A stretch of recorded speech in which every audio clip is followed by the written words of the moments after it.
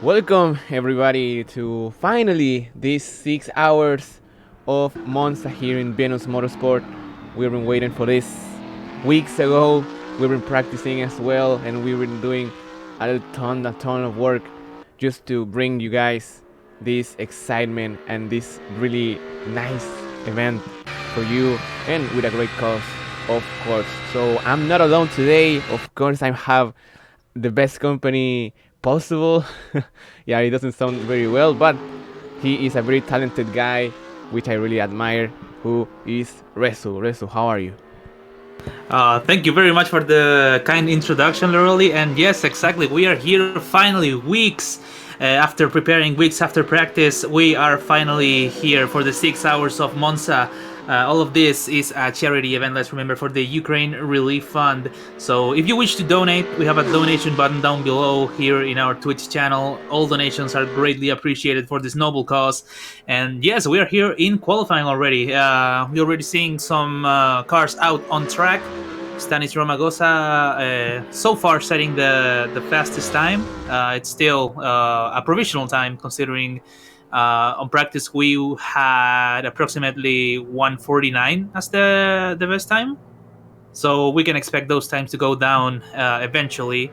So yeah, how are you doing, literally? What do you expect for this big challenge? It's 6 hours. That's a lot of time here commentating, and also for the drivers, 6 hours where strategy is gonna be a factor, and also not making any mistakes. Yeah, I literally want to people don't starve. I think that 6 hours is just nuts, and we are literally competing against the real 6 hours of Spa, which is today as well. So yeah, imagine that, and yeah, I've been expecting a really great emotions here because 6 hours is a long time. We had some practice, maybe. Weeks ago, we did 2 practice sessions, which was literally something so amazing because it really tests us in a really hard way, because the drivers have to really maintain the calm all the way down of the 1 hour and a half, which was the time of the practice, and this time it will be 4 times that time. So yeah, it will be really hard for them, and it will be really hard for us, but it will be exciting, so we don't care. Yeah, it's a big challenge for us, and we accept that challenge. By the way, I'm getting a DM by our organizer saying you have the white BMW livery. So if you want to go ahead and download the livery so we can see like the cars on track, it would be very nice. Before the race, like, can you do that? Yeah, of course. Yeah, we have some problems with the livery of Assetto Corsa. Is obviously one of the. It's really fun, but the problems give us a little bit of fun as well. So yeah, we have to check it out, fix it, and we'll be back in a few minutes if that's okay. Yeah, we will be back. There's still 24 minutes of qualifying, so it's gonna be just a minute. We will be right back for this exciting qualifying session ahead of us.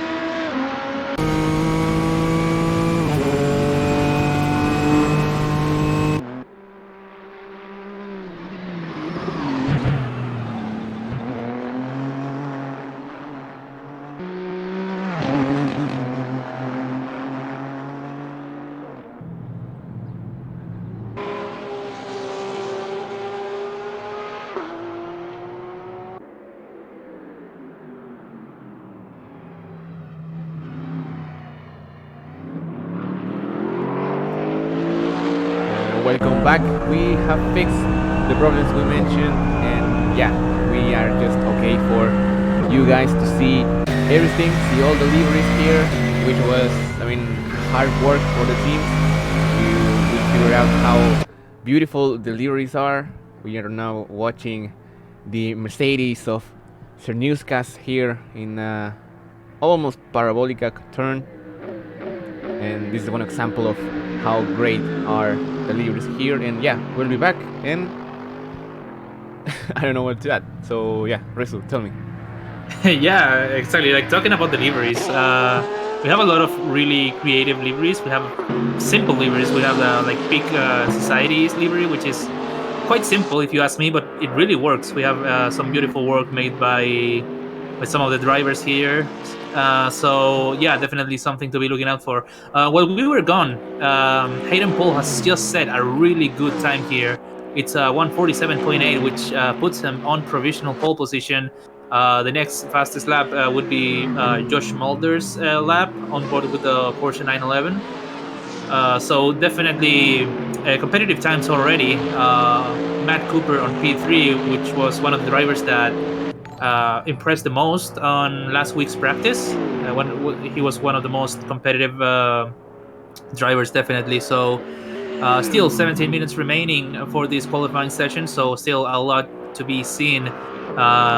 We can go on board with Galleguillos, which is one of our drivers from CFI. A lot of drivers from CFI actually here.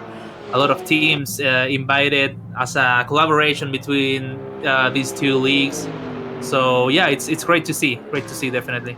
Yeah, we have 9 drivers at the moment, and as you said, Hayden Paul with a great time, and the second one is the Porsche 911, who we didn't see the last week in the practice session, in the last practice session. So yeah, we have a lot of surprises at the moment. That Porsche maybe is really fighting for that second position with Cooper in Nissan GTR, who is really close to him. And yeah, as you said, CFI and Venus Motorsport have literally did a great partnership in this event. We really invite all the drivers from CFI and to really get into the challenge. And yeah, it will be really nice and interesting how this new environment for them will figure out. So it will be really really good. Yeah, and talking about partnership, we want to take the time to say thank you to our collaborators, our main supporters who are Twitch, Spotify, Greenhouse Software, and Remax Reality, who have supported us throughout this event. And we say thank you for helping to this noble cause. So yeah, big thanks to them for sponsoring this event. And remember, if you wish to donate to the Ukraine Relief Fund, you can find the donation button right below our Twitch channel. All donations are highly appreciated, and all your support is greatly appreciated as well. Yeah, and we are going. We're really getting a lot of support. We have been. I heard the alert from the subscribers and the followers. So everyone, welcome to this channel, to this event. I hope you like it, even if you're not here the 6 hours of the event. Just hop up in some moments of the race. It will mean the world for us. So yeah, that's really nice. And as you said, our partnerships and our sponsors, they really make this possible. So, and we are just now in the Ferrari of Diego Salas, CFI member, Alpha Tauri fan, as you can see, and just Exactly. having a moment here in Let's Move On. And yeah, Definitely some trouble there for the driver who makes his way back to the pits. Yeah. Salas having a little bit of trouble here in this qualifying session. One of the slowest times so far, with 153.5, the second slowest time after Cerniuskas, who actually improves on that time as we speak to a 152.9. Salas being unfortunately the slowest driver on track still. 14 minutes and 15 seconds remaining for this qualifying session. Anything could happen, but it's looking really good for Hayden Paul, who has said he's the only driver that set a 147. Yeah, and no other drivers has even gone below 148. So the next closest car is the Porsche 911 of Josh Mulder. who is currently on an out lap or a hot lap, I believe. I think he's on a hot lap. I don't think he's improving though. And we see And Galleguillos as well improving on that time. yeah, 149.4 for him. yeah, maybe some moments for the Galleguillos. I mean, this is a new for me personally. I've never watched him racing in an endurance race. So yeah, he's one of the greatest drivers of CFI and Gavox X. So you can maybe know him for that nickname. Yeah, Gavox is definitely one of the greatest champions of CFI. He's a two-time Division One champion, if I believe. He's the only double champion of CFI and definitely one of the best drivers that has ever raced in our league. So he's looking for this new challenge. He's definitely looking for this new challenge here in Assetto Corsa, and he's doing good so far. He's doing quite good, already setting himself in P4 and only 2 tenths away from that P3 position. Yeah, so it's a really nice time, but we still think that you can improve. I mean, they can improve, but I think that maybe some people will play conservative in this way. Qualifying is not that important, thinking that it's a 6 hours race. Yeah, exactly. I mean, it sets the order and it may help a little bit with strategy. Remember that, if I'm correct, the driver that qualifies is also the driver that has to do the first stint. Yeah. So yeah, everyone you're watching right now on their cars is gonna be the driver that is gonna be doing the first stint for their respective team. So that means Hayden Paul, who's on provisional pole so far, is gonna be the first driver on the stint. Remember, Hayden Paul has also Alex Gomez, which is also a CFI member. Let me turn Oh, to you because Matt Cooper has a really bad crash there in Ascari, in the exit of Ascari. We've lost the camera there, but Cooper had a really bad moment, and he's back on the pits right now. Yeah, definitely gonna give it another try. Matt Cooper actually disconnects from the server. Yeah. Apparently, some issues there for the GTR guys. Matt Cooper losing the car in Ascari, so has to make way back to the pits. As we only have 8 cars on track right now. Hayden Paul still the fastest man on track. But can Josh Mulder do anything about it? He's the closest driver to that pole position time. Galleguillos actually manages to improve, I believe. Yeah, he's. Oh no, it's because because Cooper left. Cooper left. Yeah, you're right.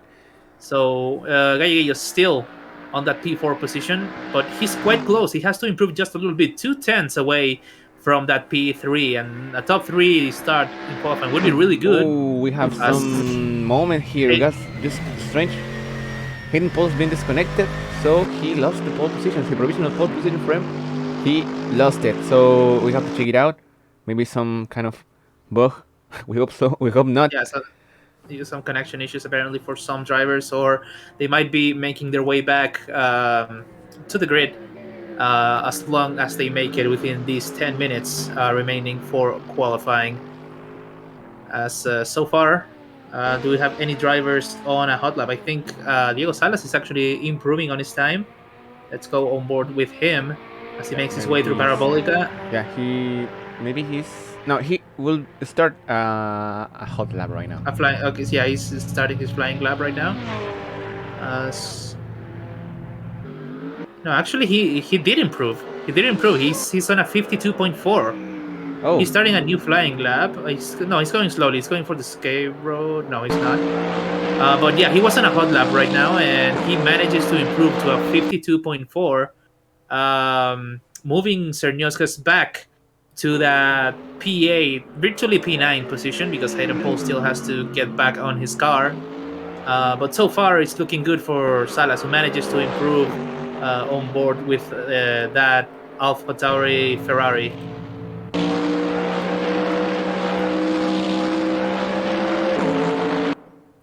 Yeah, we're now on board. Not now. It's a helicopter view.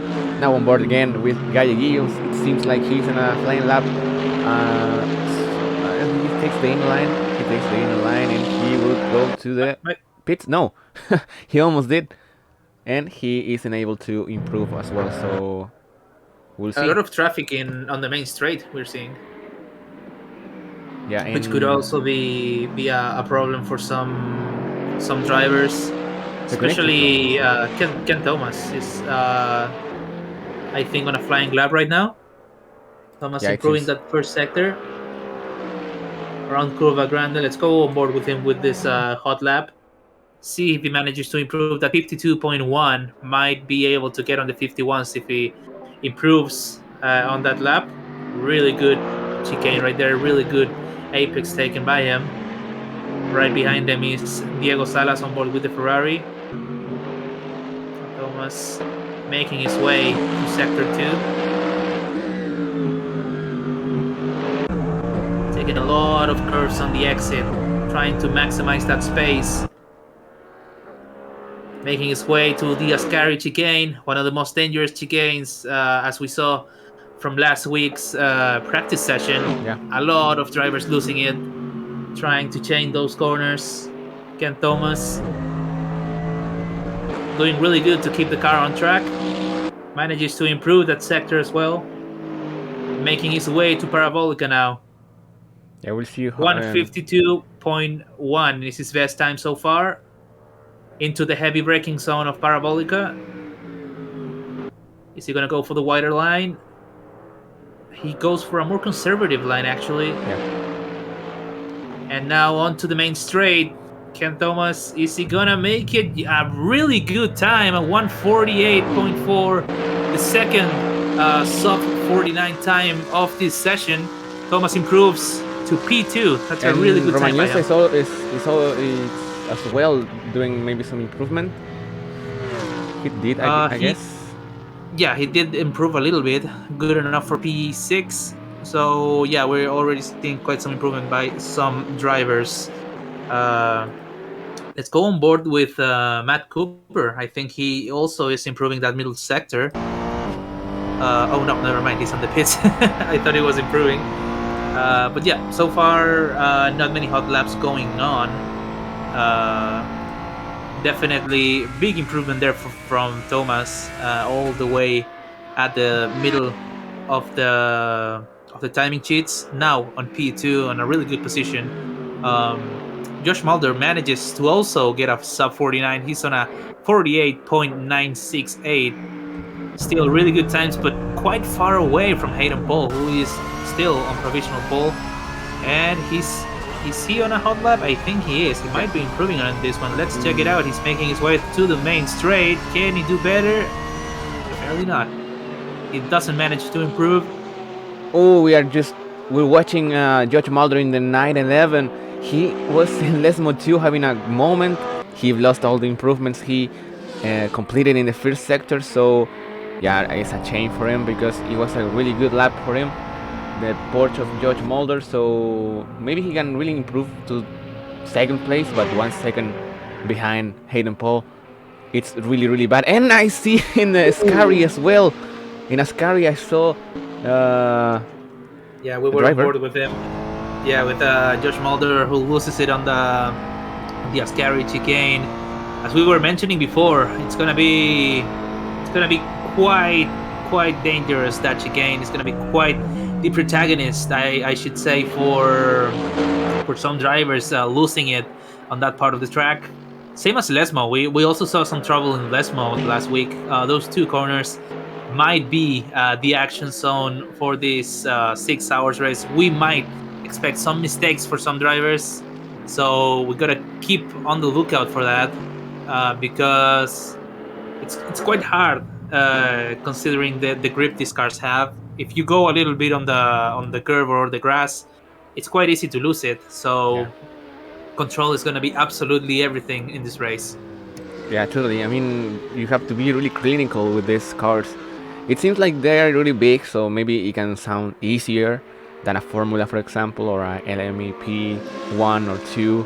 But let me say, it's one of the difficult categories of all of the motorsport because it has some details in the driving and in the setup that can really change and impact and a lot of the maybe just the feel comfortable with the car itself.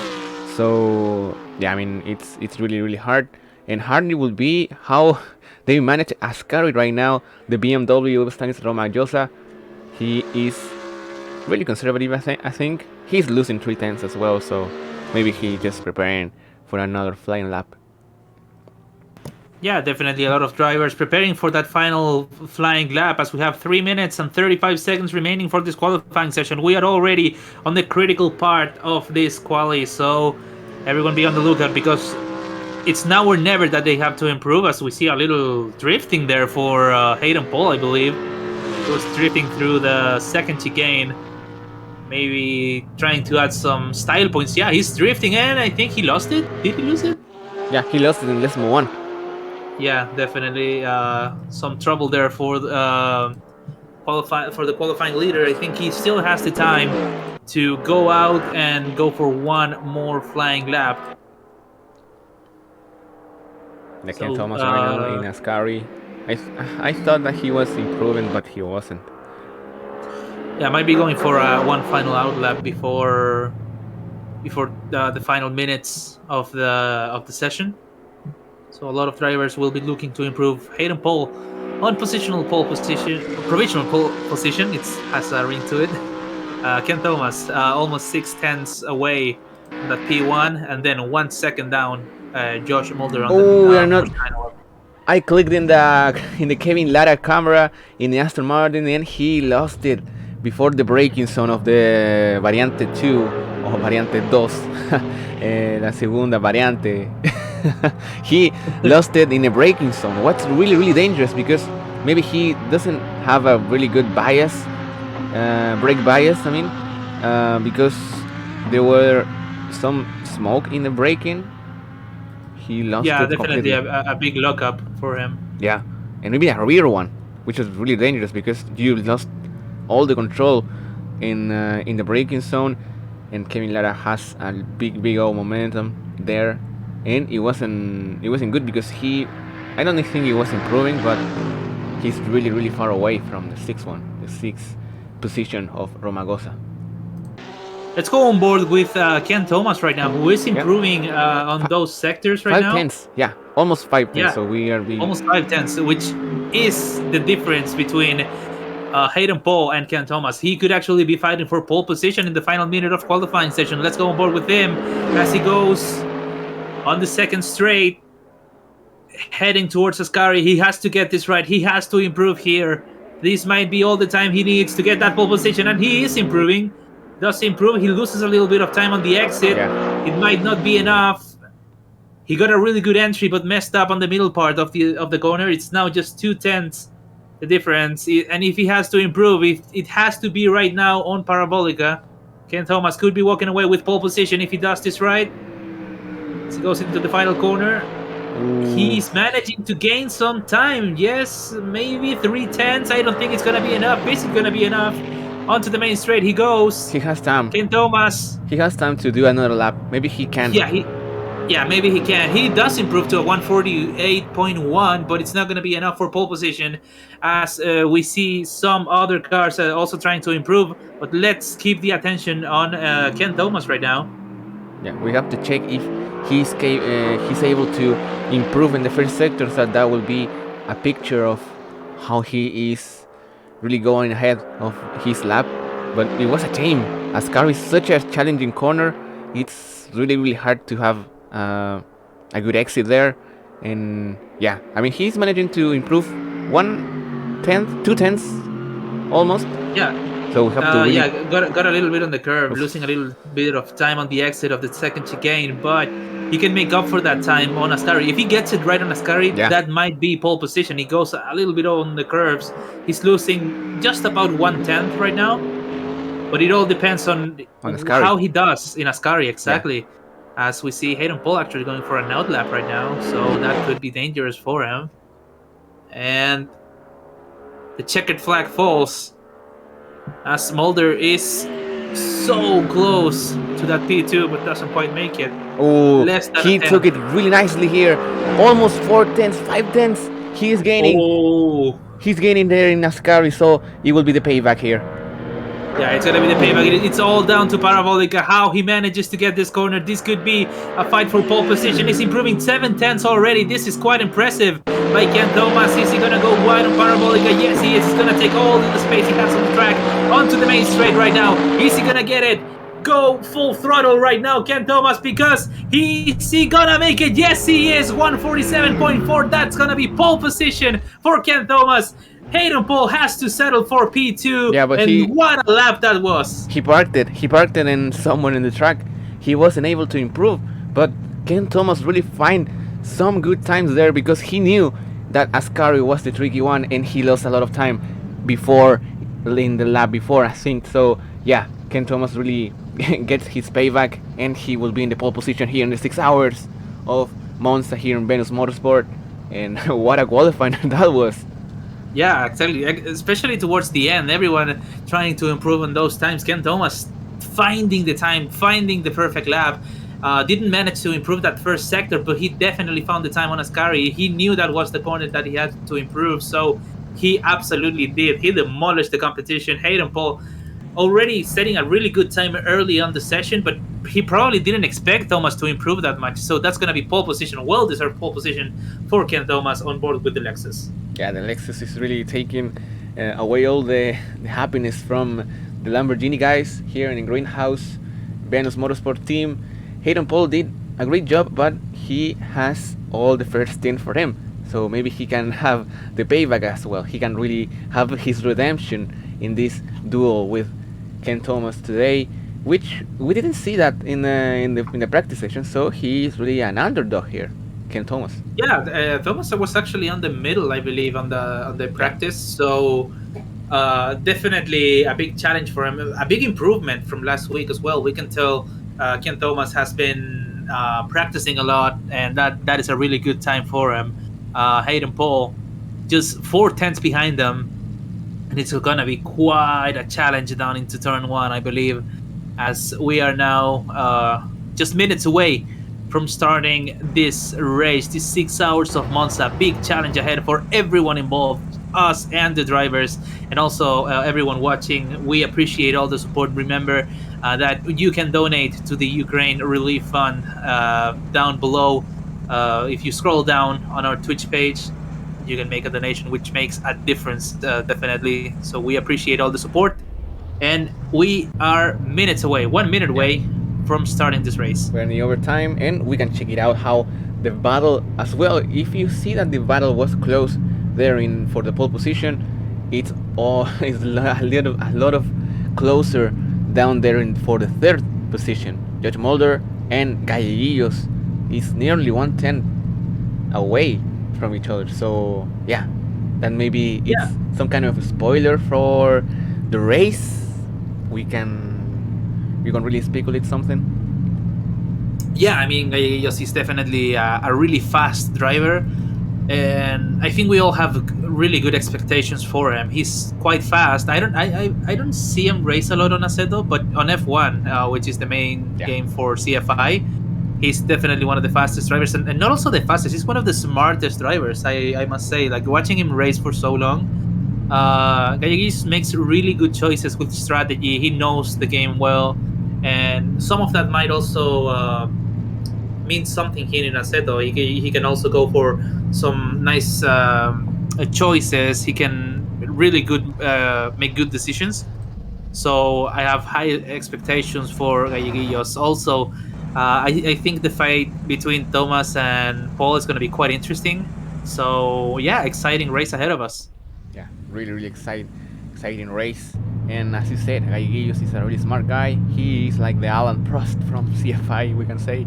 He really study all the aspects of the game. He really knows how to scratch every single tenth and every single location. So we will see great racing maybe here. We really hope that nothing strange happens and nothing something that we can really take a ghost tip of it, because we really think that racing is racing, and I hope everything stays on track. And remember, this is for a great cause as well.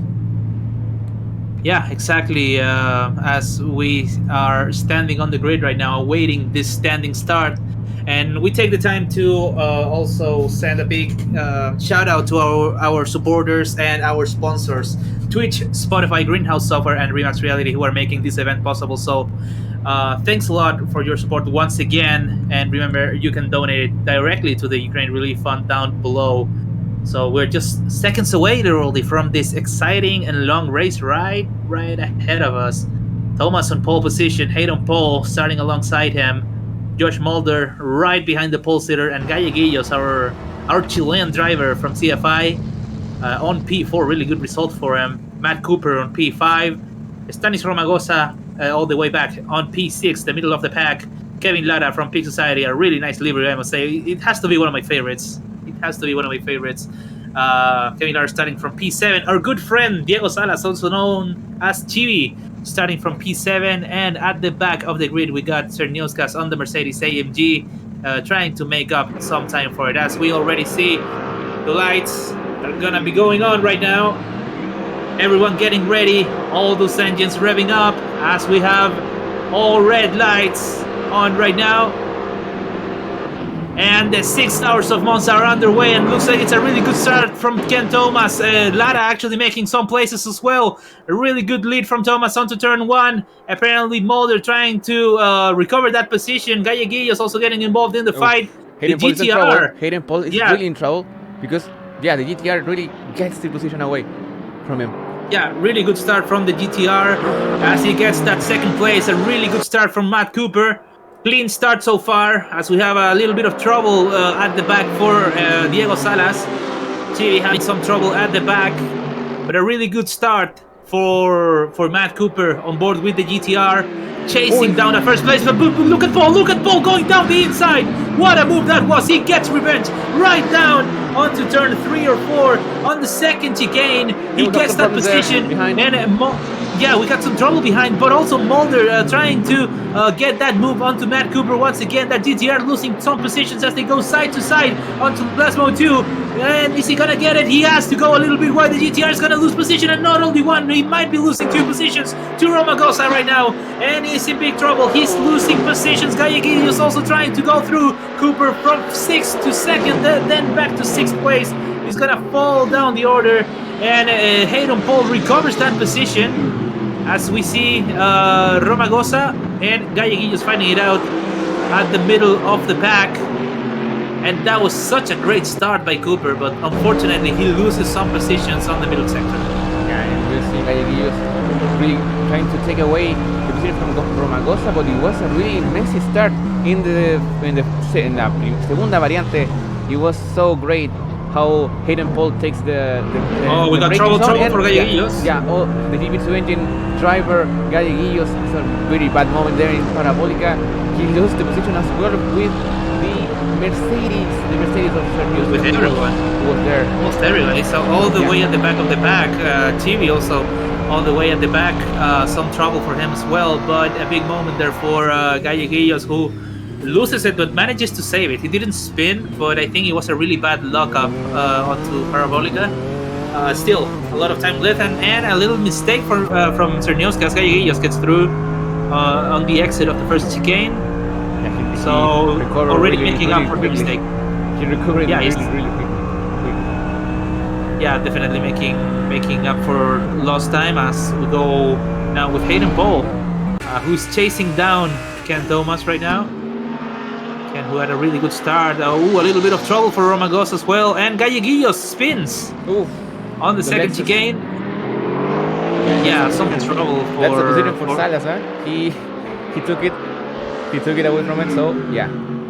Yeah. What a spin for Hayden Paul as well. He loses it down on Lesmo 2 on the straight between Lesmo 2 and Parabolica.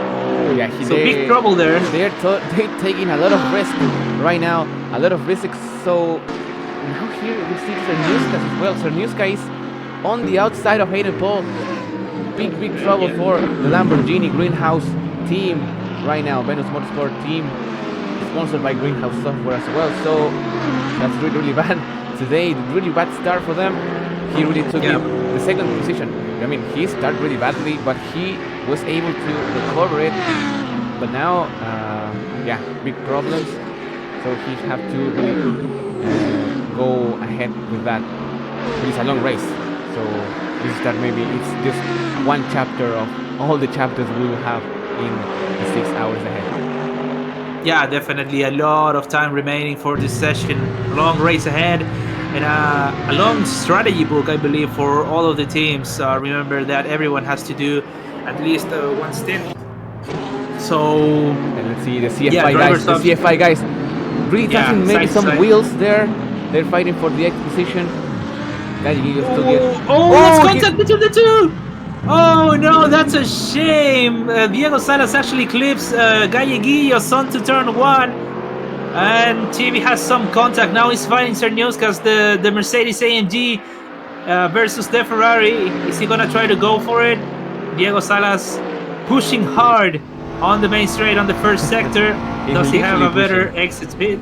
Yeah, he's pushing quite a lot, and Or maybe he's well, punching. unfortunately, Oh, he does- unfortunately, yes. Oh, he gets right alongside him Wow. onto Lesmo one. Really, really brave. Really good Yeah. quite brave. Really good driving from Diego Salas as he covers the outside. Cernioskas is trying to go down the inside this time. He backs out. He backs out because he knows He had a terrible that's exit, not a and fight he Gallegos- has to win. And Galleguillos is going for it. He's absolutely going for it. He gets past the Mercedes and he's making way side to side with Diego Salas right now. Is he going to give him enough space as they go side to side onto Ascari? He gets that position away. And he's already making up for lost time as Cernioskas is going right alongside Chibi, and he manages to stay on that eighth position. What a fight we're seeing at the back. Yeah, really fighty one. They really put everything in the table, and Gallegos really was smashed by the Ferrari of Diego Salas. Maybe the friendship will will be. Whoa! He goes straight. Ooh, DNF really for Diego bad Salas. movement. What happened there? What happened there? He really goes straight.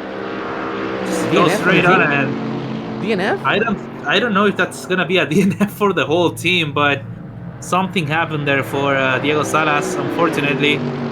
So we will have notice if he actually, because he didn't disconnect. So I don't know if he's gonna make it back.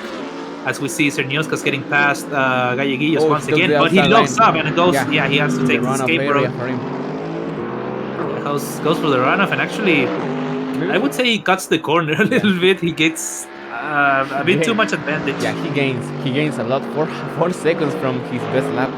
So yeah, he have to really give the position back if it's needed. And Hayden Paul, he's made in the move in the Kevin Lara's Aston Martin here. The Lamborghini is really on the way. He's a man on a mission right now. Yeah, definitely Hayden Paul looking for the comeback after a poor start, after some trouble on the first two laps. Hayden Paul all the way back onto P4, and he's chasing for that first position. He didn't quite get it on the practice, as we see Galleguillos once again with Cernioskas. Yeah, in Lesmo 2, maybe he had some... In Lesmo 2, yeah. Yeah, but he maybe gives back the position, so maybe that's the reason. Yeah, could be that. As we are seeing the fight all the way at the back, Cernioskas having a little bit of trouble especially on corner exit. He's not being really fast. Yeah. So Galleguillos is making up for lost time as he already clears almost 2 seconds ahead of the Mercedes. Let me say if maybe that's some kind of the problem. Oh, we see some good drifting from Stanis Romagosa, but as I've been saying, yeah, I mean Mercedes has a front engine, so maybe he's really good in high speed part of the circuit. But yeah, as you said, the turns and the exit, maybe it's part of the trouble here for the Mercedes guys. Yeah, definitely trouble there, considering all the weight balance. As we see, Diego Salas reconnecting, as he had some trouble. He's making his way back to the pits. Yeah, it's 1 lap behind, but remember, this is a 6 hours race, so he will have the chance to keep going. Yeah, it's a long race, and who knows what's gonna happen. So apparently, I think it might have been connection issues if you saw him go straight on. So it might be a connection issue that led to Salas disconnecting from the server. But he's already back. He has to wait 2 minutes, I believe, for the because it's the mandatory driver swap. Except he didn't swap, so it's gonna be a 2 minute stop. Unfortunately, he's gonna lose a whole lap of advantage already. So yeah, already big trouble for Salas and his team as he's making his way back to the track. And Hayden Paul, let me say to you that Hayden Paul is really catching up the Nissan GTR, who was maybe part of the trouble for him in the start. And yeah, this is the second chapter of what we saw in the practice session. And well, he Ooh, took trouble for Peyton Paul. he Yeah, he was goes really straight greedy on. there. Yeah, he took it really Yeah, really fast, and he lost yeah, it. trying to go late on the Yeah, brakes, and apparently he loses the rear, has to oversteer. overcorrect, Yeah, oversteer is a big and trouble for these cars, which is the opposite. Well, not kind of the opposite, but it's really different from the example I did with Mercedes. The Mercedes have the front engine, so maybe we can really have a struggle in the corners. They are not really agile, but the Lamborghini has this oversteer problem that it would be really really bad for them. So, but he has the pace. He really is catching up again. The Kevin Lara's Aston Martin. So we will see if there's another big trouble for them. yeah, he's gonna be in trouble because he's pushing. Hayden Paul is pushing quite a lot, and he's already alongside him. Is he gonna go for the move? Is he gonna brake late? Yes, he is. He's gonna get that position, no problem. No problem for He makes at it all. look easy almost. Yeah, he kind of really make it look easy, and we'll see. Kevin Lara is not showing great pace. Maybe he's really playing conservative, and in this first part of the race, his stint maybe is just really bringing it home, and maybe took it from behind, and really, yeah, maybe be the one who gets away with the mistakes of the others, like Hayden Paul did in the last lap. Oh, and talking about mistakes, we got Terniuskas on the gravel right now. Oof. Then let's move on. On the exit of Lesmo 1, as he goes a little bit deep, and tire temperature might be an issue. Yeah, totally. Gets the exit done, and yeah, definitely struggling at the back. We got Oh, Gallegos and Romagnosa because there's some problems with in the wall. and Romagnosa as well, I think. Oh no? I think there was contact between the two cars, and Gallegos definitely with some damage. We saw him go straight into the barrier as Romagosa was passing by. The Spanish Resistance car, number 27, making his way through Parabolica, and Gallegos might not be too happy about that. Yeah, and meanwhile, we have this comfortable leader right now. 6 lap has been from the start, and Ken Thomas with the pole position now. He's really going away, and he just passed the unfortunate Ferrari of Diego Salas. Yeah, Salas already getting lapped by the leaders as we see more cars approaching each other. So we see Lara getting quite close there with Hayden Paul, I believe. 3 seconds away, but Paul is pulling away. He's already gaining a lot of time, and he's actually gaining on Matt Cooper. So eventually we might have a fight between these two guys if none of them make a mistake. Yeah. Hayden Paul is actually gaining a lot of tenths, especially on the corners. Gaining time compared to that GTR, who's a bit slower on the corners, might be struggling with a little bit of understeer as well.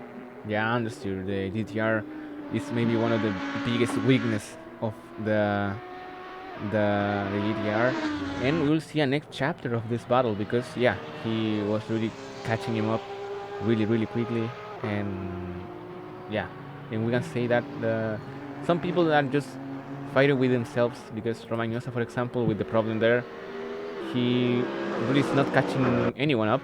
He is really defending. Yeah, he's defending, and Gallegos is actually coming in really fast. So he might be in trouble. The difference was 1.7 seconds just a moment ago. Now it's less than a second. Gallegos is making up for lost time and might be out for a little bit of revenge as Romagosa goes a little bit wide and he gets quite really close really, really close right now. Is he gonna get him on the main straight? And Oh, Ramagosa actually going for a stop right now. yeah, 15 minutes. So It's not even 15 minutes from the start of the race. Maybe he's yeah, having some he might problems. have some damage. Yeah, he might have some damage. I don't know if I doubt it's gonna be for a driver swap, but it could be repairs as we saw Ramagosa losing some pace, so it might be damage. Oh no, he actually no, he's going for the driver swap. Yeah, driver stop for them. Yeah, the BMW guys. Maybe they are just not comfortable with the pace down there, and maybe just a swap. It will be some kind of undercut to be precise. Yeah, definitely going for an early stop. There is Spanish resistance. So now it's going to be Matias Martinez who's going to be taking the lead of the number 27 Spanish resistance BMW C4. So it's going to be taking the lead as we see Hayden Paul already cutting to 4 seconds that difference. It was 6 seconds just a lap ago. So he's almost gaining 2 seconds per lap. Cooper's going to be in big trouble in a couple laps if he doesn't start to push. Yeah, Cooper really know that maybe the difference is really falling down. Cooper, it's really conservative with that. I mean, I think that he can push, he would push in a few laps. But I think that Hayden Paul is just again he's driving with all the redemption emotion there because he was second. He saw him in a second position. He was really close to Ken Thomas in the first part of the race, but the mistakes and the trouble really gets him back. So he had to recover all the lost positions. So yeah, it will be really nice to see how Hayden Paul can do his stint, and yeah, we have just to wait. Yeah, definitely. And let's talk about like we were talking about it before the race. Mistakes are gonna be such a factor here because on pace, yeah, we got drivers that are faster. We got Ken Thomas and Hayden Paul, I would say, are the two fastest drivers on track. However, Hayden Paul is not second. So what happened there? It's all down to mistakes and about not making mistakes. As we saw at the start with Hayden Paul, who got quite unfortunate on the first laps. He lost positions on the start and then down on Les Moto, I believe he spun. So yeah, definitely they might be trying to push too hard, but remember it's a 6-hour race, so you can't really afford to make too many mistakes. You might as well just go a little bit more conservative, as we see with some drivers such as Kevin Lara. I would say Kevin Lara is one of the few drivers that hasn't made any mistakes so far, and he's sitting comfortably on P5. He might not be the fastest, but he's definitely keeping composure, and I think that's what it's all about. Because if you make too many mistakes, if you're pushing too hard, you make mistakes and you end up losing what 15 seconds to the other car. Yeah. So yeah, it's really all down to driving carefully and trying to avoid that contact, trying to avoid getting in trouble. Just doing your stint and managing to maybe cut a little bit of time to the other drivers. But so far, it's all down to not making mistakes and keeping the pace consistent. Yeah, the pace consistent. I mean, it's key here in endurance racing, and it's such a really hard thing to do because you have the roster of 3, 4 drivers, and yeah, I mean, we can say that everyone trains by himself. Everyone have different driving style and driving way to do it. So a different way to do it. And yeah, I mean that's a really hard way because maybe some driver is gaining some time because in his stints he's really faster than his teammates. So yeah, I think that's a really problem there. But I think that some teams are really equal in performance of his drivers. So yeah, we will have to check in maybe when we will see the first driver swap of these top 3 leaders. So that will be really interesting because we will see if it's something that they gain some time, or maybe they lost. Yeah, definitely. As we go back onto the race, let's go on board with Hayden Paul, who's already cut that difference to 2 seconds, less than 2 seconds. And it's going to be Matt Cooper on trouble if he doesn't manage to get away right now. It doesn't seem like he's going to get away. Hayden Paul already making up for lost time, trying to get on that podium. So, gotta be careful here. He might be going for that overtake. He might be going for the move, taking a really wide line. The Lamborghini, as he's gonna go for it. He's absolutely gonna go for the gaining. He might catch up to him this lap, if not the next. If not the next, as you said. And we just watching some, maybe the difference between everyone. This is the closest battle, of course, but we will have to wait. 1.2 already. Yeah, it's a shame that we didn't have any safety car or something, because that would be really, really nice to see everyone packing up. One can only dream. Yeah. But anyway, going back to this fight right here, Hayden Paul, I've noticed he's actually getting a lot of the braking zones and the corner exit speed. It's what we were saying before. Maybe the GTR suffering from a little bit more of understeer, while the Lamborghini is a whole different car. You know, it's a whole different philosophy from building that car with that middle engine. So definitely gaining a lot more time on that exit speed, as the difference is 1 second alone. And on Ascari, we've seen Hayden Paul. He's quite fast, so he might be getting that position right down onto Parabolica. See Matt Cooper if he doesn't succumb to the pressure. That middle engine really working wonders to gain some time, as Hayden Paul manages to not get too close. Actually, Cooper actually manages to stay ahead of the Lamborghini. He lives to fight another day. Let's see on the exit of Parabolica if he gets anything done. The difference so far, 1.2 seconds. They're getting closer and closer. Hayden Paul taking a really good exit there from Parabolica. Oh, and we got Matias Martinez. Some trouble right now, getting kicked from the session. Apparently from not maybe waiting the 2 minutes. That's maybe the reason. For the driver swap? Yeah, driver swap is you have to be really strict with the time that you spend. If you try to cut it, and then you have the consequences. So, yeah, maybe he will be able to go again, to join us again. I hope. Yeah, so. Apparently he didn't wait the mandatory 2 minutes, which was mentioned on the driver briefing. So a little bit of a mistake there, as we see Hayden Paul getting quite close to Matt Cooper. He's making his way down on Lesmo, gaining some time, and this exit speed could mean everything for Hayden Paul. He goes a little bit wide. Goes a little bit wide, using all the track that he can. 4/10 is the difference between these two drivers. And once again, Ascari could make the difference. As we see Hayden Paul getting closer and closer. He brakes really late. On the comparing with the Nissan GTR.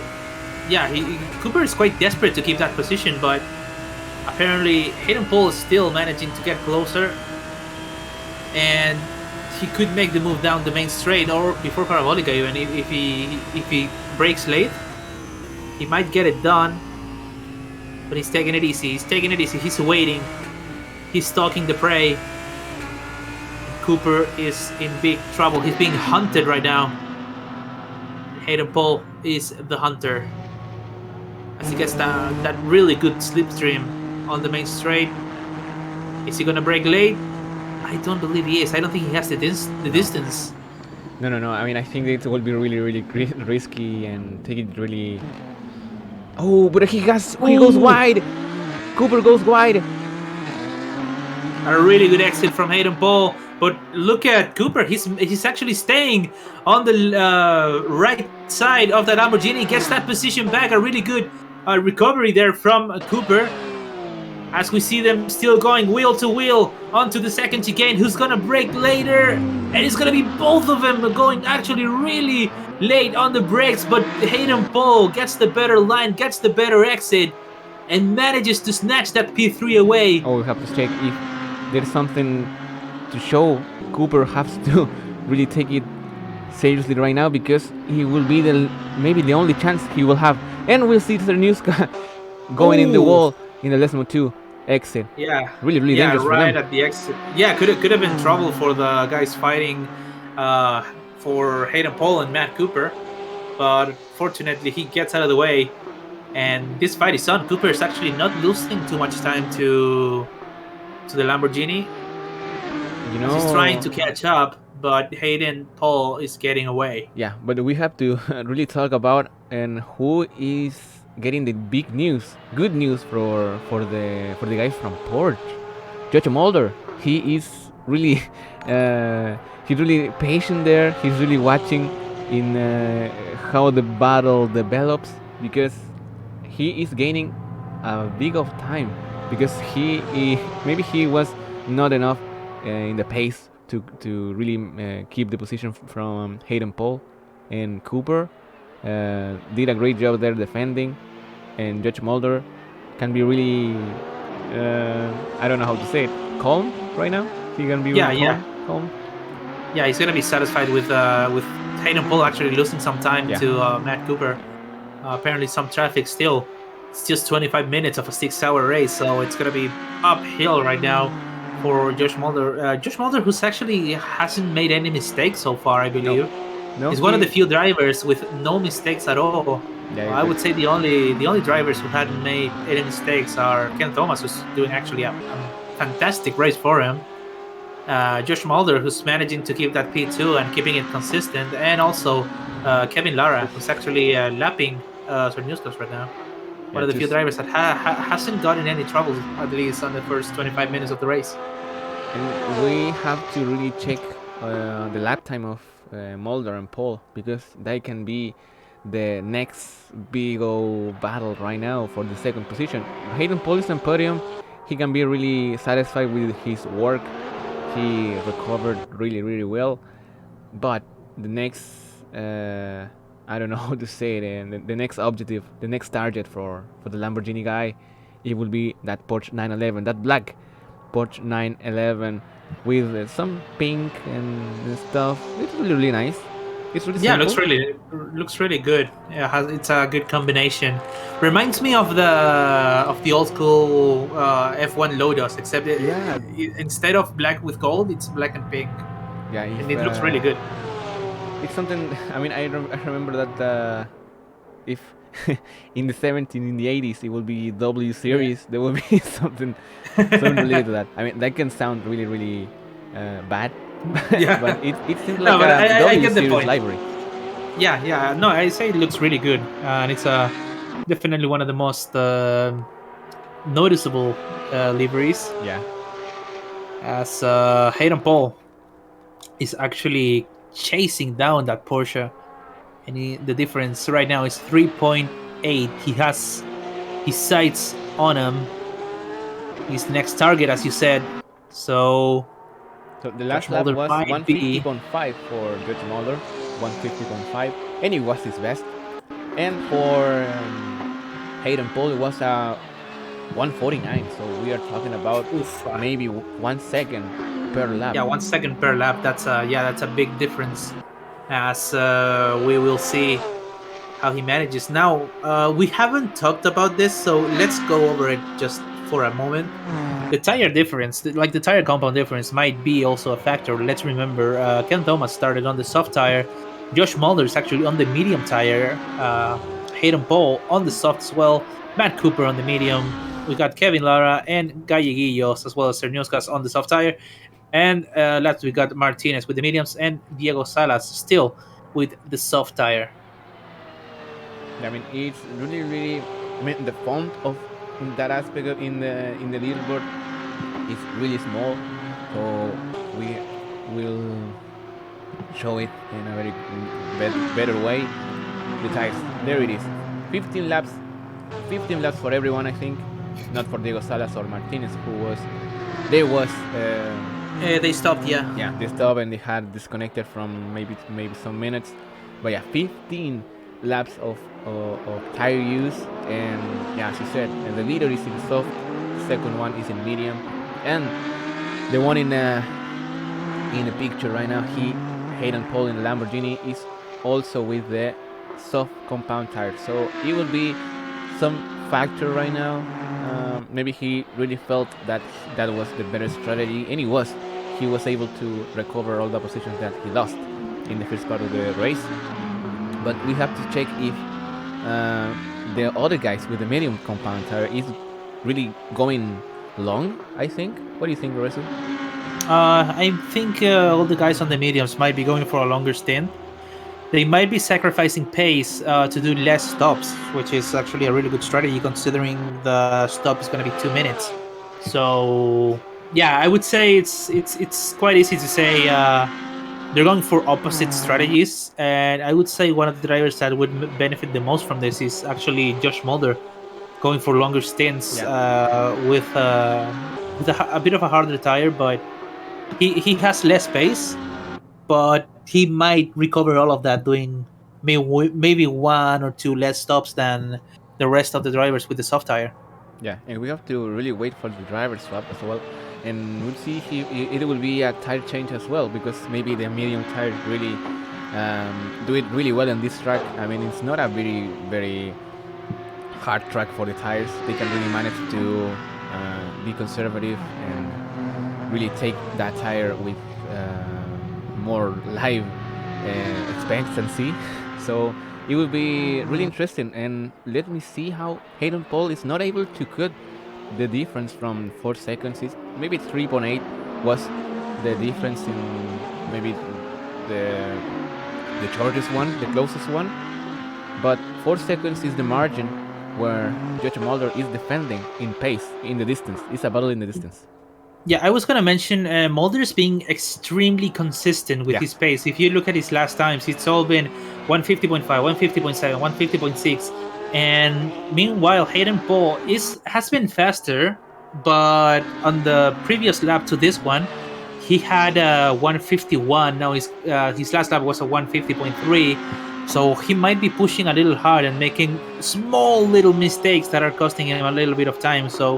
So far, Josh Mulder is actually playing it really smart, just keeping that pace consistent, not trying to over push the car and not making any mistakes, like we said before.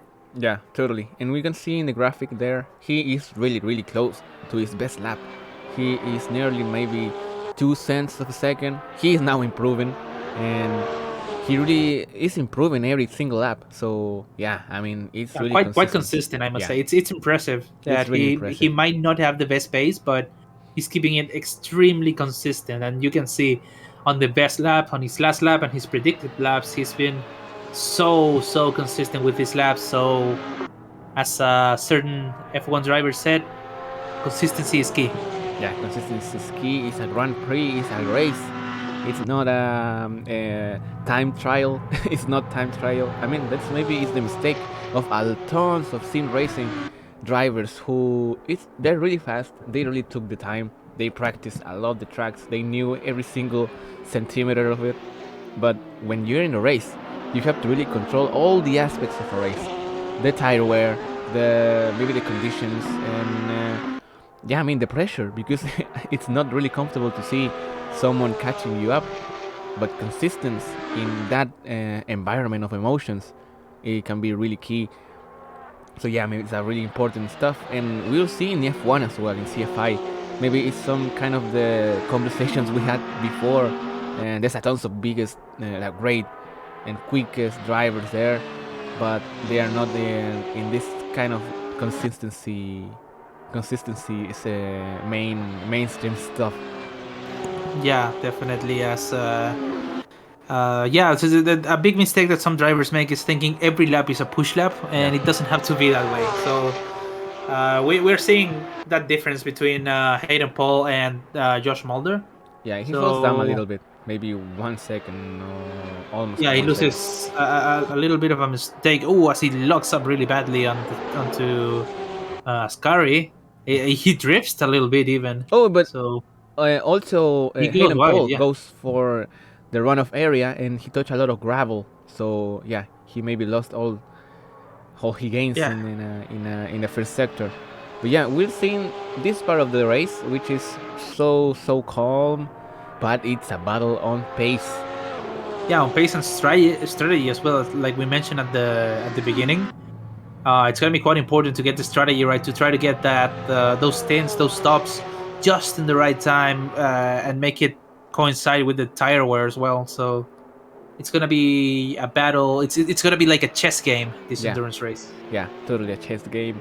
It's really mental, and yeah, they're really thinking in the last part of the stints because these drivers will drive again. I think. I mean, it's 6 hours. They have to repeat the stint, and maybe it will be a different situation with more weapons and more aggression there. Yeah, exactly. As we see, Hayden Paul still trying to gain some time, still making a really good first sector, but not managing to improve much after that. Smolder still keeping that consistency. It's just beautiful to see Yeah, those laps, just like a tenth or 2/10 difference between one another. So he's doing a really good job on that second place, just keeping the car on track and not losing any time needlessly. And well, what can we say about our race leader, Ken Ken Thomas? Thomas. Who's actually lapping right now. Yeah, I believe Cerniuskas, yeah, but he's actually Sinuskas the fighting it. So Mercedes. they're going wheel to wheel. We Yeah, might see a little bit of action right here as he goes late on the brakes, manages to get that car out of the way. Ken Thomas actually doing a dream race for his team. Like 35 minutes into the race, he hasn't made any mistakes, and it's quite a good race. He's making his recent times. Like, look at that, it's all 48s, yeah. and he's Just not only fast, but he's consistent. He's like the mix of Hayden Paul and Josh Mulder yeah, the resulted two. in Ken Thomas. Like pace and consistency combined, that's a formula for success, and we are seeing it right now with Ken Thomas. Yeah, I mean, if there's some Dragon Ball Z fans, you can say that they're if Judge Mulder and Hayden Paul has the Potala airings, yeah, Yeah, Ken they Thomas made will the be the result. fusion. Yeah, so yeah, definitely really good performance from the race leader. While we're going back to this little situation going on between Josh Mulder and Hayden Oh, Paul. let me see. Gallegos is catching Kevin Lara right now. Oh yeah, There is we're the closest battle right now, so we will check it, we will watch it, and we are really wanting for the fight because Kevin Lara is. He's from CFI. He's not from CFI. It's not a name that he's familiar for me. uh doesn't ring a bell, honestly, the name, Yeah. but Gallegos definitely does. He Oh, definitely does, and he's absolutely going for it. Fighting for position right now for that P5, middle of the timing sheets, middle of the table. As Gallegos tries to get a little bit of a slipstream onto the second chicane. Once again, quite different cars. Both are front engine, I believe, but still, see that difference on the corner exit, which seems to be where Gallegos is gaining a little bit more time. As the Aston Martin is struggling a little bit for pace. Gallegos keeping really close, really good exit really from close. Lesmo 2. And he's trying to get alongside, trying to get the outer line, as the difference is just minimal between these two. He It's lifted. going on. He lifted Yeah, he lifted. the throttle, He, so he was really conservative there. He knows he have the base, so he will wait. he has the pace, and it's all down to how he gets the exit down here in Ascari. Once again, getting a really good slipstream. And he's chasing. Yes, and trying to move, trying to weave a little bit to get that slipstream off, but he's getting a really good line onto Parabolica as well. He might be able to get a good exit here as the Aston Martin goes a little bit wide. And the Aston manages to stay. Manages to stay on the lead. He's still trying to close the gap. It's 3/10, 2/10. Almost non-existent, Yeah, that difference between he's those two showing cars, him. but he's showing the car. He's trying to put pressure on him. Oh, look at the exit. It might have been dangerous there for Kevin Lara as they make their way Three to tenths Curva is the Grande. difference. 3/10. Yeah, We'll see how it cuts with the slipstream on. With the slipstream, it will be so close in the second variant. Yeah, he's absolutely on him. He's trying to put as much pressure as he can. Oh, he goes down the Oof. inside. A little mistake. He goes a little bit deep. The Aston Martin has to take a little bit of a escape road, Galleguillos, to avoid contact, and they still side to side onto Lesmo. He takes a better line than the Aston Martin, and he's absolutely going for it. He's showing the car. He's trying to get past, but Kevin Lara is defending like a lion right now. Yeah, definitely like a lion, like a Ogon didn't Cutter the last year in F1. He is literally not in the great pace because he was wide and really took it really dangerous there in that fourth turn. But let's see how they manage Ascari. Maybe Kevin Lara managed to really open the gap a little bit. But yeah, Yeah, didn't really place. their pace is quite similar. Like Lara is defending really well right now, but look at Galleguillos. Look at him trying to make the move on the left side, right side. He's trying to make the switch. It doesn't quite work just yet. He's trying to get a better exit from Parabolica. He's trying to get alongside him. Still 1/10 is the difference between these two drivers. As he's getting close, he's getting right alongside him as they go wheel to wheel on the main straight. And who's gonna win into the braking zone? Galleguillos on the outer line and Kevin Lara on the inside. Let's see who's gonna win this battle for pace. They're even. They're absolutely even. It's almost like a drag race. And Kevin Lara manages to defend, but he has to take a wider line. Let's look at Galleguillos. Goes a little bit. Yeah, it goes a little bit over the curve, but still he has a great exit and is still fighting down in Curva Grande. Lara trying to make that Aston Martin as wide as he possibly can. And Galleguillos getting on the inside now. He's going to have the inside line for the chicane. Really smart line by Galleguillos as he's going to go deep on the brakes. Oh, he gets a better exit. What a fight we're seeing. The Aston Martin manages to stay ahead. Somehow, these guys are still going at it. Let me say that it was really clean racing as well. It was some kind of mistakes in the first turn.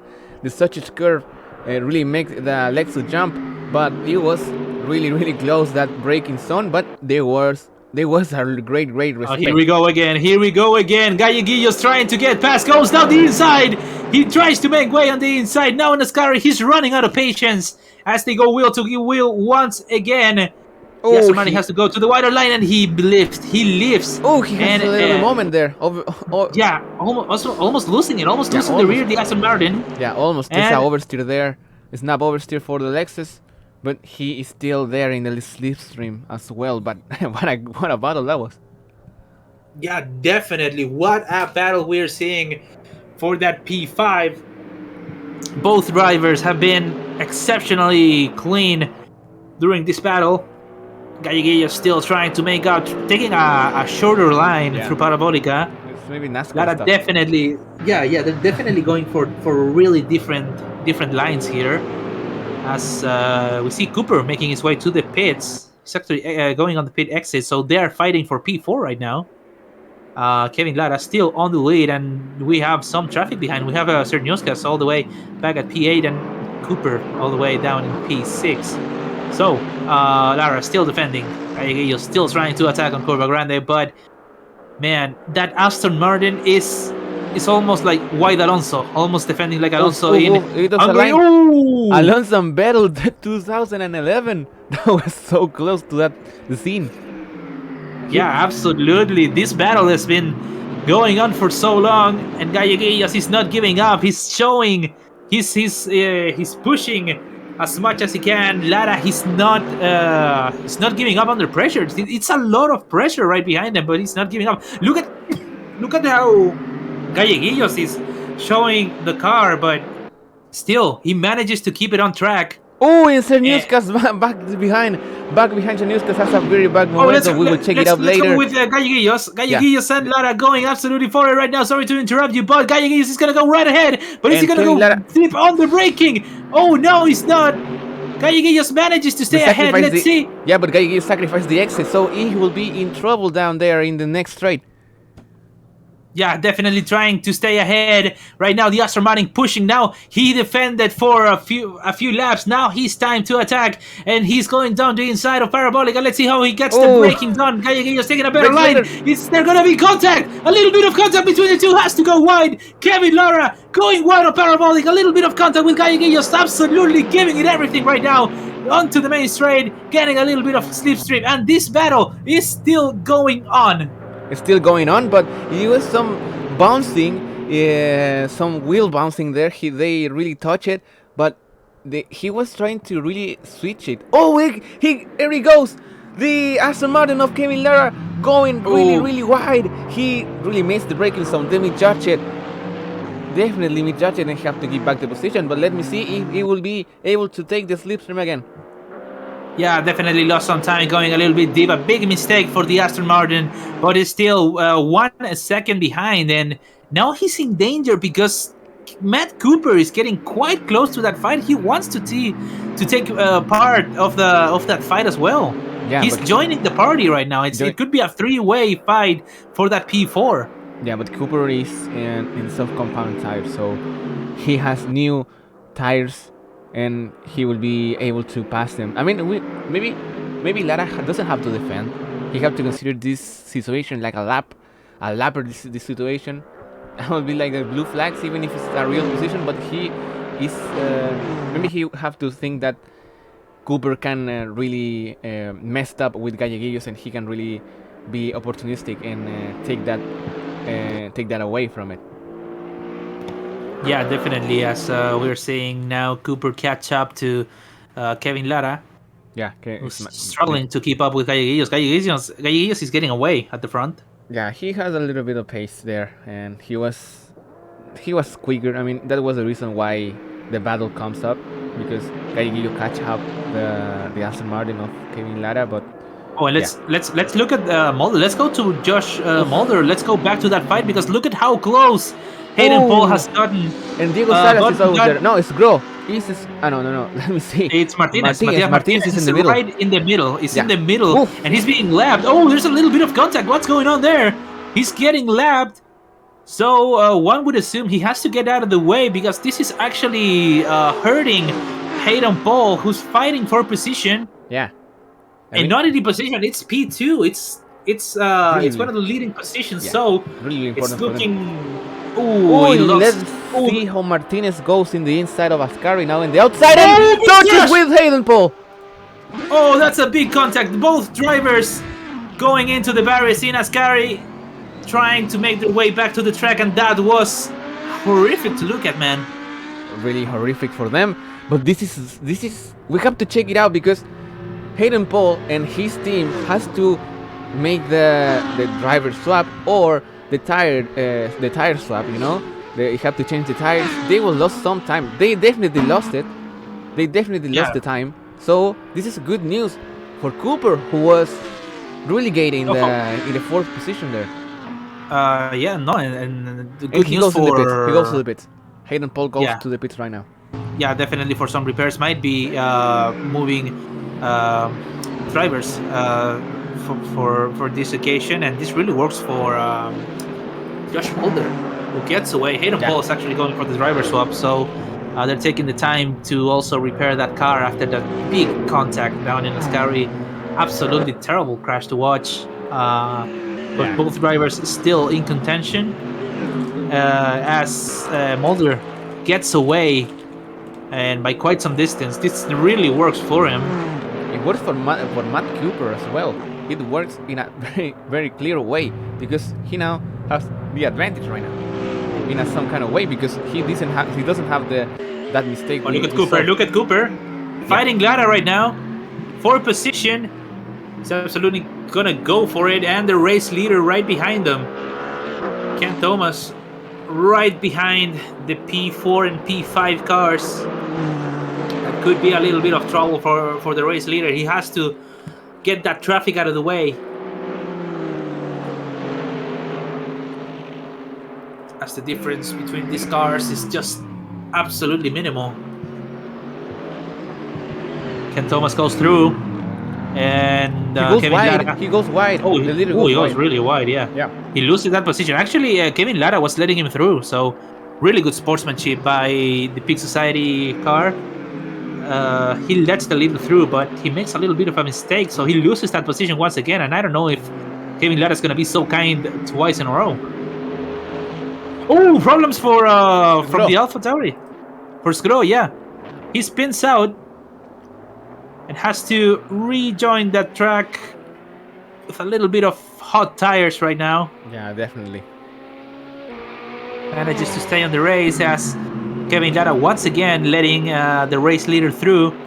He doesn't want to get in the way. Really good sportsmanship from Lara Yeah, the as he makes opposite. his way. Yeah, quite the opposite from what we saw from Martinez. Martinez, I believe, who didn't get out of the way, and unfortunately, it resulted on contact between Hayden Paul and Matias Martinez down in Ascari, which ruined. I don't want to see ruin the race because it hasn't even been an hour, but it definitely hurt the race. Yeah, he gets hurt, and yeah, the pace and stuff like that. I mean, it really changes your mind because you have to be really, really aware of this situation and really not trust that much in the lappers. Yeah, some might be some might be nice enough to get out of the way. Some might even fight for that position. So definitely a mixed bag we're seeing. As we also see Alex Gomez, our beloved man, the man himself, Philly, making his way to the track. He's all the way over in Sector 2. Let's see how well he can do to recover that after that incident with between the Venus Motorsport guys and the Spanish Resistance guys. Yeah, it will be really, really hard for them because they really lost a lot of time from that mistake of Hayden Paul there with the lapper, the BMW of Martinez. We're gonna take our time to thank Bumblebee A88 for rating us for with 8 people. So everyone, welcome to the stream. Welcome to the 6 hours of Monza. Really exciting race we got on our hands. As still we have more than 5 hours left of racing. So everyone, welcome. Remember, this is a charity event for the Ukraine Relief Fund. You can make donations down below. Scrolling down on our Twitch page, you can make direct donations. So all donations are absolutely appreciated. It's for a great cause. So thank you all for joining, and I hope you enjoy the rest of the race. And then we see now Cooper, who is now in the main straight. He really took Lara away. Clearly, we can see that Aston Martin down there in behind, just crossing the finish line. And Cooper right now has Galleguillos in front, who is catching him up, but not that quickly as we expect. Yeah, that could be a great battle. Galleguillos already showed what he's capable of, putting a lot of pressure on the Aston Martin of Lara. So we already saw him on the attack. Now we're gonna see him on the defense. Let's see how well he does against Matt Cooper, who was on the previous practice sessions. He was one of the fastest drivers. So be on the lookout for that. Yeah, Cooper did a stop, but it was just for fuel. He is still with the 27 laps of softs. Yeah, he didn't even change tires. What a chad. He didn't. Yeah, he doesn't care about tire wear apparently. No. He's getting closer to Galleguillos, but the race leader is right behind him. So is he gonna allow himself to get lapped, or is he gonna maybe fight it a little bit? As Ken Thomas is going an absolutely impeccable race. I would say, I dare to say, it's been a perfect race for Thomas. No mistakes whatsoever, keeping the lead, and absolutely dealing beautifully with the traffic. So, really good race from him. He's being the MVP for me right now. Yeah, the He's getting totally. closer and closer to Matt Cooper. Is he gonna make it easy for him, or is he gonna give him a bit of a headache to the race leader? As he goes a little bit wide, but it doesn't seem like he's letting him through. No, it seems like he is not lifting at all. Yeah, he's not lifting, but Ken Thomas doesn't care. He's going down the inside. We're going wheel to wheel. The race leader He's gonna lap this car. He has to get Cooper out of the way, or he might be starting to lose some time. Is he gonna go for it? Yes, he Yeah. is. Clean move. Oh, but a Oh, little bit of the a touch. touch there from Matt Cooper, And he goes he gets that wide. position back. Yeah, that's a bit questionable, if I must say so myself. But yeah, Thomas still has to deal with this lap car. Unfortunately, he's not making life easy for the race leader, and he's also losing time to Galleguillo. So it's a lose-lose situation for Cooper, Yeah, totally. For Cooper, it's and just Thomas it's not that struggling with smart. that with the traffic. It wasn't a smart move for all. I mean, he has to be there really. I mean, he was to be playing a smart way, and I would let Ken Thomas through because it's obvious he has the pace to go ahead, and maybe Yeah, catch he's Galleguillos as well. So Galleguillos yeah. will have the upper I hand. mean, if I was Cooper right now, I would actually let him through and try to get the slipstream.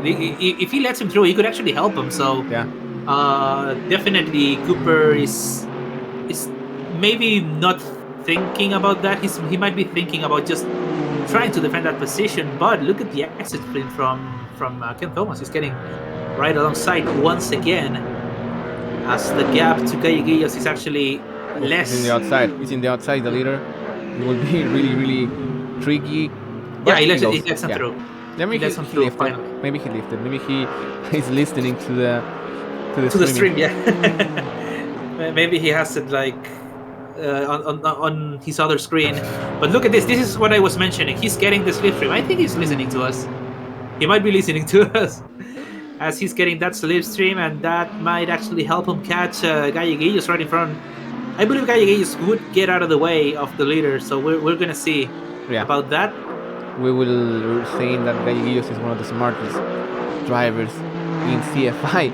He always try to really impress ourselves with that quality, you know. Yeah, he's a really good quality driver. So uh, In the yeah, mental aspect, interesting. he had a mental strength. Yeah, exactly. He's a smart guy, and he's fast as well. So he really he's the big deal, you Yeah, know. As Galleguillos, still the gap is 2.2 seconds between Cooper and Galleguillos. yeah. We will So show the relative right now because it's really important if he's the leader is really cutting the difference. yeah, Thomas is definitely catching Galleguillos, as we see the difference between Cooper and Thomas is quite considerable now.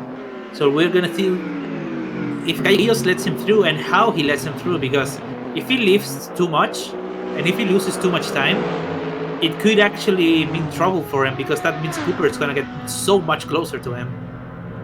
And we're seeing Ken Thomas getting quite close, just a few tenths away, and he's gonna let him through, I believe. Yeah, Yeah, he is. definitely. Really smart by Galleguillos to let him through right there, because he goes a little bit wide. Oh, Ken that's Thomas really actually bad for him. loses that position. Yeah, that's a bit of a mistake from the race leader. This is good for the And- slipstream for Ken. No, I mean For Cooper is Cooper. really far behind. Yeah, but still, Galleguillos lifted a little bit to let him through. But now Thomas makes a little bit of a mistake, so that's lost time for Galleguillos. Yeah, the dirty air is playing here really big time because the dirty air in these cars really makes it really worse in the braking zone because they need this downforce in the braking because they're really unstable. They maybe it's 1,003. It's 1.3 tonelets. I mean, I think it's Yeah, it's 1.2. A big mistake from Galleguillos, as we were just talking about it. He goes wide on the second chicane, and now Thomas is really close. Cooper still a bit far behind, 2.4 away from Galleguillos. As Ken Thomas is trying to yeah, we will lap see if, this car, yeah, I mean, and he's letting him lifting. through. He's lifting a bit. Yeah, He knew he's that gonna let him he's through. protecting Really? the position for with Cooper. Yeah, really smart. This guy. This Yeah, man. he's really good at this. Yeah. So he barely loses any time to Cooper behind and lets the leader through. And now he has the slipstream of the leader right now. So it's really, really smart move from him. It's classic Gaux. Yeah, Classic this is a classic Gaux. out. This is a classic He's a out smart from. guy, so he's gonna get that advantage. He loses a little bit of pace to Cooper. It's 1.7, but if he gets a good slipstream and good exit, he might get away from him with the slipstream from Ken Thomas. Yeah, we'll see a difference if it's the slipstream. It's on, but yeah, he is playing really, really smart there, and that is the closest battle right now. Gallegos and Cooper, at least for a real position. But it's not that real because Cooper has stopped just for fuel, but he has stopped, so Gallegos hasn't. So we will have to wait until the driver swap make his presence in the race. Yeah, and remember, both of these drivers are on the same tire. They're both on the soft, so they might be going for a shorter stint. Definitely, Cooper going a little bit longer with the refuel. If not, there's no point. He would have refueled. So it's gonna be quite a difference right there as they're getting a bit closer. 2.4 is the difference. Gallegos manages to get away, but now he doesn't have the slipstream from the race leader, No. as Ken Thomas is already 2.5 seconds away, and Matt Cooper is 1 second, 1.4 away from Gallegos. So we might see an interesting battle on the following laps if Cooper manages to improve those times. His last time was a 150.9, and Gaux made a little bit of a mistake with a 151.4. That's 5 tenths lost to the car behind, but he's doing a really good lap now. Predicted 150.4 compared to 150.1. Still, Cooper gaining just a few tenths. So if it keeps up like this, Gaux could be in for a bit of a fight in the following laps. Yeah, we are now on board with the Nissan GTR. Nice sound. I love this Japanese stuff, and yeah, it's really good how to see the pace of everyone. As you said, Mulder was a really consistent one. Ken Thomas, and just the leader of the race, consistency is key right now. And Alex Gomez is in a nowhere space, is a nowhere area. He is literally alone, racing for himself. Yeah, He and has no nothing no behind. man's land. Yeah, no one's land. That was the expression, Resu. Thank you. And yeah, he is alone. He's really waiting for the battle. Yeah, he might be just doing his stint, as we see. Oh, that's a little bit of contact between the race leader and Cerniuskas. Oof. Oh, big trouble right there for one of the back And Gallegos markers. took the position again. Yeah, once again, Ken Thomas in trouble, and once again, he's between Cooper and Gallegos. So remember, blue flags are not mandatory, as reminded by race direction. It's up to the drivers to let everyone Yeah, through. because the pace are But different. yeah, it is it makes a difference, definitely. As Gallegos might be able to defend once again, but traffic's gonna be an issue for Thomas. Yeah, it seems like So far, we have a time travel. We time travel there because we're yeah, seeing the same flag, again from a few yeah, minutes ago. it's a deja vu. Yeah, It's a deja literally a vu from deja a vu. few And we laps will ago. see a smart move again, maybe, or some misunderstanding. Everyone, no one can knew what will happen there in the main straight. Yeah, Gallegos is not letting himself get lapped this time because he knows Cooper is so Yeah, close so close. behind them, so he can't afford to lose that position and just lose the pace. As he leaves a little bit of space right now, he lets the leader through. As they go wheel to wheel, is he gonna let him go on the braking zone? I believe he is. As he Yeah, he did. rejoins that slipstream, and yeah, he gets it right. Once again, really good from him to let the leader pass. Though it's not mandatory, it definitely looks it looks good. It gives a good image, but yeah, it's not his responsibility. As Cooper is 1 second away from Gallegos. So interesting situation. Gallegos once again getting a slipstream from the leader, so this might help him a little bit, especially if he manages to keep that distance between him and the leader all the way down into Parabolica onto the main straight. That might give him a few tenths compared to the time Cooper is actually cutting. It's 7 tenths, so it does look like we have a fight on our hands. Yeah, definitely. It will be fight. It will be war between these two. Yeah, I mean, Guy Gius is doing really smart move, but also Matt Cooper is catching him up. So yeah, he's doing his job to really keep behind, and yeah, I mean, he's really scratching tenth by tenth maybe. It's not that noticeable, but he will be close to make a move. Maybe Matt Cooper there. He has stopped, as we said before, and we have a new driver on the grid, on the track. Shepard Yeah, has it's changed. Finley Shepard. Yeah, Yeah, on uh, board with the Peak Society car, yeah, the Aston Martin. yeah. So yeah, definitely something to be looking out for. New driver on track. Let's see how his pace compares to the rest of the drivers. As we have a new challenger approaching the grid. And talking about challengers, let's look at Galleguillo Cooper once again. Yeah, 8 tenths. Less than a second. Yeah, less than a second is that difference. As we already went past the 1 hour mark. 4 hours and 55 minutes remaining for this endurance race. Galleguillos trying to get away, gets a really good exit. Cooper trying to cut some time, but I don't think it's gonna be enough. It's actually catching on the straights. Oh, a little bit of a mistake there from Galleguillos. Goes a little bit over the curve. Yeah, a little Loses bit. a tenth, but it's not too much. He has to keep his head down and not And he goes a fall little bit wide in the last onto the one. pressure. Yeah. We are now on board in the Nissan GTR again. We have this point of view from the chaser right now. Yeah, the hunter. It's the hunter hunter. view from Matt Cooper. As we see him chasing down, trying to get that position. Had a little bit of snap oversteer there. He lost a few tenths. 2 seconds the difference right now. He lost a second there. I mean, it was a big old mistake there. But Ascari is just a technical curve. I mean, curve, not that. It's a turn. Yeah, it's definitely a fast technical corner, which is a little bit of a challenge, especially in such a fast track when you are carrying so much speed from the straight, and you go into such a technical corner, which is a left-hander to right-hander, then back to a left-hander.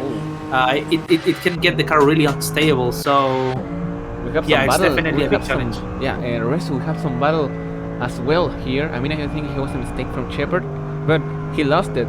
He lost the position. I mean, with Martinez. So Big Society Aston Martin, and he goes wide as well. Matias Martinez. Let's focus on Ken Thomas right now, the race leader, now trying to lap one of the fastest drivers. It's Alex Gomez, our beloved Philly, right now. Yeah, we have another chapter of this battle. Blue flags are not mandatory there.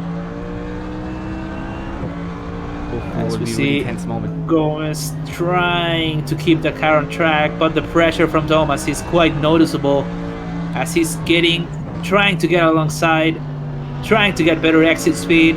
Ken Thomas absolutely flying right now, and as he gets alongside, is he gonna go for it? He's absolutely gonna go for it. Gomez might have to lift, but is he gonna? I think he is. He's already ahead as they go into the heavy braking zone, and Gomez lets him go. The race leader gets away and keeps building that advantage. What a clean race it has been for Thomas. Really, really clean. Maybe he had some mistakes with Galleguillos behind, but he managed to fix it and go away with it. And yeah, Alex Gomez really lived. I don't know if he lived. Maybe it's just pure pace from the leader. Yeah, definitely. I mean, Thomas And has he been goes so for the fix. fast. I mean, he did the job. He did the job. He put the lap on the Hayden Pulse. I think, and the Lamborghinis, guys. He put the lap on, and maybe that's the signal for the team to go for the driver swap. Yeah, let's see if his successor can keep up, because Ken Thomas built such a good advantage at this point. So I believe Josh Mulder might be taking the lead from this one, as the driver swap is going to be effective in just a minute. As Ken Thomas, I Meanwhile, think I dare to say Ken Thomas did a perfect stint. It was a yeah, quite a perfect stint. And now the number 95 is going to be taken by Jasper Winsley, one of the fastest drivers as well from practice. So we'll have a look at that. 2 minutes is the stop. 2 minutes is the mandatory time. So let's see if nothing strange happens here. Meanwhile, Yeah, 8 tenths is the difference between Gallegos in third and Cooper in fourth. Right now, here in the second straight, I mean the second main straight, he is the way they're down. still going at it. Yeah, and right now here's the tunnel, the bridge, which is the old track, the old Monza, the classic one. The oval. Yeah, the oval, like a NASCAR one. So Yeah. really strange. It was really fatal as well. It was really dangerous for the drivers. And also, Yeah, I think they still use it for rallying, right? yeah, for running, I mean, it's yeah. You're right. You're right. And they still use it for some rally and events, I believe. But yeah, it's yeah, I don't think they would put these cars or F1 cars on that. It would be a little bit too much danger. And Gallegos makes it stop. Meanwhile, he did stop. Yeah, we're Yeah, watching he's this heading one to the hour pits. of racing. Maybe it's not enough for some drivers. 1 hour and 10 minutes. Yeah, they said the approximate Yeah. for each stint would be, I don't know, like 1 hour, between 1 hour and 1.5 hours. So we might see a lot of drivers coming into the pits on the following laps. Yeah. So And it would be Gallegos diffuses that situation between him and Cooper, who was actually catching up. yeah, but as well, you have to really ask the time that they spent in the quali, and maybe that is the reason why we are watching this driver swap that earlier. So that's maybe some factor. But yeah, we have to wait until Alex Gomez did the stop, and Thomas as well did. Mulder hasn't. So yeah, the consistency is there. We will check it out. We will check it out. That 911, that beautiful 911, black one. Maybe he's Yeah, struggling with definitely. pace. I mean, One yeah, second his up. last lap was a bit slow. This one has also been a little bit slower, And as we see. will be slower as well because he is going his way to the pits. Yeah, he's going to the pits as he's finally going for the driver swap. A really solid stint as well from Yeah. Mulder. Yeah. No complaints there. Really consistent, kept it on track, and actually challenged one of the fastest cars. He challenged Hayden Paul and actually came out on top just with consistency. So Yeah. really good stint from him. So Yeah. he can rest now, satisfied knowing he did what he needed to do. He he literally forced the mistake, but in the distance because he was so consistent that made Hayden Paul really make that mistake. Who really puts him down in the first part, in the first hour of racing. But yeah, Mulder and Thomas, they are really competing for the jugador experto easy.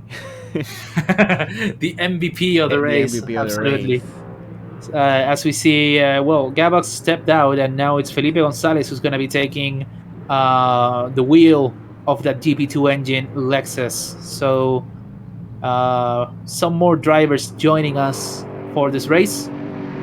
As we see Alex Gomez, we go on board with them, just trying to get away from Matt Cooper on the GTR. Right now, no fights on track, no battles going on, no fight for position. However, we are entering the more strategic part of the race. As we see some drivers coming in to change their drivers, we might see. I wouldn't be surprised if Matt Cooper decides to stop later than everyone else, because remember he actually came in for fuel Yeah. at some point during the race, and he's actually sitting on P2 right now. He's in a different strategy. What surprises me the most is that Winsley still kept the lead. He's still leading. Yeah, a grand challenge for the team, as I think. Yeah, they're doing really well as I they're mean, making their but way. and let me see if the 911 is able to maintain the position with Alex Gomez.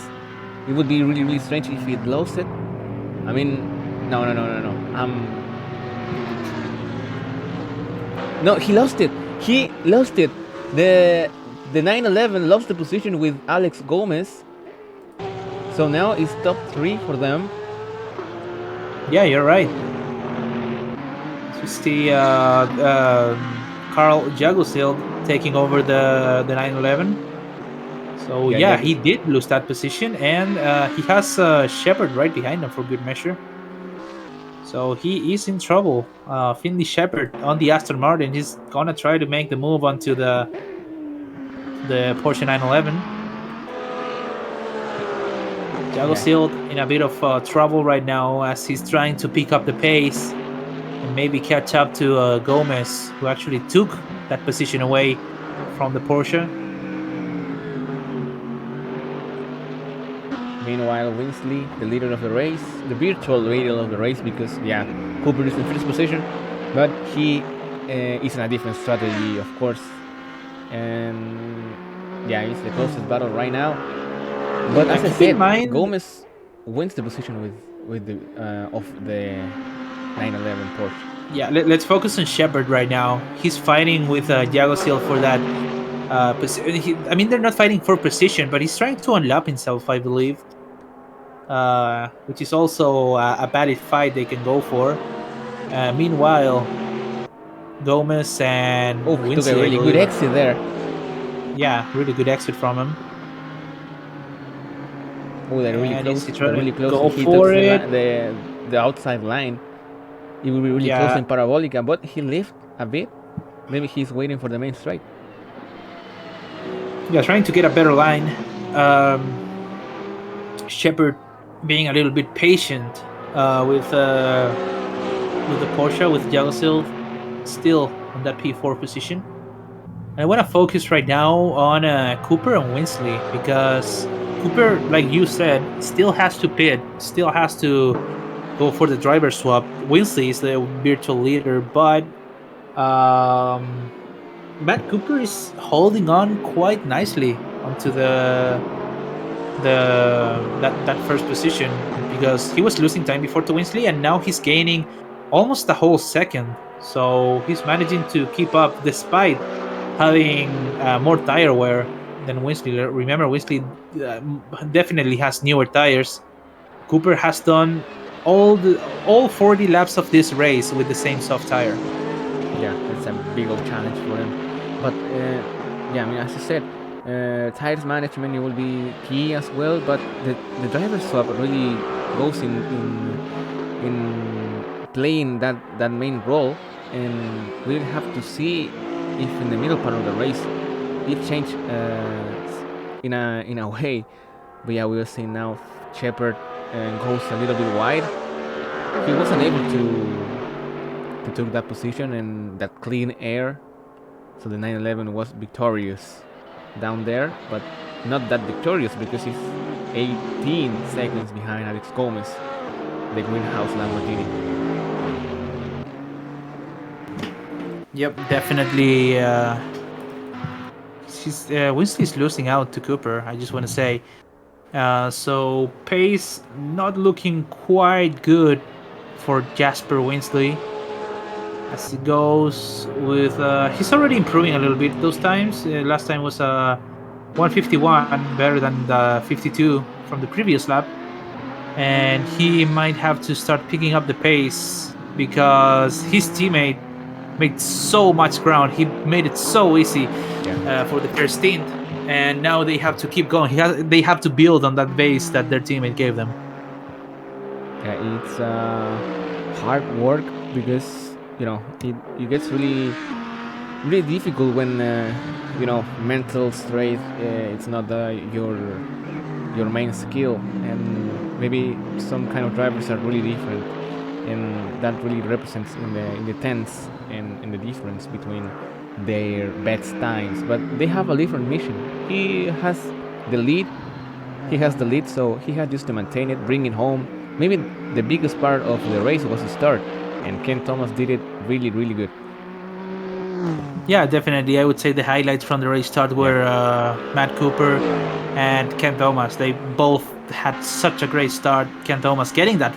Let's remember, he got that pole position at the last minute, at the last lap of the last minute of qualifying, shocking everyone else. We thought it was going to be Hayden Paul on pole position.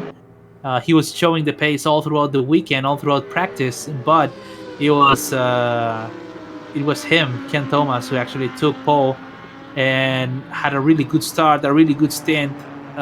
Just a little bit of a mistake lapping Galleguillos, but overall he gained a lot of time compared to the rest of the teams. So now it's all down to his teammate yeah. and the rest of the drivers doing their stint to see if they can manage to keep that first position. As we see, Winsley he keeps losing time to Cooper, but Cooper's also um, making a few mistakes here and there, and he's going longer with the stint. Yeah, he definitely going longer, and he's finding maybe that second life from the tires. And yeah, I mean, we're really into this part of the race where everyone's just playing with the cards that the first team give them. So meanwhile, we have some strange longer stinter, which is Cooper, but as well, Sir Newscast hasn't made the change. So yeah, Yeah, Sonuskas has been a little bit more quiet during the race. Definitely uh, having a few more mistakes than the rest, but still great effort to still be on those tires, especially with the soft tire. So he's holding on nicely, still on that P8 position. As Gro is actually stopping right now, and they might be going for a driver swap. yeah, it seems like it is. Meanwhile, I'm showing for the spectators right now. So, how many stops each driver has done, and Winsley with 3 stops is virtually the leader of the race. And Martinez in the BMW has done 4 stops, and he is currently fighting, or he was fighting with the Lamborghini of Alex Gomez. I don't think he. Yeah, maybe the battle was maybe 2 laps or 1 lap before.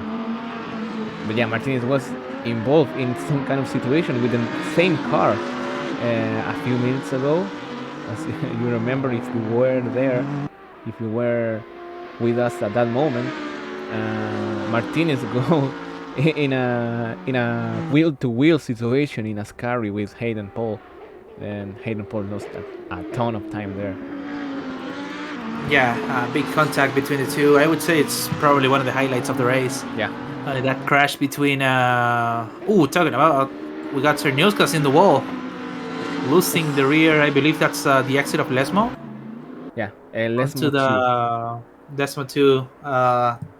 As he loses it, hits the barrier with the back of his Mercedes, but no notable damage Yeah, on that AMG. So he manages to stay on the race. But he has Alex Gomez right behind him, the driver of P3 for Venus Motorsport. So he might be oh, having he to get took out it of the there. way. Oh, he Oh, he almost did the to yeah, touch. he almost collects. Yeah, there Yeah, was he touch. almost collects Gomez right there. So big mistake And from there him. goes Cooper. There goes Winsley as well, and we can see Seguro in the Ferrari. I mean, this kind of crashes. Maybe 2 examples of it. Maybe we did two. We saw 2 situations really similar, and again he's drifting with the hot tires. Very bad Yeah, he moment for has him. to take. He has to take the time to cool those tires, otherwise he'll be just sliding all around. And he's going to the pits. Yeah, he's definitely going to the pits. Yeah, I might be going for some repairs as well. Maybe change those tires because those tires are gonna be absolutely toasted at this point. Yeah. As we see, we Seniuskas. go on board with Gomez leading a little bit of a train between Martinez and Cooper. Cerniuskas actually goes for the driver swap this time, so we're gonna have another driver on board with the Mercedes.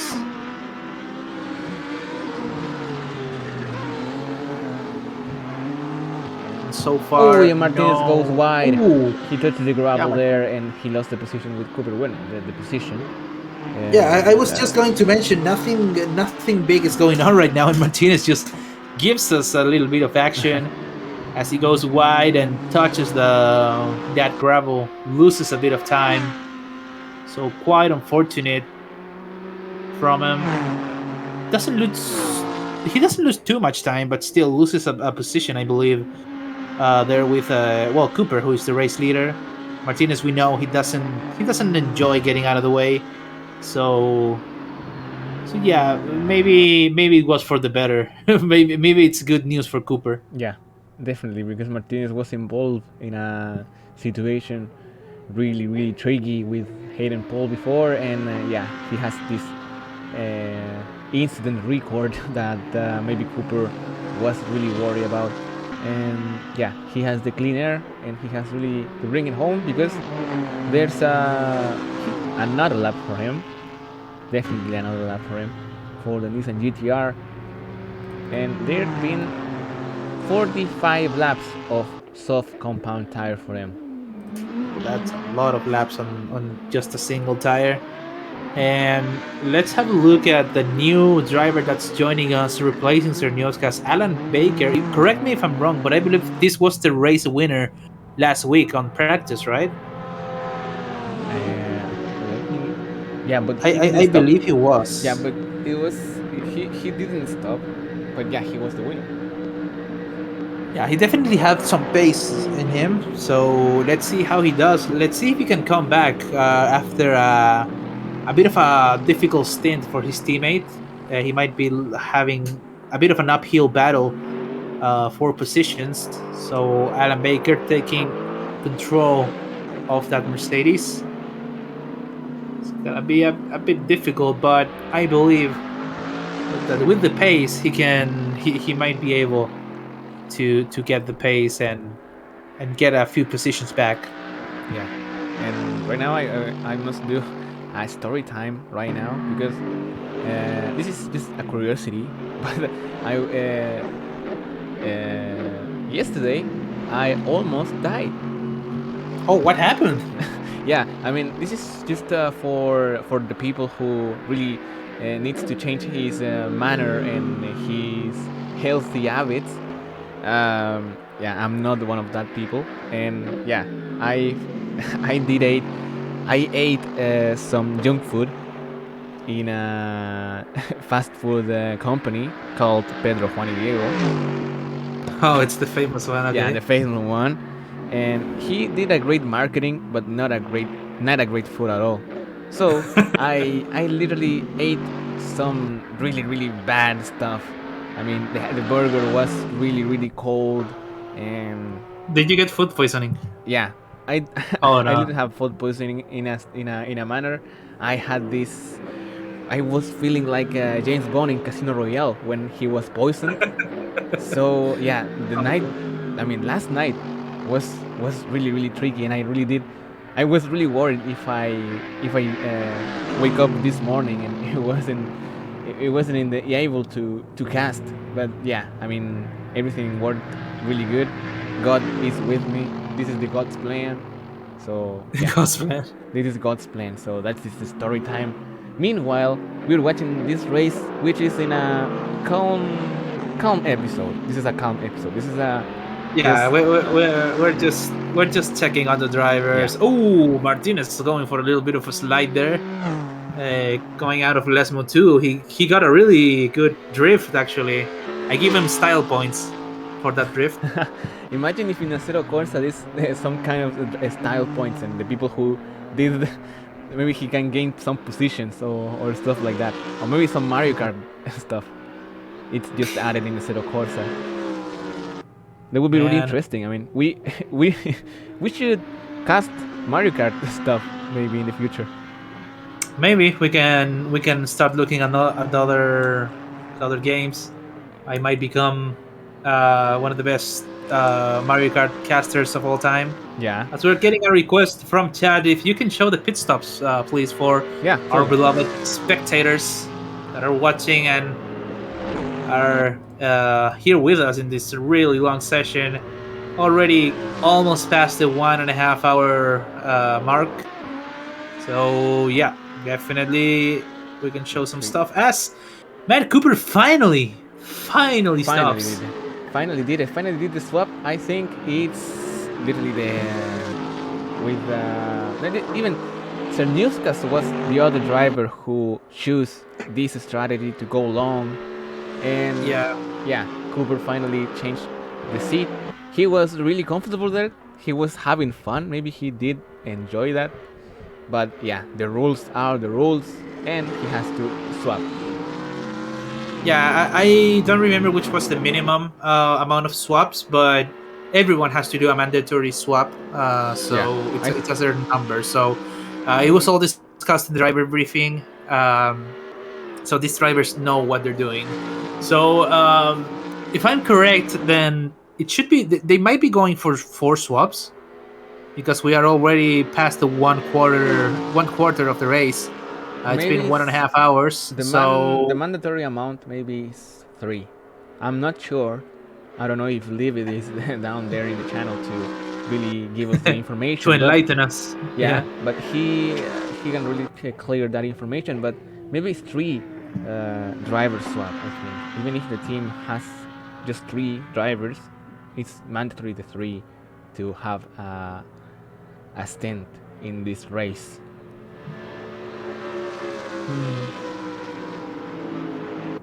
Well, Meanwhile, it's 3 stops. 3 driver swaps are mandatory as we're getting confirmation. As car number 7, which is the car Cooper was driving, is now controlled by oh, Diego and Carro. Scro has some moment in Parabolica. I really put the autocam on, and it shows me the problem that the Ferrari driver has in Parabolica. He's able to continue. It wasn't that big, but it cost a lot of time. He is also losing a lot of time. He's 1 minute 41 seconds behind Baker. Let's have a look here with Alan Baker and Shepard. They're actually they're coming out really close, and look at Baker absolutely going for it right now with Shepard. Yeah, I mean, He gets the braking right. Carroll and Cooper's teammate just go off the pits, and he really was the main spectator of this situation between, as you said, Baker and Shepard. Yeah, Baker and Shepard going at it. Shepard down in P7. Baker is he's being lapped. I mean, he unlapped himself. So Baker already. Oh, what just happened there? A You little saw the bit of same? a connection issue. Yeah. Yeah. Bit of a connection issue. We saw cars going in orbit for a moment, but It was like it's back to normal. a screamer, you know. It's like this. Yeah, It's like a screamer in yeah. a It's uncanny valley here in Monza. yeah. So And yeah, Baker unlapping himself, he did. getting a bit of a difference. Yeah, he already did. We see Alex Gomez stopping for another. Driver swap. Yeah, another driver swap. I'm actually surprised. Yeah, me too. I think Gomez's stint was quite short, but we Really will short. see how strategy plays out for them. Maybe one of the guys is able to do bigger stint. I don't know, maybe Yeah, longer. But yeah. Meanwhile, Diego Carroll is passing the lapper of Aston Martin's finally Shepard. yeah. Carroll showing great pace as well on his first lap. And we see Noah Miller taking over the Venus Motorsport Lamborghini. So yet another driver joining us for this race. Really good from him. As we keep seeing more drivers trying to lap or unlap themselves, as the pace is different between all drivers that are taking part of this. I believe it's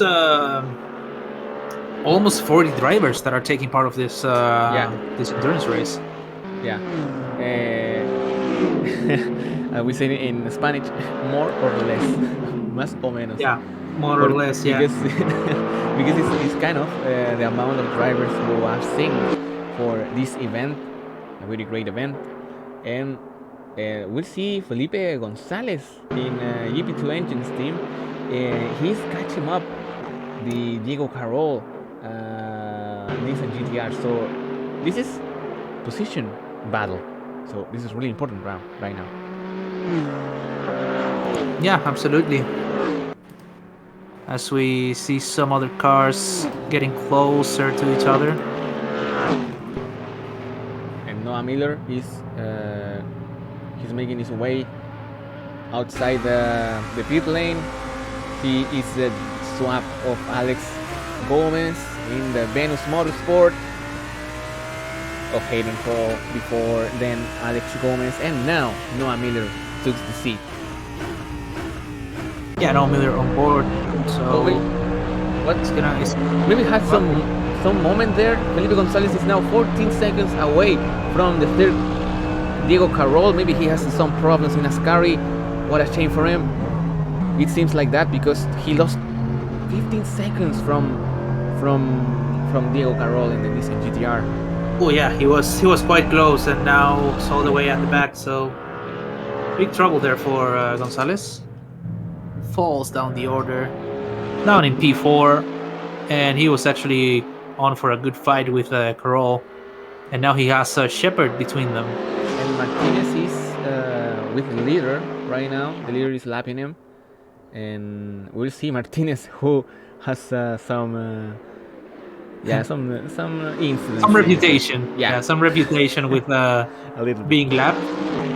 But we gotta remember though, it's not mandatory. It's not mandatory to get out of the way for the leaders, but yeah, definitely one of the highlights of the race was that little incident with the race leader Ken Thomas.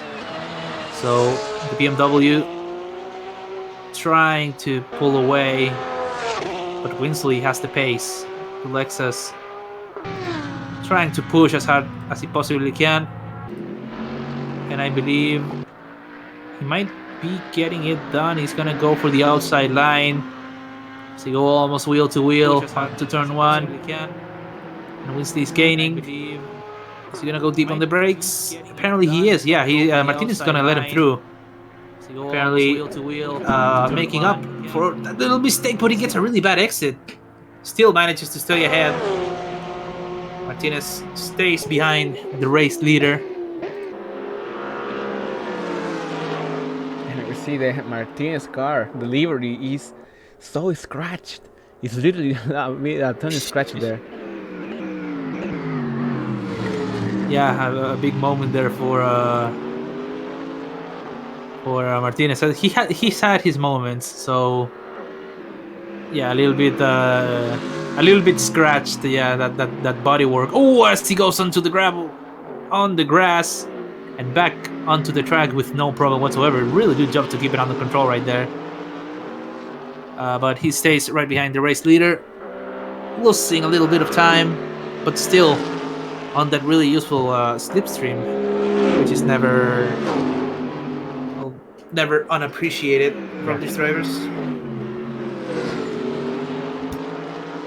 Now we are just in this camera of Matias Martinez in the BMW, and a scratch livery for him, and we can really jump in the other in the sixth position.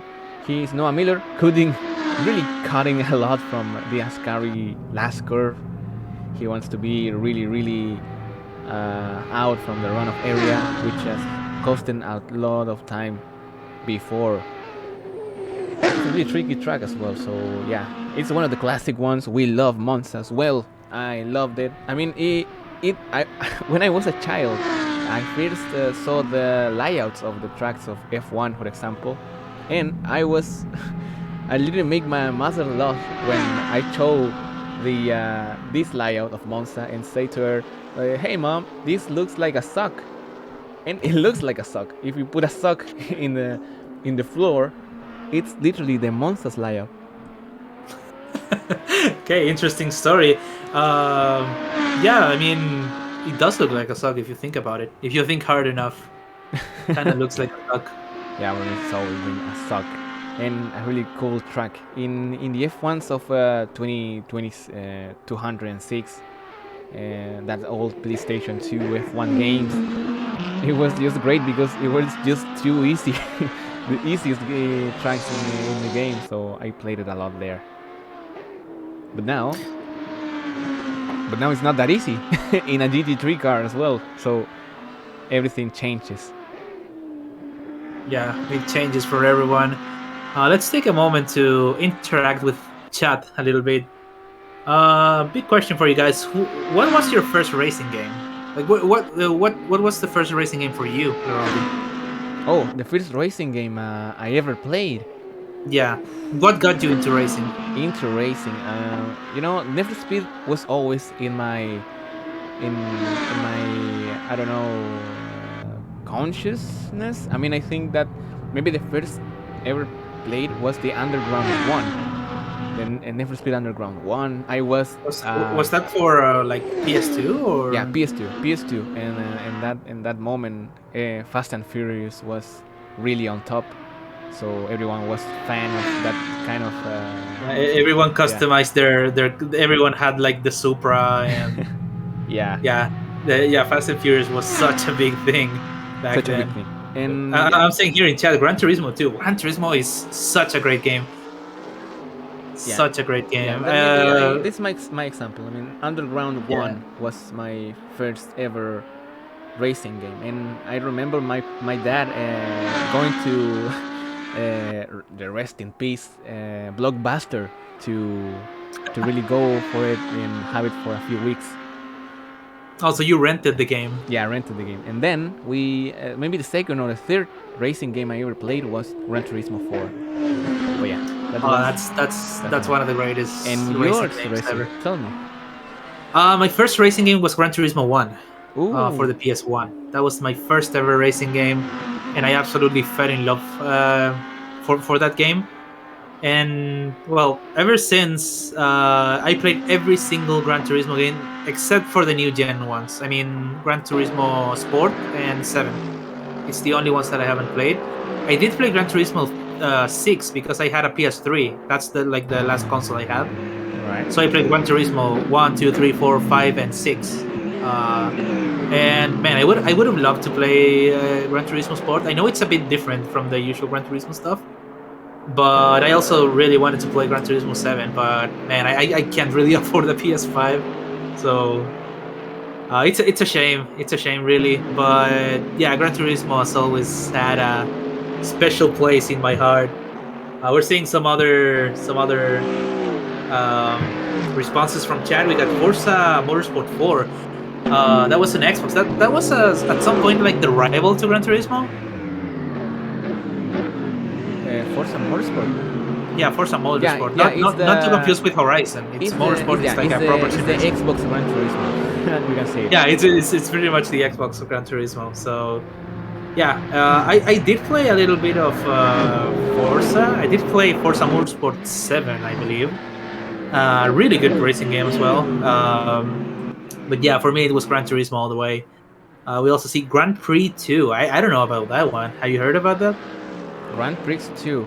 I think that Yeah, maybe it's one of the it's one of the older games, isn't it? older games. Maybe one of the F1 games, the first F1 games. I think. I am not sure. Even if Red Potato 88 can give us A hint, a yeah. hand, yeah, with How that, old is that game? because we are we Are we we are too really young young. for Yeah, this?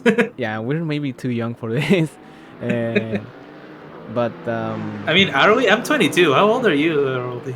oh, I'm 5 years old. Yeah, I can tell. Nah. I'm 20 years old. Okay, so you're a bit younger than me, but yeah, we Yeah, a also see bit. Colin McRae Rally. I did have Oh, that one for the. I believe which it. one? The 2005 Oh, Mighty Mulder. I'm not sure if here Uh, in America it's the same. I mean, I knew that Colin McRae rally was not by year. It was just by number, just an 4 or 3. Oh, we have seen Oh, Baker, and going yeah, through Baker. in Yeah, let's Lesmo 1 interrupt this little chit chat for a little bit, and we had a little bit of a moment right there. and fight. We have Alan fight Baker. between Carroll and Gonzalez. Gonzalez did a mistake a few laps before, but he's able to cut and recover all the way down and all the And he's difference fighting that with Carol. that Carroll has. But maybe Yeah, Carroll is let's. not really comfortable with the car. I mean, he is really struggling because Gonzalez did a great job there, cutting the difference, closing the gap, and is really close right now because he's going into Parabolica almost side by side, any side by side. Maybe no. Oof. Yeah, they're going absolutely side by side, and he's gonna go for the dive onto Parabolica. What a move that was! Gonzalez taking that P3 away from Diego Carroll. Let's see if he's gonna. Oh, apparently he was going into the pits, but he backs out. And he's absolutely gonna fight for it. We're getting back into the race, ladies and gentlemen, everyone watching. We got a race on our hands. And Gonzalez makes that move for P3. Absolutely masterful bit of driving. As he's getting away, Yeah, but the Diego pace. Carroll loses a bit of time on turn 1, and he doesn't seem to be catching up.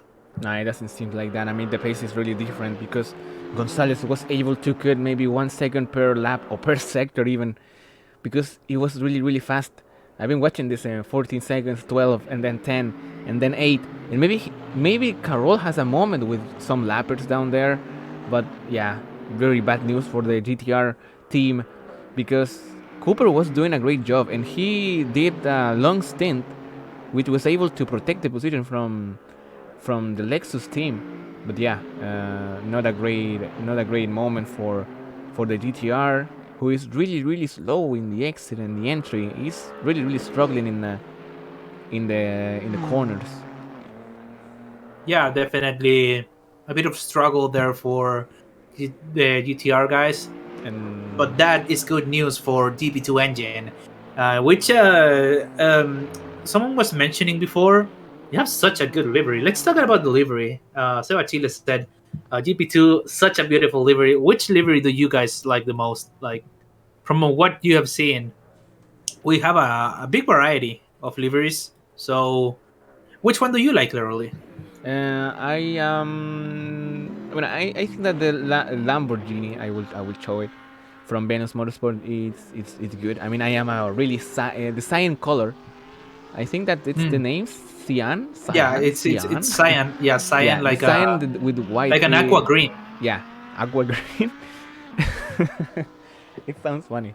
Uh, yeah, I really like it. I mean, it's one of my favorite color, and yeah, it's not my favorite car to be honest. Lambo, it seems so aggressive. It's something that's not my type. It's the influencer car. Yeah, but it's one of my favorites, and I don't know, maybe yeah. I mean the Spanish Resistance as well.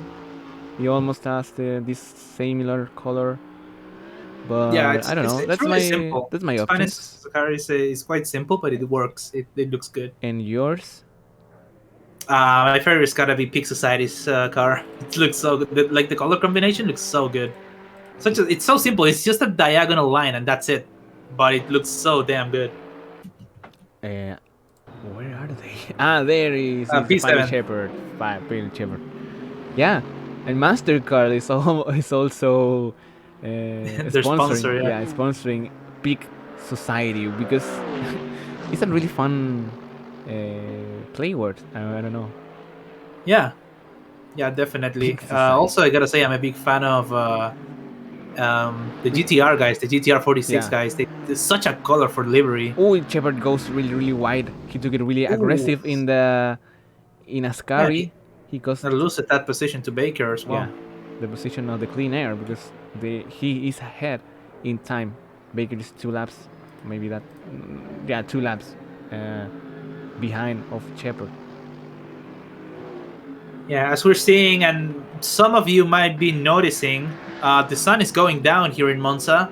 Oh, We're already reaching the afternoon levels, so be on the lookout, because when this turns into a night race, track temperature is gonna go down, and that means it's gonna be a bit harder to keep the temperature on the tires, and visibility is gonna be a factor as well. Yeah. So things are about to get a little shakedown here in Monza, as we are almost on the 2 hour mark.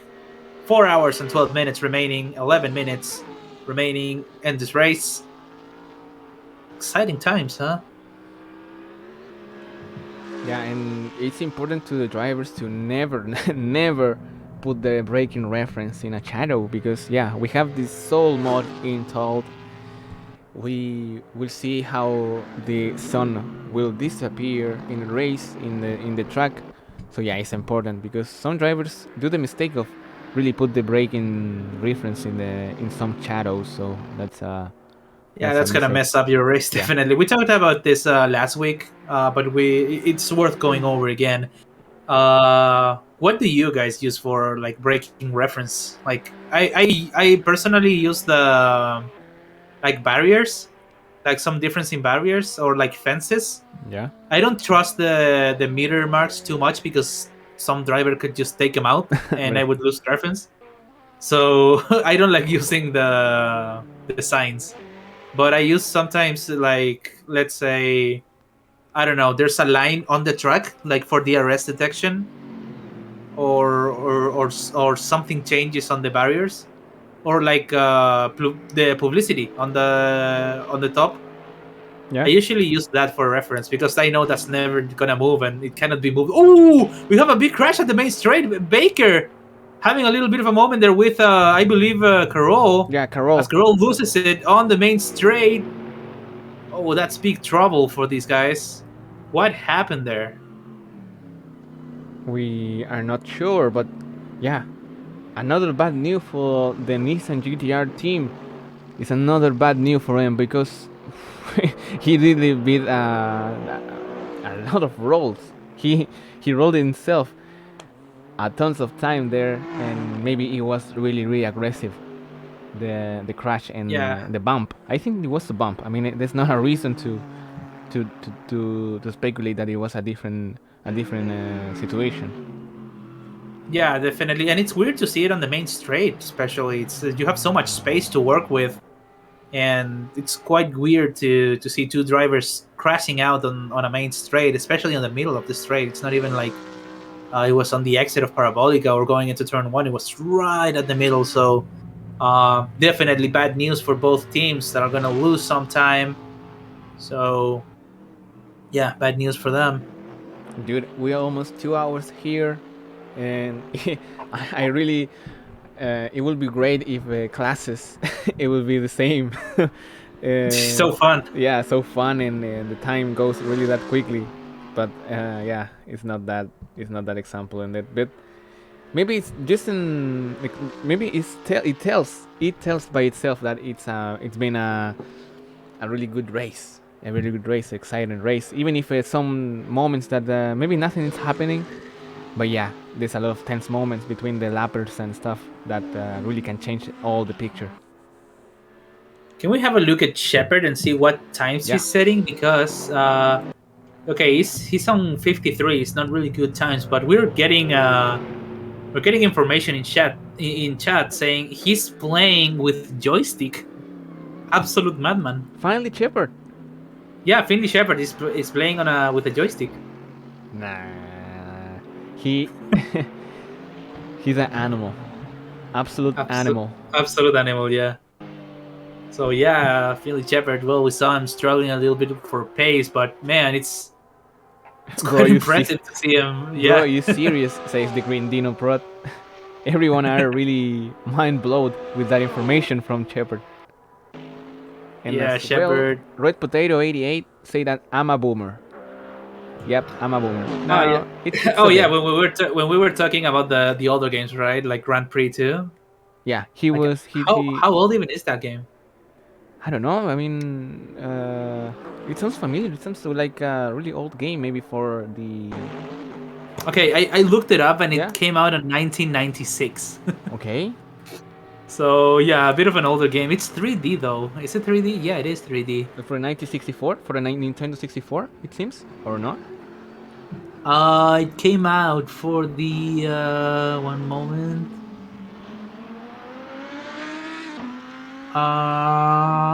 Is it a PC game? I think it's a PC game. Oh, he was a PC gamer, PC, a Yeah, Master he's PC Race gamer gamer. from '96. Yeah, he's an OG. Yeah, totally an OG. Well, I mean, here in Latin America, because we are Chilean, and it was so strange to have PC gamers that earlier, because everyone was just yeah, Nintendo 64, Super Nintendo in that time, and then the PS1, the PS2. Everyone just console games. I mean, console gaming was the main was yeah, was the mainstream main thing. there. Yeah, because PC was really really not that affordable for us. Yeah, absolutely. So definitely, yeah. I personally didn't have a PC until I was, I don't know, like 14, 15 years old. That's when I had my first like my own computer, which was a laptop. It was a Yeah. really bad laptop though. Oh, so since Bro Uh, has a moment there in Parabolica, let me interrupt you there oh yeah, because it was really close. Maybe just to touch the inner wall, but he wasn't. And we can see how the darkness is really approaching the circuit. And yeah, continue, Resu. yeah. Just want to mention now we have the number 4 car. I mean the car in P4, I should say, which is the Porsche, being driven by Rafael Couliard. So he's going to be taking over that car. Really good stint by his teammate as well. Really solid stints from the Porsche guys, especially Josh with the first one. So we'll be hoping to see him keep that consistency up. And yeah, like I was saying before, what was I saying? I lost track. I lost the track too because Oh no, we were talking about like PCs and yeah, how they yeah, went yeah, like too popular here. Yeah, like we had a family computer when I was, man, like 3 years old.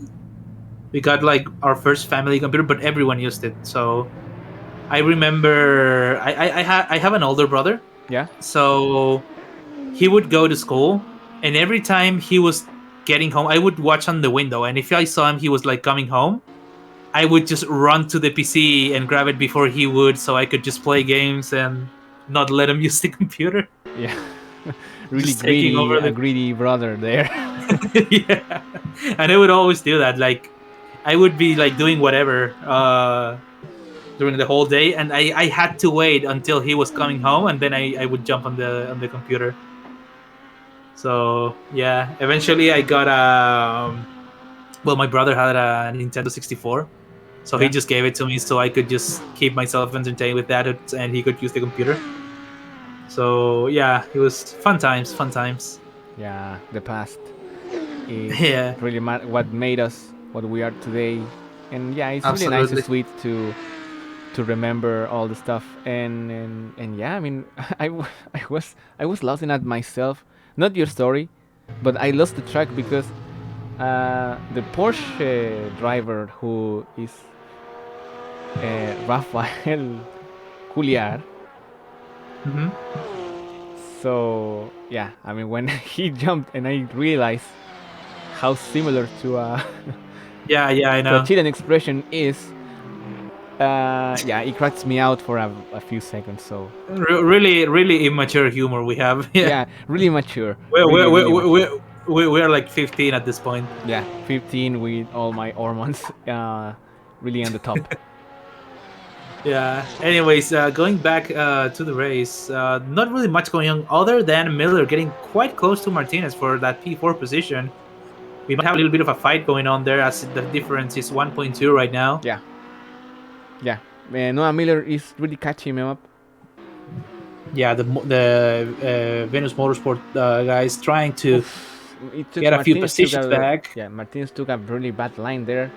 He will be really exposed to the slipstream, and we will see how Noah Miller really managed this because these two cars was involved in this part of the circuit in Ascari, Hayden And Paul. and the same Martinez as well did Yeah, some. Martinez is actually doing a really long stint, Yeah, isn't he? Yeah, he manages to cut some more time, and now he's not being lapped, but rather they're fighting for position, so now they can get their gloves off. he goes As a little bit Martinez takes wide. a Goes, really bad yeah, line. Yeah, he goes so wide. And that's gonna allow Noah Miller to get right alongside him on exit. He's looking for it. He's absolutely looking for it. He goes down on the right side. He's gonna have the inside line. Martinez losing some pace, and he lifts a little bit. Looks like Noah Miller is gonna get that position as they both brake quite late, locking those brakes and getting that corner. Let's see how the corner exit is, and it does seem like Noah Miller is gonna get that position. yeah. He's Really well far done away. from him. He did get away. Really well done from him. It's like Shrek 2, far away. Far Ram. away, exactly. So we got a little bit more than 4 hours remaining for this race. Almost a third of the race distance completed. 61 laps. And man, what are your thoughts so far about this race? Mine or the chat one? Everyone's. Let's start with you. Let's see what the chat thinks as well. Yeah, I mean, for me, it's been a classic endurance race. I mean, even if you're not a really full package, I mean, it's just 9 drivers there, but it would be really clean racing and the start was really good. It was really amazing how Ken Thomas was able to really put that Lexus on the way down to the top and really protect that position. And then how the Lamborghini from Venus Motorsport was really, in a tricky situation because he lost a lot of position in the start and then made a mistake with Martinez, really puts him in a disadvantage with the top 2. But yeah, I think that this race has been really exciting. I think that everything can happen right now because the difference maybe, yeah, you can see that 40 seconds, 46, 1 minute, 1 minute and 12 seconds. But yeah, I mean it's like just a stop. It's just a stop away. So it's not that much. So we have really to be really I don't know how to say it. Be alert for all the news. Yeah. For all the news. Yeah, So, definitely.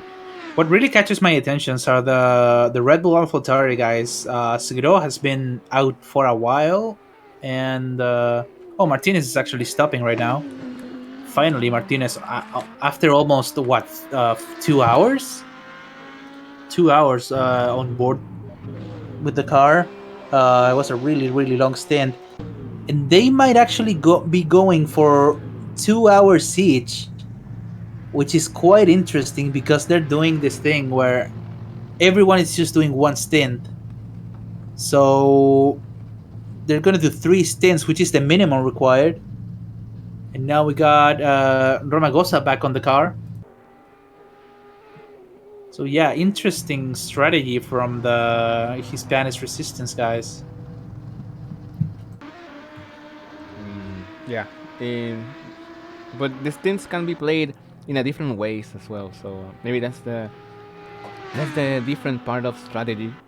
We get used to the strategy of F1 or the shortest version of motorsport, because endurance racing, we have to say it's not that popular, So maybe for some people it's just nuts to have maybe these changes it's not in the their driver cup of swap. tea. Yeah. But still, like we've had some fair share of action. Like Mighty Mulder says on chat, like lots of action, and it's quite exciting. We see 3 driver swaps, 4 stints. So yeah, we're seeing like the prediction, like the strategy predictions for some teams. We see very different strategies. We're seeing some teams going for maybe more stops. Also considering they have to maybe box for fuel or to change their tires. So we don't know that factor. I mean, that's something that it's we are obviously not in It's touch. confidential for each Yeah, team. it's really really confidential. So we just have to watch the pace and everything.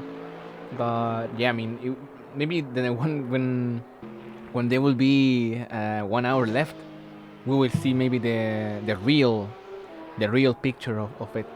But right now, Yeah, it seems like maybe my favorite part of the circuit right now is when this twilight. I think it's a twilight.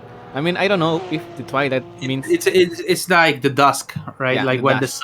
the sun is setting, and it's about to become nighttime, but not quite. So yeah, it's getting dark. It's getting dark, and that might affect the track temperature.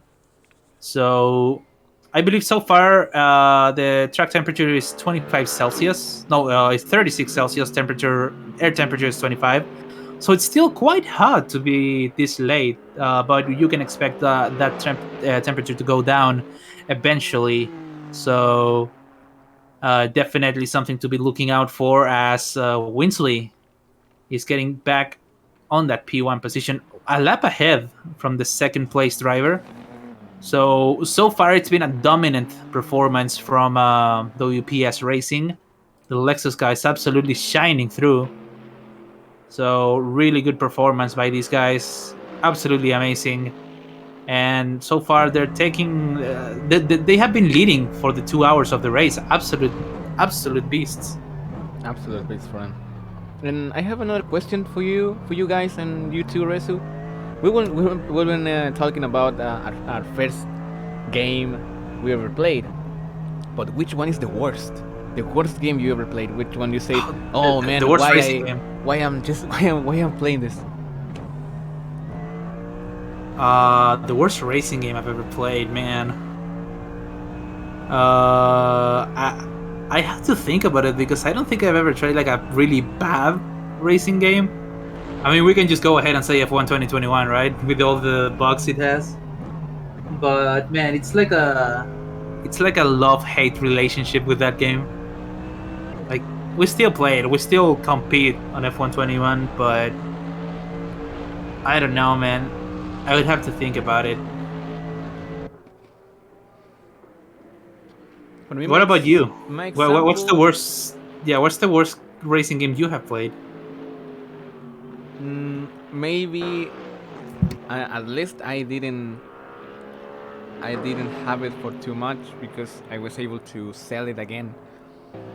But I played in a PS3, the Need for Speed Undercover. That Oh, game, that game. that Okay. game is literally an insult for every fan of the franchise. But as well, if you're a fan of racing, oh, we have some moment of Jasper Winsley, the leader of the race, taking through the runoff area, the escape road. Nothing a problem, Yeah. just Yeah, not miss too the much of braking a point. problem Yeah, considering but he's leading by a whole lap. But continuing yeah, still. with the thing that I was saying, yeah, Hmm. Undercover in the PS3 maybe is one of the worst racing game ever created, and that's no cap. That's no cap.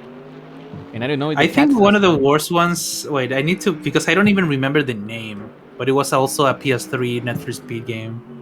Was it Payback? No, it was not Payback. Net for Speed. Man, it was PS4? one of the. No, no, no. It was a PS. I didn't have a PS4. I did have a PS3 though.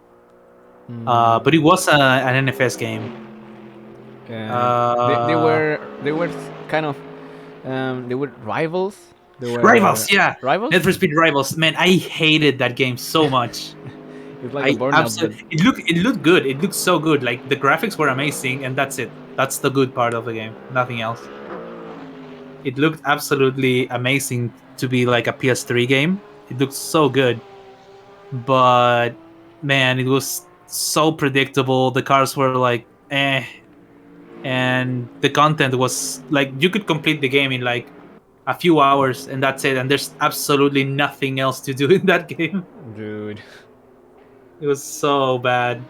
So yeah, I would say the biggest offender would be Need for Speed. Like Need for Speed has had some great games, Yeah, and but it in the also has past. had some terrible games. Yeah, but it was in the past when Black Box was involved in the production of the game. There was really Yeah, really nice games for us. And but yeah, I remember the first Need for Speed game I played was it was a game that only had Porsches, like all Porsche cars. It was for the PS1. I don't even remember the name of I the don't game know. specifically, I don't but it know. was for the PS1 and it had all Porsche Maybe cars. Potato 88 can help you with that. Yeah, help me out here, guys.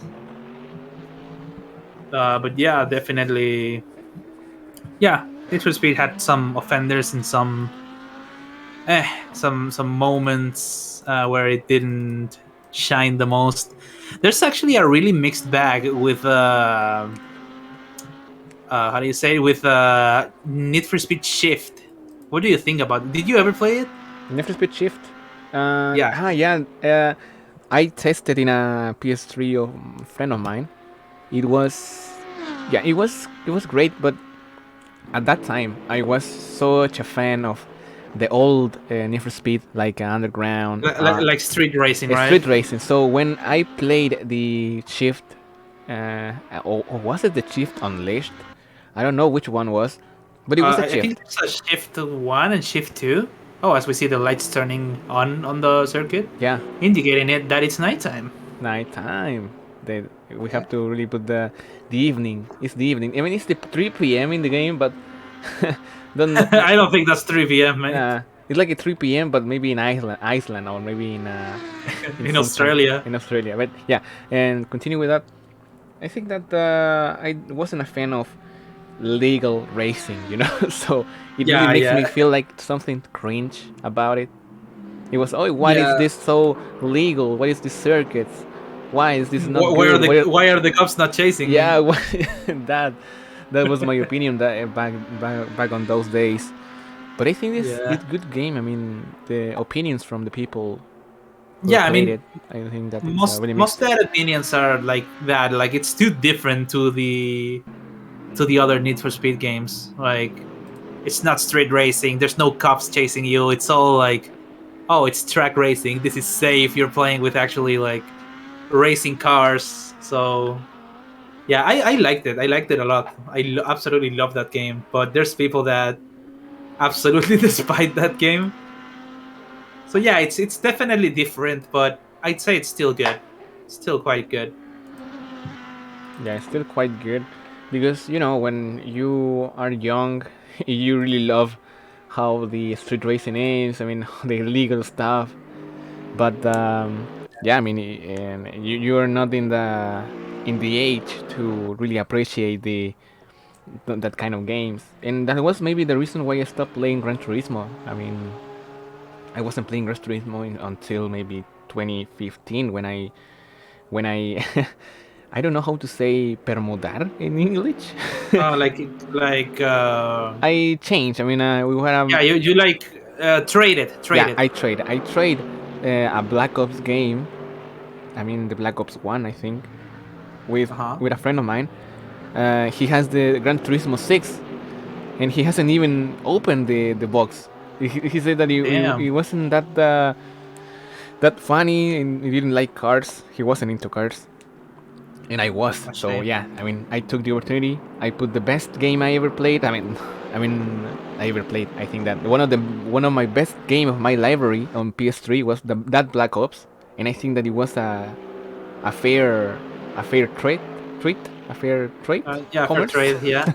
And yeah, and I enjoyed playing that game really much because Gran Turismo 6, it wasn't one of the best Gran Turismo, but for the PS3 it looked like a PS4 game. Yeah, it had really good graphics, and I don't know. I don't know if it's better than Gran Turismo 5. It's definitely different, but I don't know if it's better. Uh, okay, question for you all: which is the best Gran Turismo game like ever? That's Oh yeah, it's a a big big open one. for debate. that's Yeah, a that's a big that's one because yeah. It's time to get controversial. Which Gran Turismo is better?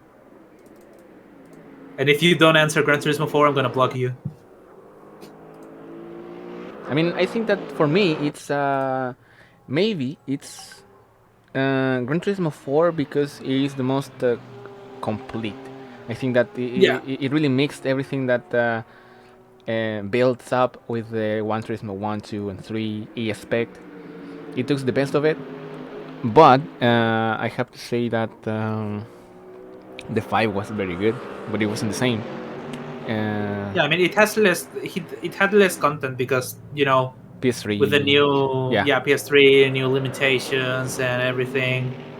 But yeah, like you said, I think Gran Turismo 4 might be the most complete Gran Turismo game like ever made, and I would also say Gran Turismo 2 had such a good potential. Like it still did pretty good, but it's an old game. It doesn't hold up to this day. But when I played it, it's probably like the game I played the most during like my PS1 days. Gran Turismo 2 was so enjoyable, had so much content, so much races, yeah, so many cars as well. Like it had what, like 600 cars, which is imagine like all the space it took on a CD.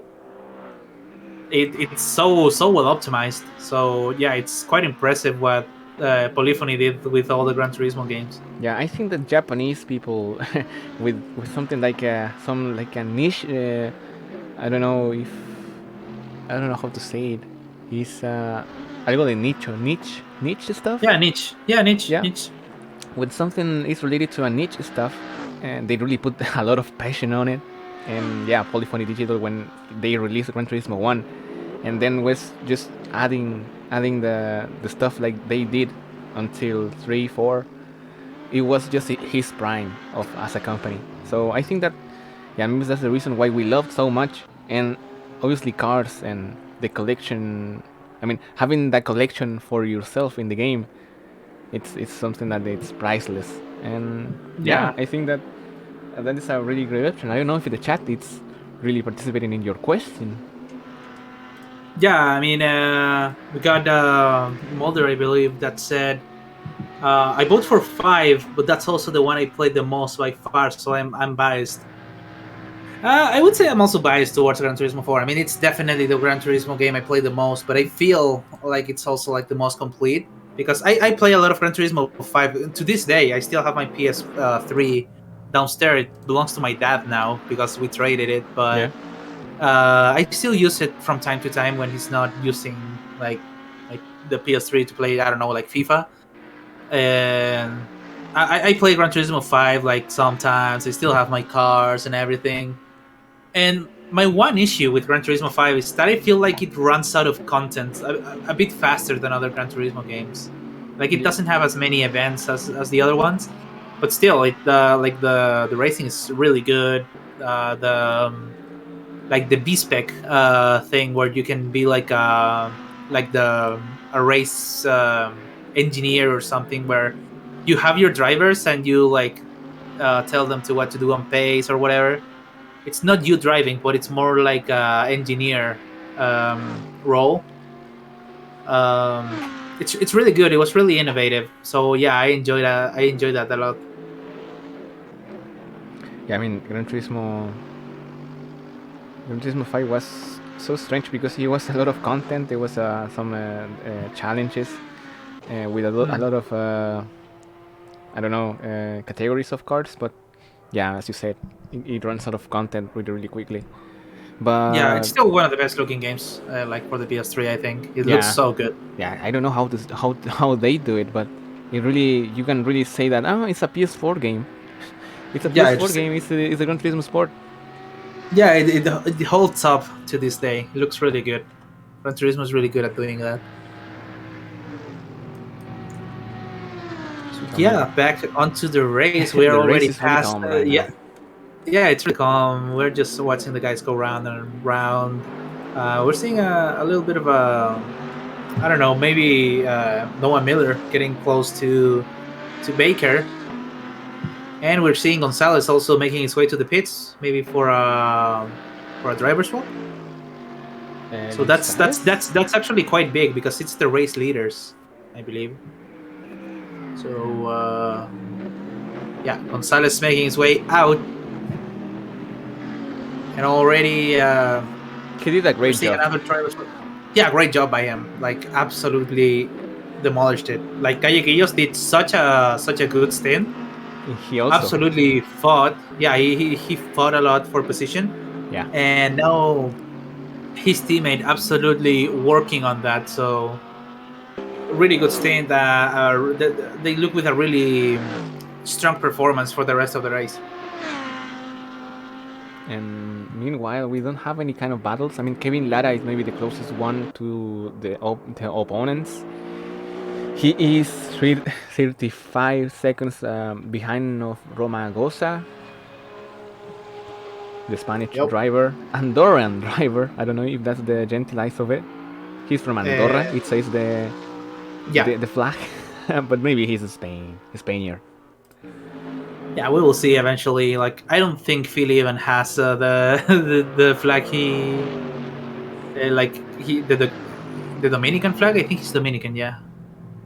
As we see, Sebastián Sandoval, another one of our CFI guys, and not only a driver for CFI, but he's one of the founders of CFI, Ooh. also known as Seba Chile for everyone else. He's just Um, he's like the George Washington of yeah, of he's one of the CFI. founders of CFI, been there since season one, and 41 seconds behind Chester Poto, who's on the lead still. WPS Racing with such a strong lead, but they did lose some time because remember they were a lap ahead a few like almost 30 minutes ago.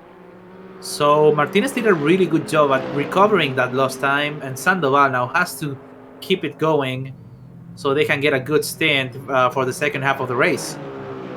Yeah, maybe he has to really keep that good work of his teammates. Sandoval has that task, and as we can see, joining the inside, there the leader, Capodo of Yeah, he Diego absolutely Carroll. goes. Yeah, Yeah, absolutely goes for it and gets that position eventually. Remember, these guys don't have the obligation to move out of the way. So it's nighttime, everyone. In yeah. case you haven't noticed, we already have a night race on our hands, and it looks so different right now for a track that doesn't have too many lights. I mean, No, on the straights you have a few lights, but on the more technical sides, on like before Ascari, yeah, there's not any lights, so there's barely any visibility. So yeah. you only depend on your headlights, and that's it. Yeah, so this how fast the night changes. This is literally how it changes because everything they need to really build another reference because the lights maybe are just not that useful because maybe in real life the lights are really more powerful and they are able to really watch the track more deeply in a distance. But yeah, it's really tricky to drive in this condition of a nighttime. So yeah, we have to check if the difference right there. And Sandoval is really Ooh, close to Noah Miller. yeah, Maybe Noah Miller getting is gaining the position, but getting a little bit out of shape there. Sandoval loses that position to Noah Miller. Now it's Venus Motorsport on P2. Sandoval unfortunately loses that position. Little bit of a bad stint for him. It's a bad beginning for Sebastián Sandoval. That's gonna be falling down all the way back to P3. Still on the podium, but it's a little bit more complicated for him this time. He has to make no mistakes if he wants to stay with the leaders. And so far, Chester is staying on that P1 position. 1 minute advantage, but Noah Miller is actually gaining on him. So let's see if he can actually make some time up for that stint. Maybe we can have a fight for the lead eventually. we have to check it out because everything can change. It's a different way to really complete the race. We are not even in the half of the race. So we are 3 hours and 36 minutes left. It's a ton of time. ton of time left. So meanwhile, Sandoval lost the position and is not able to really be in the slipstream of Noah Miller. And Noah Miller is now 58 seconds away from Chester Capolo. Yeah, Chester is definitely losing some time to Noah Miller. He's gaining quite a lot of time, actually. It's probably 1.5 to almost 2 seconds per lap. So if we take that into consideration, if he keeps that pace consistent, Miller could actually be on the fight for the win.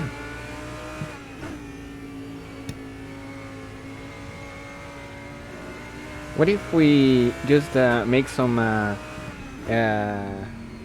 take a moment to really interview maybe one of the drivers, even if they are able to do it? I don't know, maybe the people who are leading. I don't know how to contact them, but maybe that would be really interesting for the people to hear the point of view of the drivers. We could get some interviews in. Let me ask Race Direction if we can get someone on board here at the commentator booth. And for everyone watching right now, remember this is a charity event for the Ukraine Relief Fund. So if you wish to donate to this noble cause, you can do so by donating, by clicking the charity, the donation box right below the stream. All proceedings go to the Ukraine Relief Fund. So that would be greatly appreciated.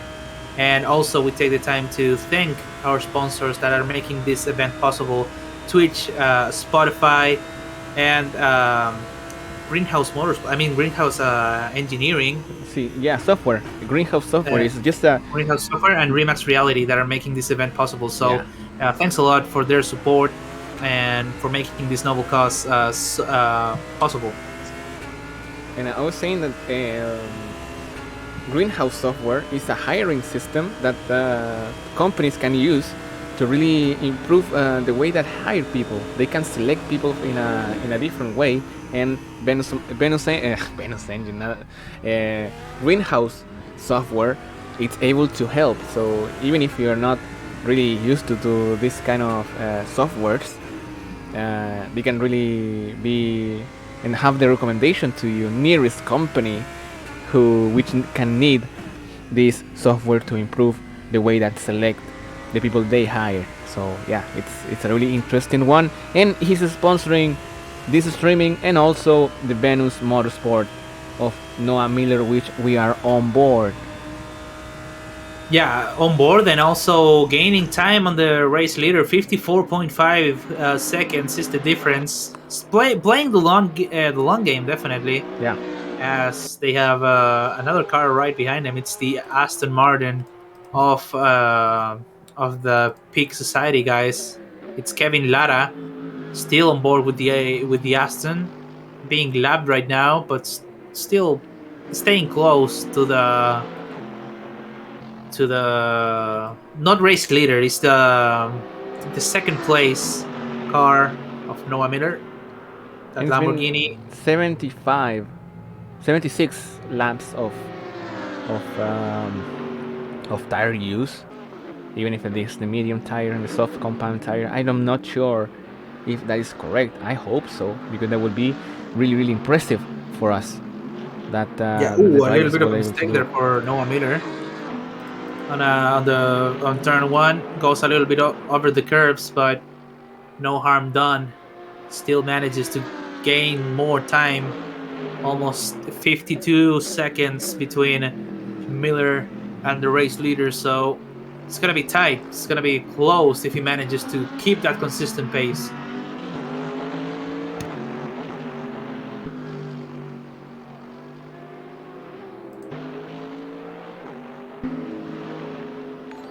And it would be really great if Sandoval is able to protect that position and make the stint in that position and be there, protect that position, the third position, the last one of the podium, obviously. And yeah, that would be really nice.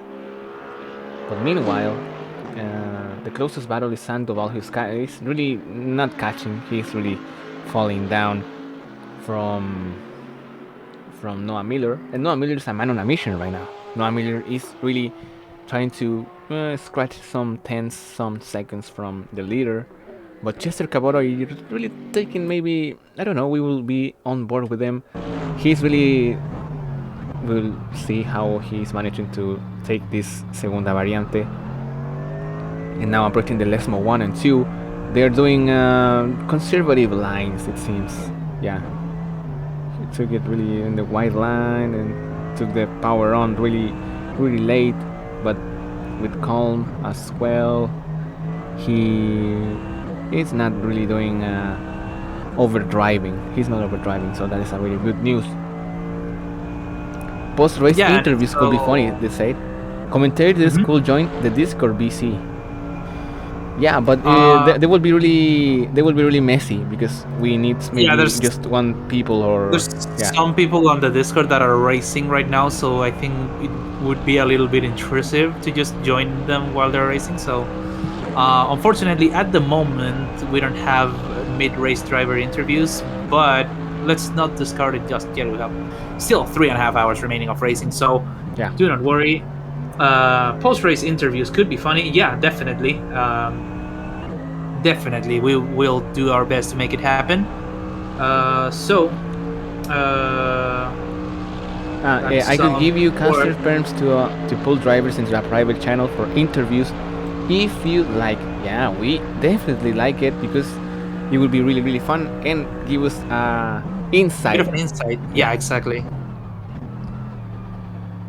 So yeah, we will be pretty much really well said. Well, while we get those permissions, we'll be asking any drivers if they want to join, and after that, before that, I will take a quick bathroom break. So give me a few minutes, and we will be right back. I'll leave the stream to you, Leroldi. So yeah, I'll be back in just a few minutes. Yeah, good luck. Yeah, we wish him good luck, and right now it's a really clean race for Chester Caboto. Miller is nearly 1 minute behind. No, 48 seconds behind. But we have to really check the pit stop, how much pit stop they made. Caboto has made 4 pit stop, even if you're not a driver swap. The driver swap, maybe they were just 3. They would have pit stop for fuel, I guess, not tire change.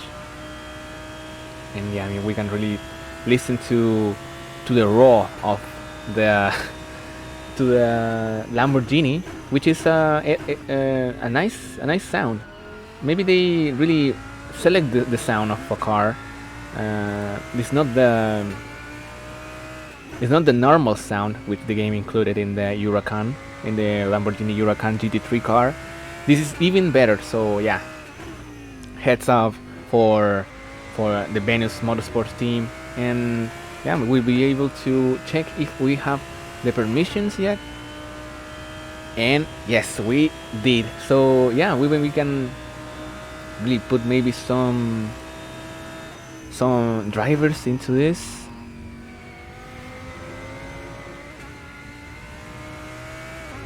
We can really have a moment with them. So this is a really nice event. I think that the great cause behind it. You can really do your donation down below in our Twitch channel. There is the link to do some donations for this great cause, this Ukraine relief, this horrible situation that they are living right now. And yeah, so meanwhile, I just wanted to put you into the onboards of maybe every single driver. I don't know if there's an option to put the best camera shot. Maybe there is. Yeah, this is the one, because we can see that everyone has a different dashboard, a different wheel, and maybe that was the main factor for the selection of the cars that they are using in today's race. You can see Sebastian Sandoval in this Lexus, and this is just a darker one. This is not that lighter. really dark in this cockpit. You can really see the lights of the dash. Oh, this is my favorite. This is different in my favorite. This is the GTR for the Nissan of Diego Carroll. Let's see how this blue light really show us all these buttons and this wheel, which is really, it's not that like the new ones. For example, in Miller, this is a different wheel, which is able to really look maybe the dash more appropriately. So for Carroll, it's all the way. It's more buttons down in the wheel. Romagosa is not able to really watch it. Here's the BMW. We have the Aston Martin. Really clean livery down here. I can really show it to you. Yeah, there is the Peak Society of Kevin Lara. MasterCard sponsored.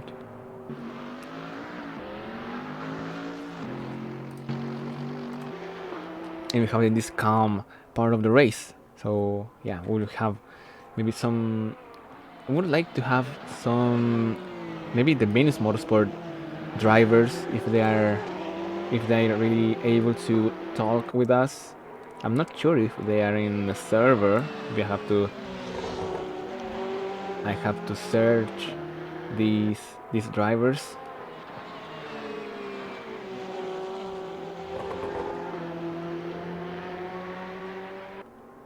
So that would be really nice. I mean, I think it would be really nice if they there's a voice chat channel where someone is waiting for give us their opinion.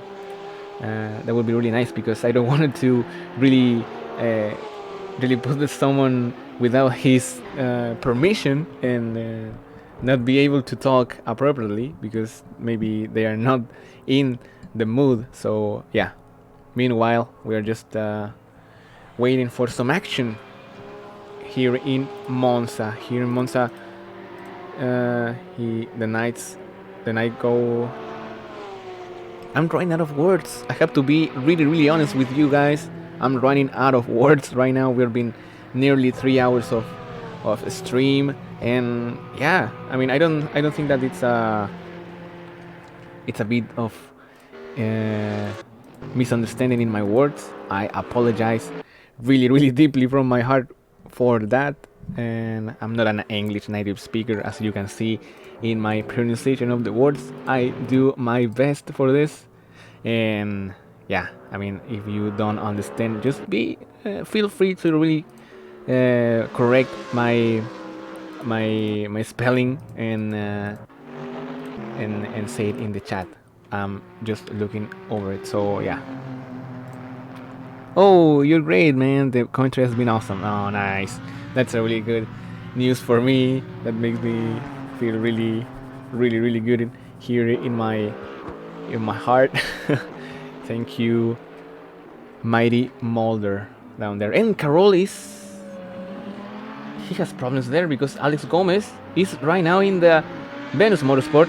The darkness doesn't allow us to see what is really happening here in a race, but it seems like Alex Gomez took the position from Diego Carroll. I don't know if there was a problem down there, or just was pure strategy, because maybe Alex Gomez is just passing in the stop. Maybe the driver swap was just a few seconds, a few moments ago, but it seems like Diego Carroll has lost the position. It is really bad news. Nissan GTR really started in a really good mood.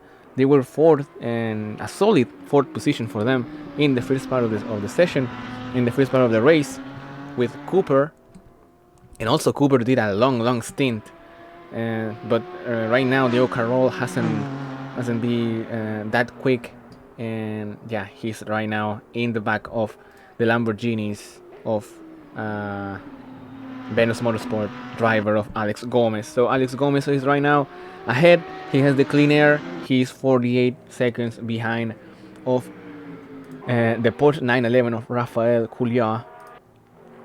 That's the French accent, yeah, French accent. I'm not French, but I would really like to learn that language at some point of my life. So Couliard is in the third position.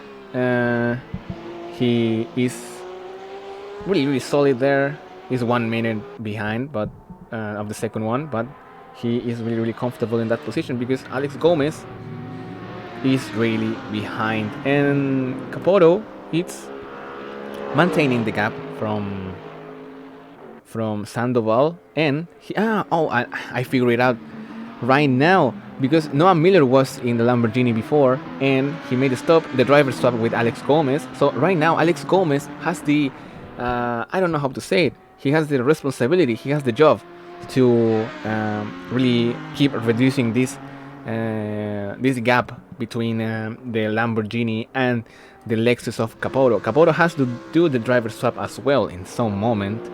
I don't know if maybe in the near future, maybe some laps before. I mean, we have to check all the lap time before, because they will be the indicator of the difference between them. But yeah, there is the fight for the race in the distance, yeah, but it's a fight as it's a fight at least. I love the glowing rotors detail. Beautiful cars. Go 10, go. Yes, love in the commentary. Nah, guys. Views on the Aston Martin. Yeah, Kayla and the Aston Martin. Really, really great. It's like ice cream. I mean, it reminds me of an ice cream here in Chile. I don't know. Can't remember the name, but there's an ice cream with those colors, with that coloring there. Yeah, I mean, we did the. I'm not sure if every single driver has the Soul mod installed. I really hope so, but they are not. That's maybe the reason why some people doesn't have the lights on. Yeah, as you can see, that maybe just an effect, but not that powerful as we liked to see in the cars. The headlights are not that powerful. Because here Sandoval, maybe he has the mod installed. You can see the lights are really, really powerful. But yeah, I mean, you have to really be aware of how difficult it is to run maybe Assetto Corsa in some PCs. Assetto Corsa modded, it's really, really hard for some CPUs and GPUs as well. So yeah, it's really understandable.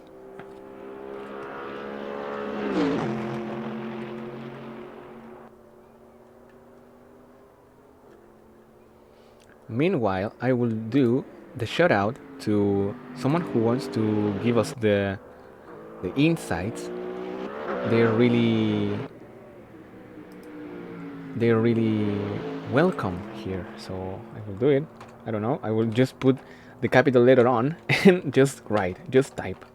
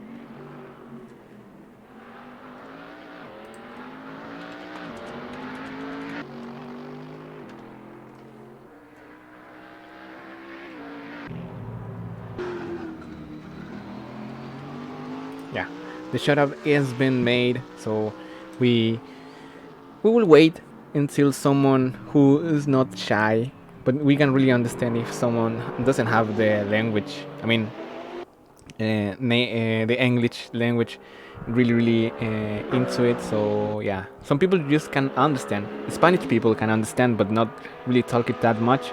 It's really complicated for us. And so yeah, that maybe that's the reason. And even if we're not, we can really be able to translate. So that will be, and there will be no trouble with that, I think. So yeah, we'll be waiting for the drivers who want to jump in the commentary box and be able to give us the inside of of his race at the moment.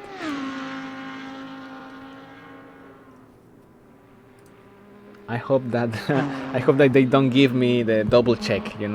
Wow, that really hurts. Really hurts the double check in Instagram or in WhatsApp. It's really sad to be in that situation. And now we're just watching the backlights of the GTR of Diego Carroll in the fifth position. He's 6 seconds behind of Alex Gomez, who did the move a few laps before. We're just watching and waiting for some action.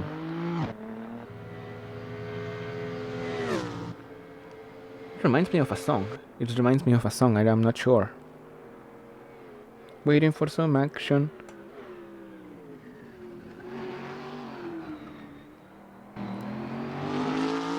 I'm just having some mental breakdown down there, but that's normal. That's normal.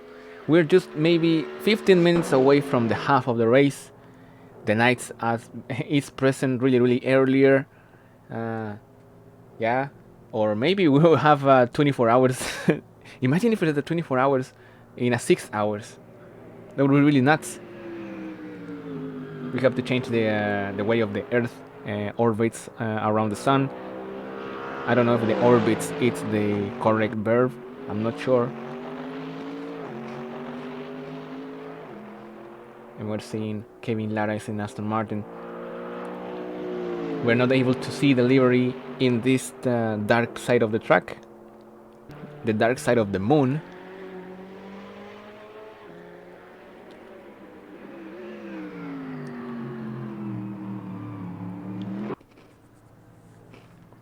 I hope Resu doesn't have any trouble down there. I wish him really big luck. And I think that Resu doesn't have any kind of problems in the bathroom, in the toilet, in the restroom. I don't know how to say it. A lot of options for the bathroom.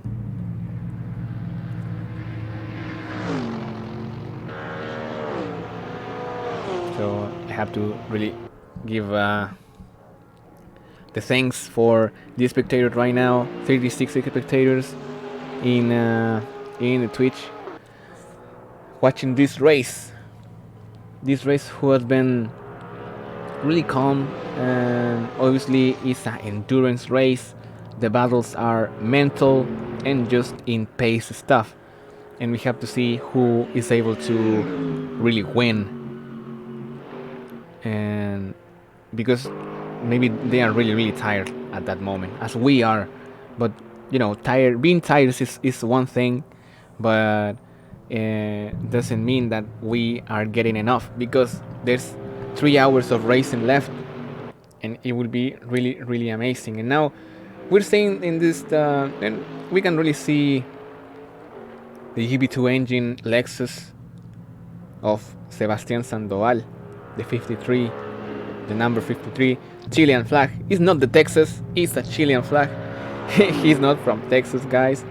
That's really funny. I mean, the flag from Chile and Texas are really similar, and I don't know if it has the same symbolic signatures and stuff, because we have the white part, the white of the Chilean flag, as you can see there. That means I'm not sure. Maybe I can remember right now. The white is from the Cordillera de los Andes. This is a mountain line from maybe Ecuador or Colombia, it starts until the last part of Chile. So it separates Argentina and Chile. So that the white is because of the mountains and the snow. The blue part of our flag, it means the the sky. Yeah, the sky. And the start, it means, I don't know, maybe Republican stuff. I mean, this we are in a state, we are democrats, and we are just pure like a star. I don't know. I'm just inventing this the symbolism. And the red, of course, it's blood, because we are really good for wars and stuff like that. We have a lot of incidents with our neighborhoods and country neighborhoods. So yeah, we we we're really not disciplined to that, and we have been really involved in a lot of wars in the past.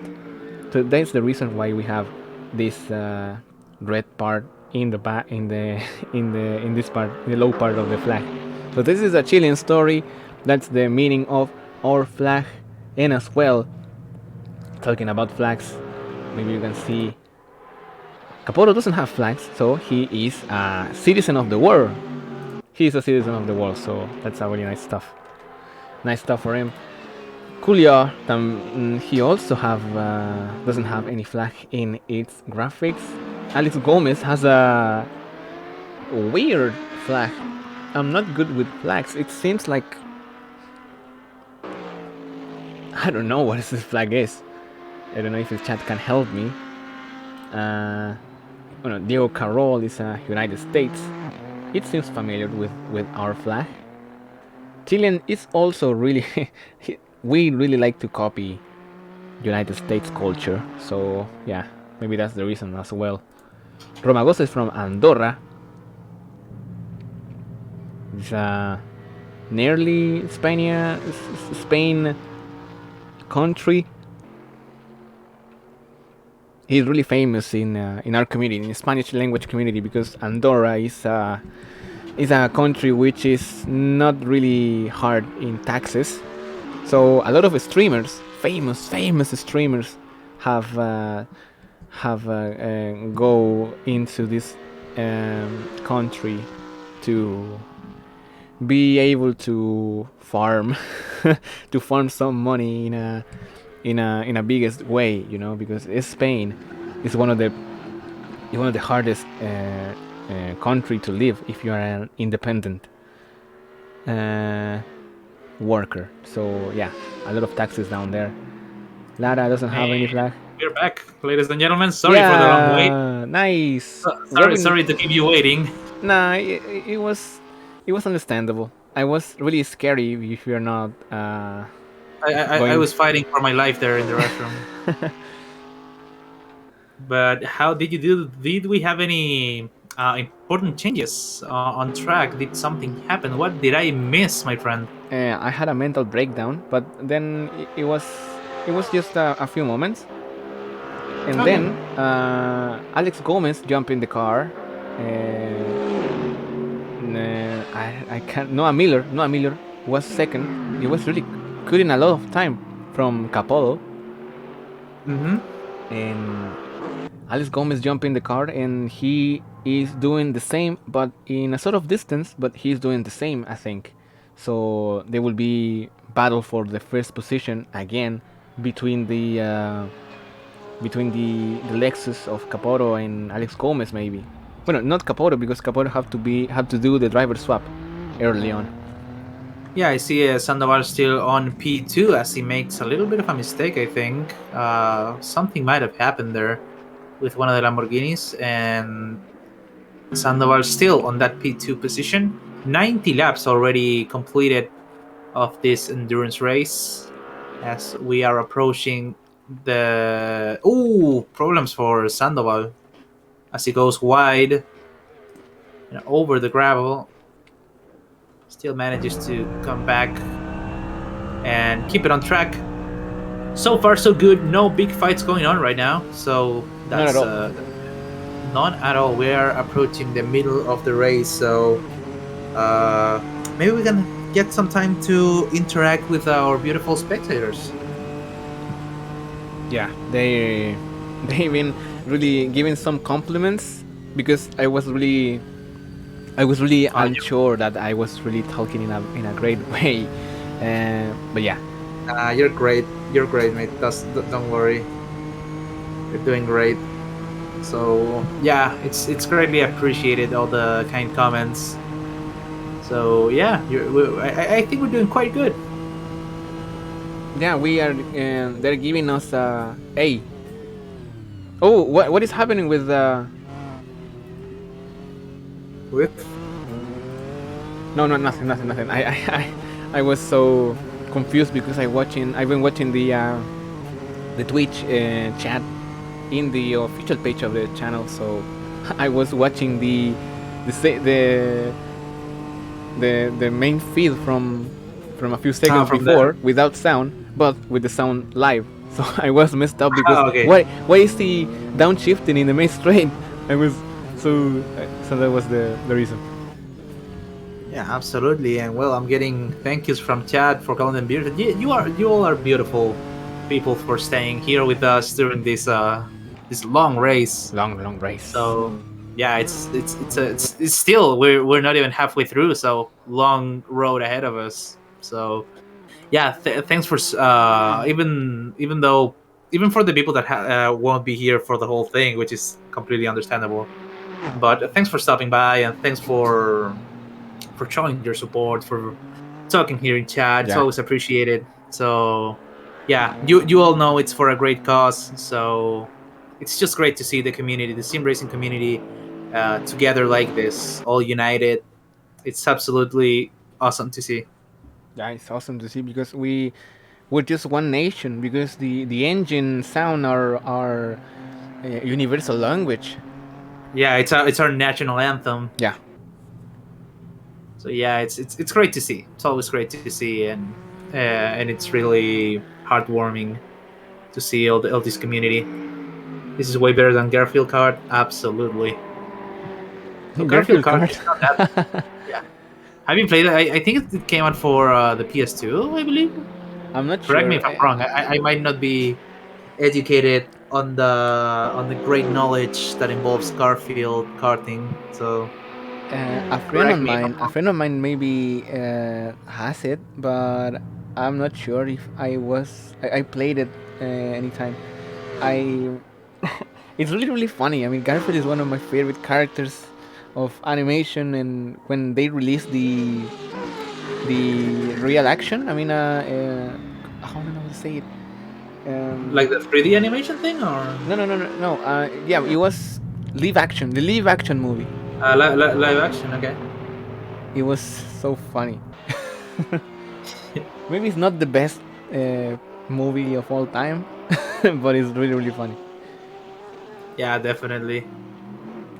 Having in chat, let's go, Team 53, all for a good cause. Exactly, that's our good friend Chi, a good friend of ours who also was taking part of the endurance race. We also have Rodrigo Leighton back on the Red Bull Alpha Tauri Ferrari car. So a lot of familiar faces in this race, Yeah. which is great to see. And yeah, all the support is for a great cause. So I do the shout out for the people who in the drivers who wants to give us some insight, but as I said, maybe they double checked me. That was really sad. Oh, what do you mean? Oh no, Like, does I reckon do I lovely little interview?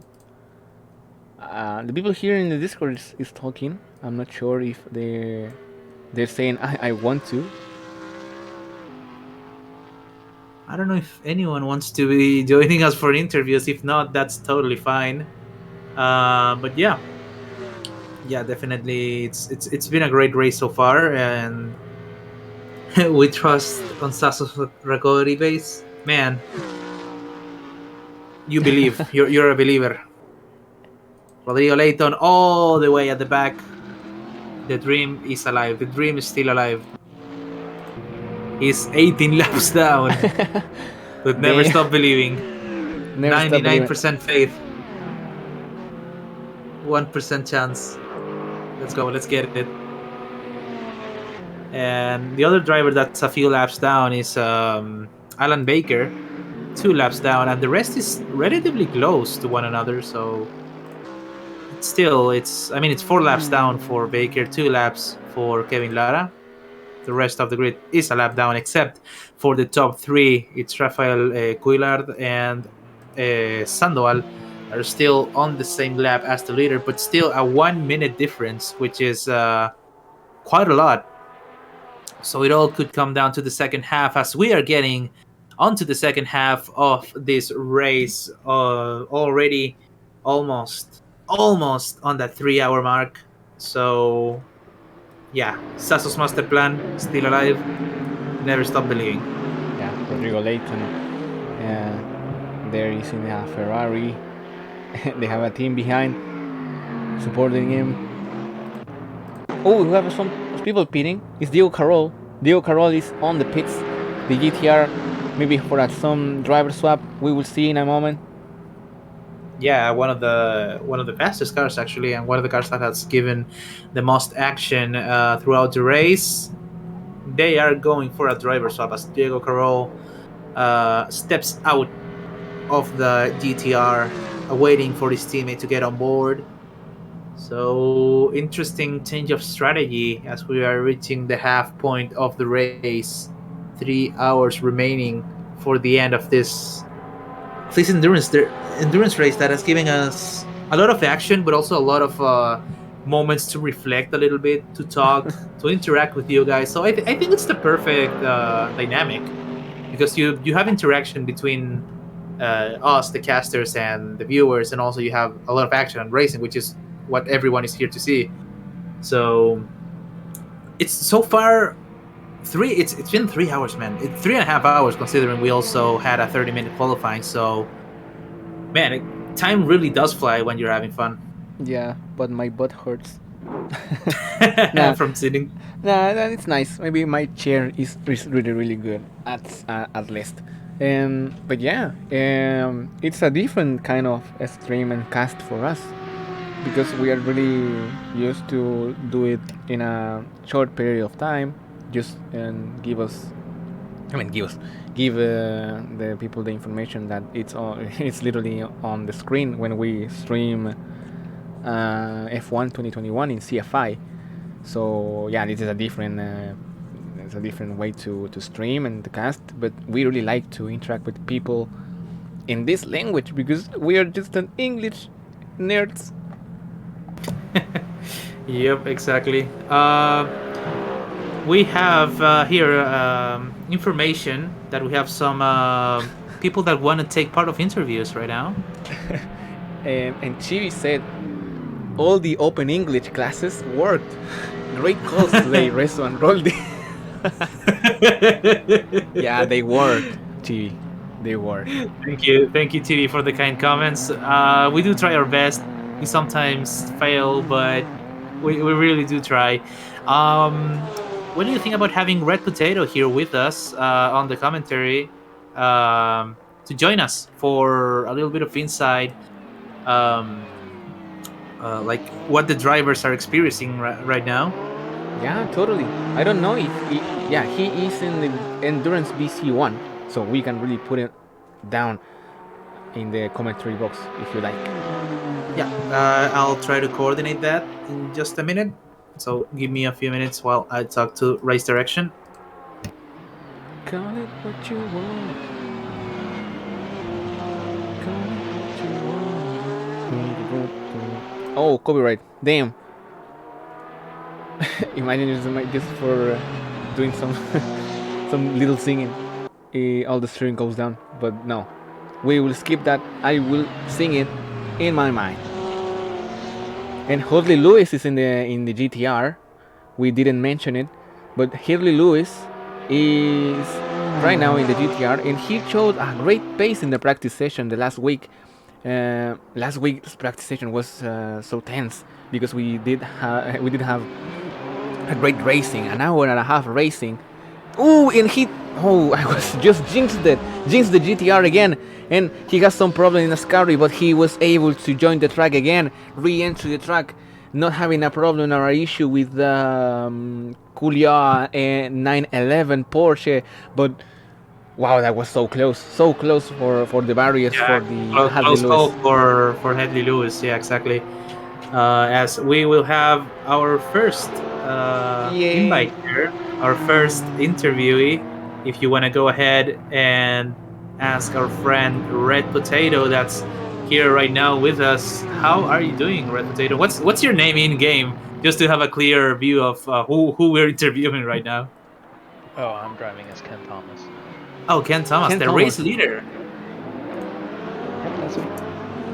Well, first off, congrats on that really good race start you had. You had really good pace throughout your first stint. What do you think? What are the expectations for your team for this race? Because, like I said, you had a really good first stint and you were leading. And so far, your team still on P1. Are you fighting for the win, or are you being like a little bit more? I don't know, expecting more fight from the rest of the field. Well, I think we expect the field to come back because we're still only like 50% through the race. So, my job first end was to build a gap, which I was able to. Fortunately, the guys behind, they were fighting and losing time.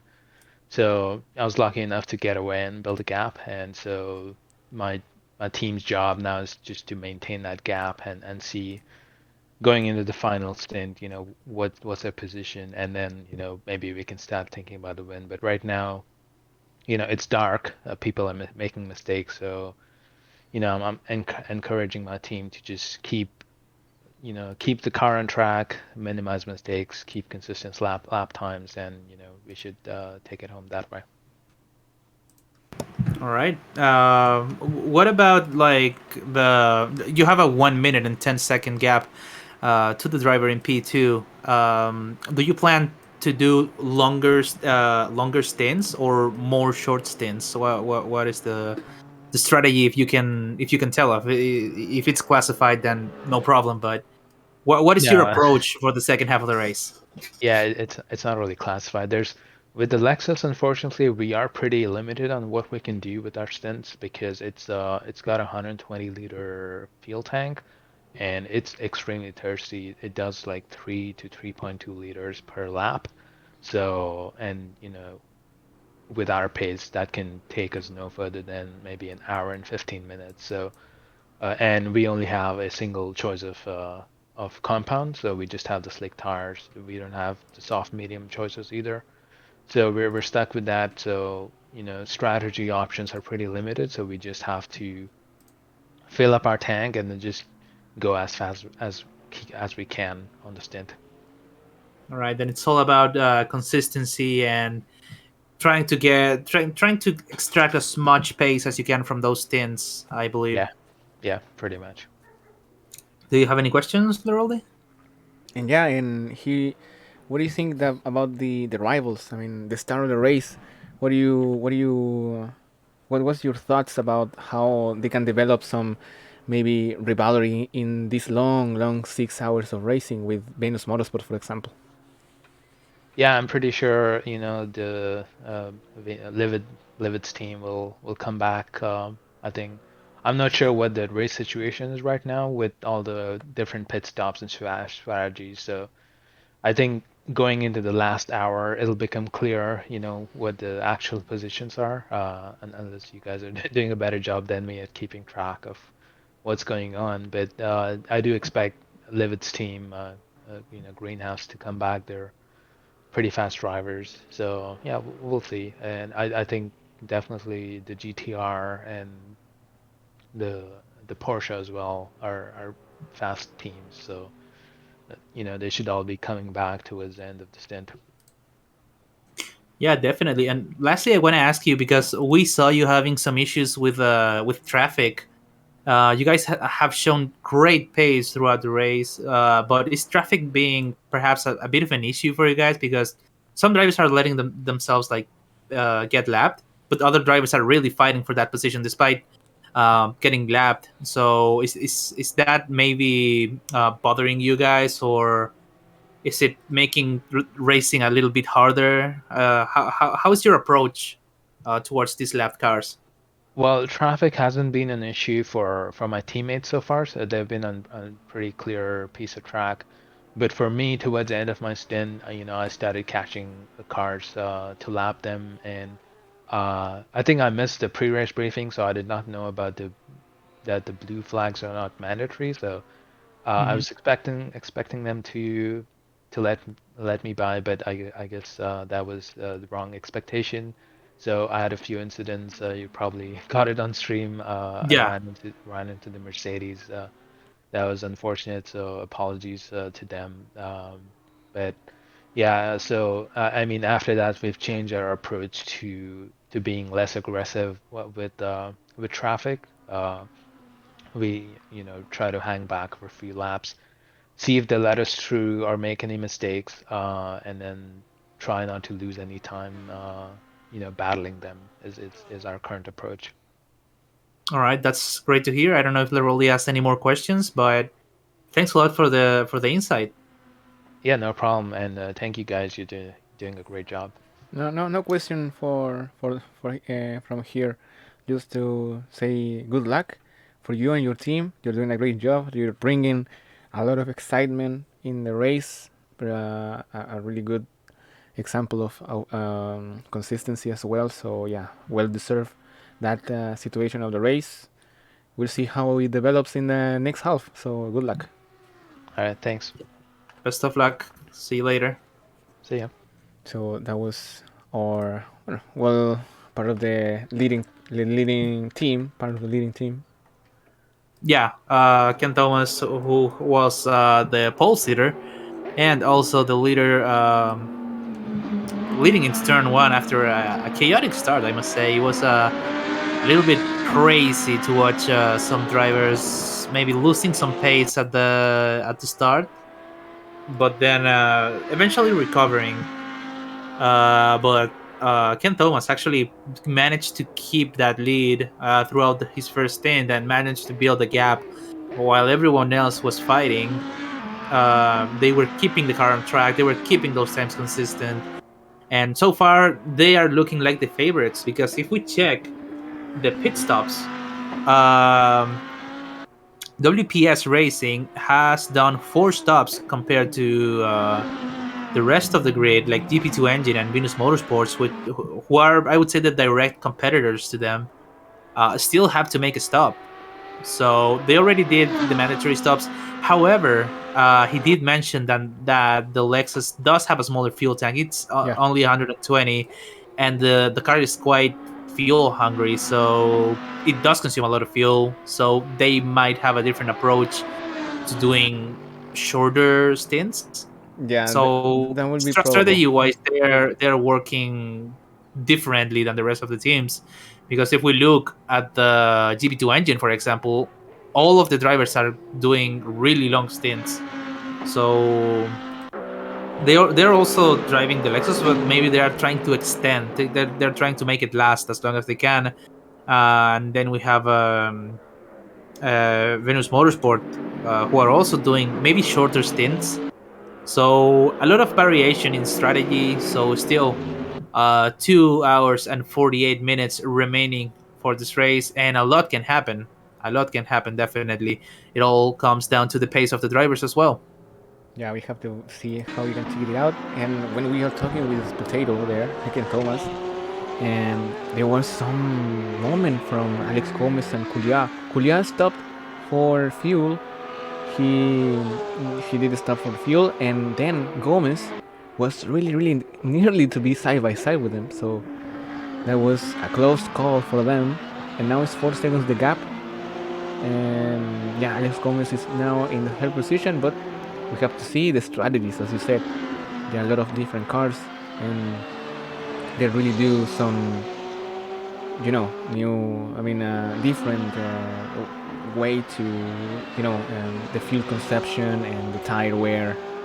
And yeah, it will be really interesting in the last part of the race how they can really manage this because imagine if some people take the risk and put the amount of fuel that is just enough, and imagine if it's not enough, and we have the same situation that we had with 2016, I guess, Toyota in Le Mans.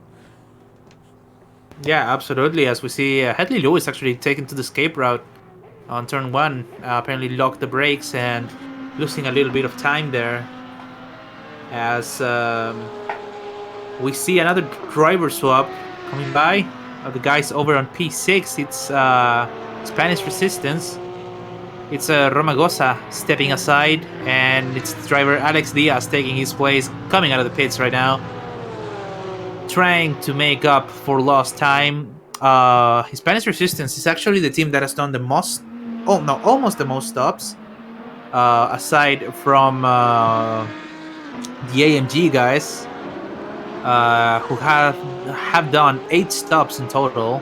Then it's Spanish Resistance with 7 stops, and then it's Red Bull Alpha Tauri with 6 stops. Yeah, we will check it out. We will see this for the spectators to see it as well and take their own conclusions. But yeah, the pit stop down there. Oh, I took off the map display. There it is. And Caputo has 4 stops, as you said, and that's the fuel and driver swap included. 5 stops. Yeah, and I want to mention that we already passed 100 laps here in Monza, 101 laps for the race leader, and I believe that we might almost make it. I don't know if we can make it, but almost make it 170, 180 laps maybe in total. And Total Wolf? In total Wolf? In total? In Total Wolf, and maybe we'll be near to that number. We'll be really near. We'll be quite near. Yeah. It's gonna be almost 200 laps. That's a lot of laps, my friend. And what if we just do some... we'll take a guess. I don't know how to say apostar. Oh, let's do a bet. Let's bet. Let's bet. How many laps do you think the race is gonna go? Ooh, imagine someone is winning this and is just Nostradamus. Yeah, we should do on. We should see how close people can get to guessing the amount of laps we're gonna do for this race. I say, let's give an exact number. Everyone pull out your calculators and start adding up the total lap times and whatever. Yeah, I mean, he said Sneaky Senf says 187 laps, calling it. Okay, really exact number. So 187 laps. That's the first bet. Okay. I say 179. I said 175. Okay. Yeah, that is mine. Okay, I'll write this down. Actually, I'm gonna write all of this down, and whoever wins gets bragging rights. Okay. If not, I'll donate another 10. Okay, that's great to hear. And thank you all. We haven't mentioned it, but everyone that has donated, thank you so much for helping this absolutely great cause. Everyone that has donated, everyone that has stayed watching, even if you can't donate, the fact that you are staying here and supporting this means the world to us, and definitely means the world to the people over at Ukraine. So definitely, thanks a lot for all the support. And going back into the bets, okay. Sneaky said 187 laps. I said 179. So I'm writing all of this down. And you said 175. Okay. Anyone that wishes to place their bets, let us know in chat. You cannot change it after you post it, so think about it. Yeah, you have to be really sure. No refunds. No refunds. No. Red Potato, our race leader, says 185. Oof. Okay. So yeah, people calling how many laps we will have. It's quite interesting. So we will see how long we go with the race distance.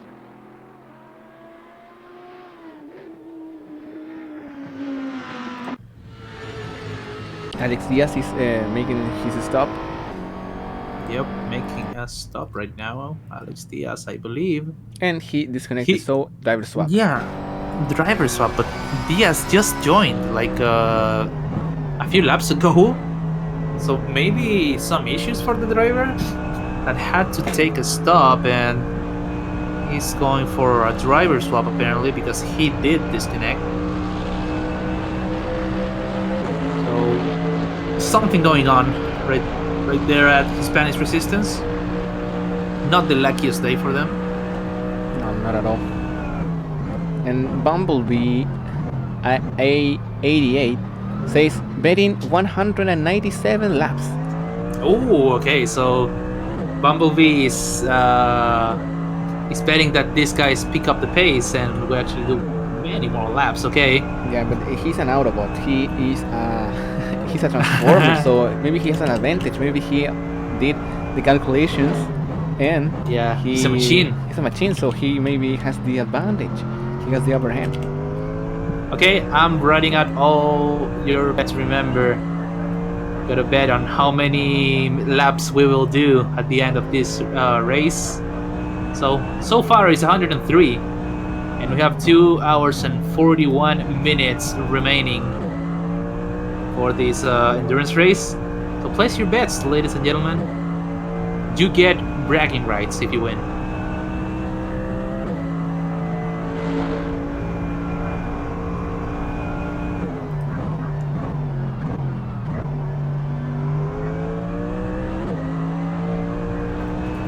Take a look back into the race. Edley Lewis in P5 is about to get lapped. He's 3 seconds ahead of the race leader, so he might run into a little bit of trouble there if he doesn't get out of the way. Let's see if he's one of the drivers that does get out of the way, as we saw with some other drivers. We will see eventually what will happen as we see Matias Martinez taking over the Spanish Resistance BMW. So Alex Diaz only making a brief appearance for just a few laps, apparently really having some issues. Really brief. But Martinez, the Chilean driver of the squad, takes over the BMW. We will see if he makes up for lost time with the double pit stop they had to do.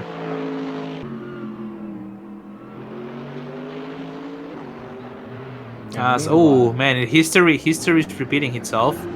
Why? Because right behind Martinez is the race leader once again. And he's getting a bit closer and closer, so we will see what will happen there. As the track is so dark, you can barely see anything. You can only see the headlights and that's it. Yeah, it's very difficult to really put the TV camera, so I put the onboard, and it's really difficult, but at least we can see the track and the lights. But yeah, it's really difficult to see all the cars going through the difficult corners of this layout. Yeah, absolutely. So we see Martinez trying to weave a little bit. Hedley Lewis had to let him go eventually. He's quite close. Hedley Lewis trying to lap. It sounds familiar. Martinez. This last name, it sounds familiar for me. Hedley Lewis. I can remember. Have you watched American Psycho? No, I don't watch many movies. I'm sorry to disappoint you. Nah, this movie is one of Christian Bale. He's staring at some. It's a novel, which is inspired on the 80s, where there's some people who works in Wall Street who are really bad people, but like corporative guys, you know, and he's one of them, and he has this maybe problem with identity, and he's a psychopath, and he really likes to kill because he doesn't have emotions. He's a psychopath at the end. Okay. So, Headley Lewis, I think the Headley Lewis and the News is a music band. It's a band from that time. I think I will Google it because maybe I'm just saying maybe you're hearing voices in your head. Yeah. Mind breaking. Maybe you're the real psycho. Yeah. As we see, Headley Lewis actually making his way up to Martinez, approaching the Ascari chicane, a little bit late on the brakes, and he actually goes quite deep. He loses a bit of time. No, it's now the race. It sounds familiar. It's Huey Lewis. Huey Lewis and the News. That's the name of the band, which this character likes a lot. Okay, that's respectable. Totally understandable to get a little bit confused there. Sounds similar. As we see race leader, WPS Racing, Real Galactic actually going for a stop. Real Galactic 102 says that the problem was that I had a problem with the lights of the car and the track. Now I fixed it. Okay. So yeah, like we were anticipating, it was probably technical issues for the drivers over at Spanish Resistance. No, so he's Alex Diaz. Yeah, he's Alex Diaz. We cracked the code. Yeah, he said that he would like to join us to talk about the race here in the Discord server. He told us me and smiley face. Yeah, we can. Okay, if you want to join, for an interview, make sure to join any voice channel so we can drag you to the commentator channel. So any of the drivers that are watching and wish to join the commentator booth, just let us know, tag us if you want, and yeah, you can join for a small little interview to have your perspective if you want to say anything. Have you ever watched? I will ask you this question knowing that you are not a film fan, but I haven't watched this movie. But when you say booth, I always remember this Netflix movie that a girlfriend of mine really liked. That was a Kissing Booth, the movie Kissing Booth. Oh, okay. so we're in the Kissing Booth. Yeah, this is the Kissing Booth right now. Okay. So join us. Anyone that wants to get invited to the Kissing Booth, yeah, this is the Kissing Booth right now. just let us know. So we got a Chester that actually wants to join us for a small little interview right here. So make sure that you are in a voice chat, Endurance Voice Chat 1 and Endurance Voice Chat 2. Join one of them and we will drag you into this part of the commentator booth, or Kissing Booth. Oh, and he's gone to the toilet. Okay. He will back in a bit. Yeah, he'll be back in a bit. We're just checking the Discord right here as Chester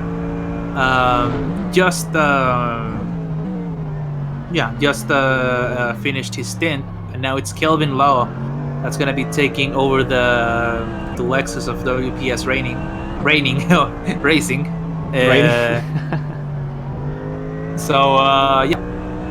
A really good stint by Chester, really convincing performance by him. So quite a good stint from him, and that team is not keeping the lead right now. They fall all the way back to P4, but still the drivers at the front have to make another stop unless they are doing less stops. So that would be a little bit of a challenge for WPS Racing.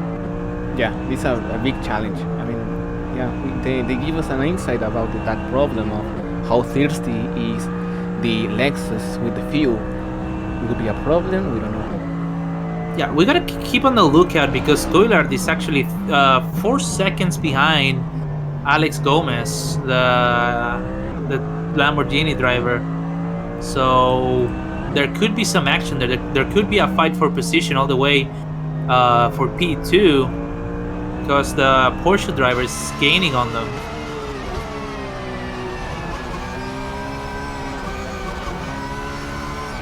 I don't know if that much is 4 seconds the gap, and it's not really reducing that much. But we will have to be patient. And meanwhile, Sandoval is in the pits, I think. Yeah, exactly. They're going for the driver swap. That means they're gonna lose the lead, probably to Alex Gomez, as Coillard is also getting close, and Kelvin Lau is gonna recover that third position. Still yet to stop the other drivers. Gomez is stopping as well. So Gomez both as well? drivers stopping. Yeah, Gomez is stopping. Yeah, that's He's really going for interesting. another driver swap as they go at the same time as. He's covering him up, so I think it's they're covering this to be the most equal in strategy as possible. I think. Yeah, they're going for a very similar strategy as Felipe Gonzalez, one of the drivers that changed the most. Actually, he got a really good performance out of the car. Jumps into the Lexus. So it's now the Porsche of Rafael Coillard that's gonna be taking the lead of the race. And watch out, because it's now Hayden Paul, one of the fastest drivers on track. It's gonna be going on board with the Lamborghini. Watch out, because it's Hayden Paul that's gonna be taking the wheel of that Lamborghini. And meanwhile, Kelvin Lau is all the way up into P2. Let's see if he can start maybe maybe getting rid of that gap between him and first place. Remember that the Porsche still has to stop, I believe. We're going to be checking the pit stops right now as, yeah, Kelvin Lau and Gonzalez both have 5 stops for their team, while Coillard and Hayden Paul only 4 stops. What surprises me the most is Shepard, Finley Shepard, only 3 stops so far. So pretty much doing almost the entire race on his own. He's been on board with for quite a while during the race. So yeah, quite impressive work by them. Just going really conservative with the pit stops. Yeah, totally. But maybe it will cost you. I don't think it will. It will be that benefit because they not showing that great pace as they thought. Because if you want to be in that strategy with a low number of pit stop, you have to be really consistent, and maybe that's not the case right here. Right, and you better have questions ready because we are moving our friend Chester right now to the commentator. I don't want to say booth again because you made it weird. But yeah, joining us right now is our friend Chester. How are you doing after that stint? You did really good stint, really solid stint throughout. What are your perspective on that stint? I mean, I think I was pretty consistent uh with the times. It took me a while to get into it. I haven't driven with a full tank of fuel much, and that makes a big difference. But yeah, the consistently 151s, which I'm pretty happy with. So Yeah. you're Chester, right? Yes. And how's your last name? How we can pronounce it in a correct way? How's the pronunciation of it? Capodo. Kilpoto. Yes. Okay, thank you very much because we were struggling a little bit, so apologies for that. No worries. So yeah, overall it was a pretty solid stint, and we were talking to your teammate earlier, to Ken, and he was saying that the most important target for you guys was consistency. And do you feel like you guys are doing a great job? Because personally, for us, we've seen you guys be really consistent and not making too many mistakes. Do you think there's something that needs to be improved, or are you happy with your performance so far? I think I'm pretty happy with everyone's performance. Mine in particular, I didn't take any damage for my stint, so I'm pretty happy with that. It's just keeping it within the white lines and just making sure that we don't have any big crashes. On the final lap, the GTR did distract me. They have quite a large rear bumper, and I did follow it off the track a little bit. But other than, it's just keeping it between the white lines is the most important thing, and I think we are doing that. Yeah, is it too different for you guys as drivers uh, to be driving like in the dark? Does it affect your driving too much to maybe Oh, lose a couple of references or to have like this limited visibility on track? it definitely affects the driving. I mean, most of my braking points are done on. I mean, I'm looking at the the distance markers, but a lot of it's done on what's happening on track. Like my braking point before turn one is a change in tarmac on track, and it's much harder to see that when it's in the dark, especially around the back half of the track when it's very badly lit. It's very hard to see what's going on. And then if you get up too close to another driver, their back bumper is shining right in your face, so it's very hard to, it distracts you quite a lot.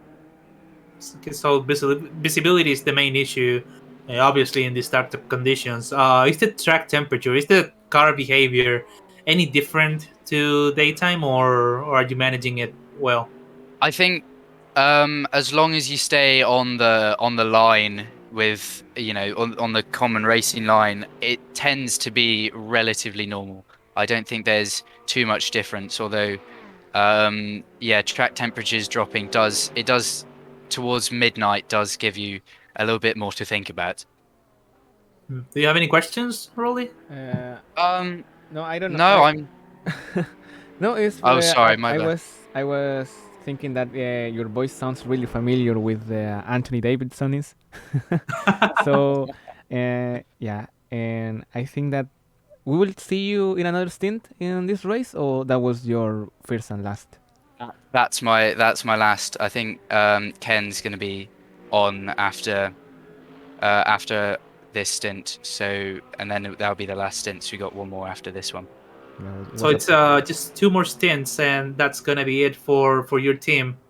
Yeah, I think so. The fuel, we if we could have done it in four, that would have been ideal. But the Lexus really does drink the fuel, so there's we had to add an extra pit stop in there. And how do you think it's looking for the end result? I mean, your team is currently sitting on P2. Kelvin Lau is actually gaining on the race leader, who happens to be on 3 stops. I believe they still no 4 stops, which is 1 stop less than you guys. So we assume, without having too much of an insight to what their strategy is, they might have to stop once again. So They may if do. I mhm. think I think one of our stops was a drive-through penalty.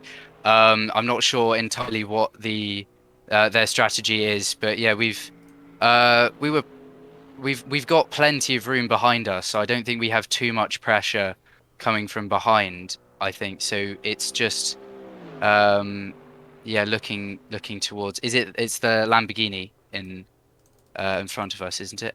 No, it's the Porsche. It's the Porsche. Okay.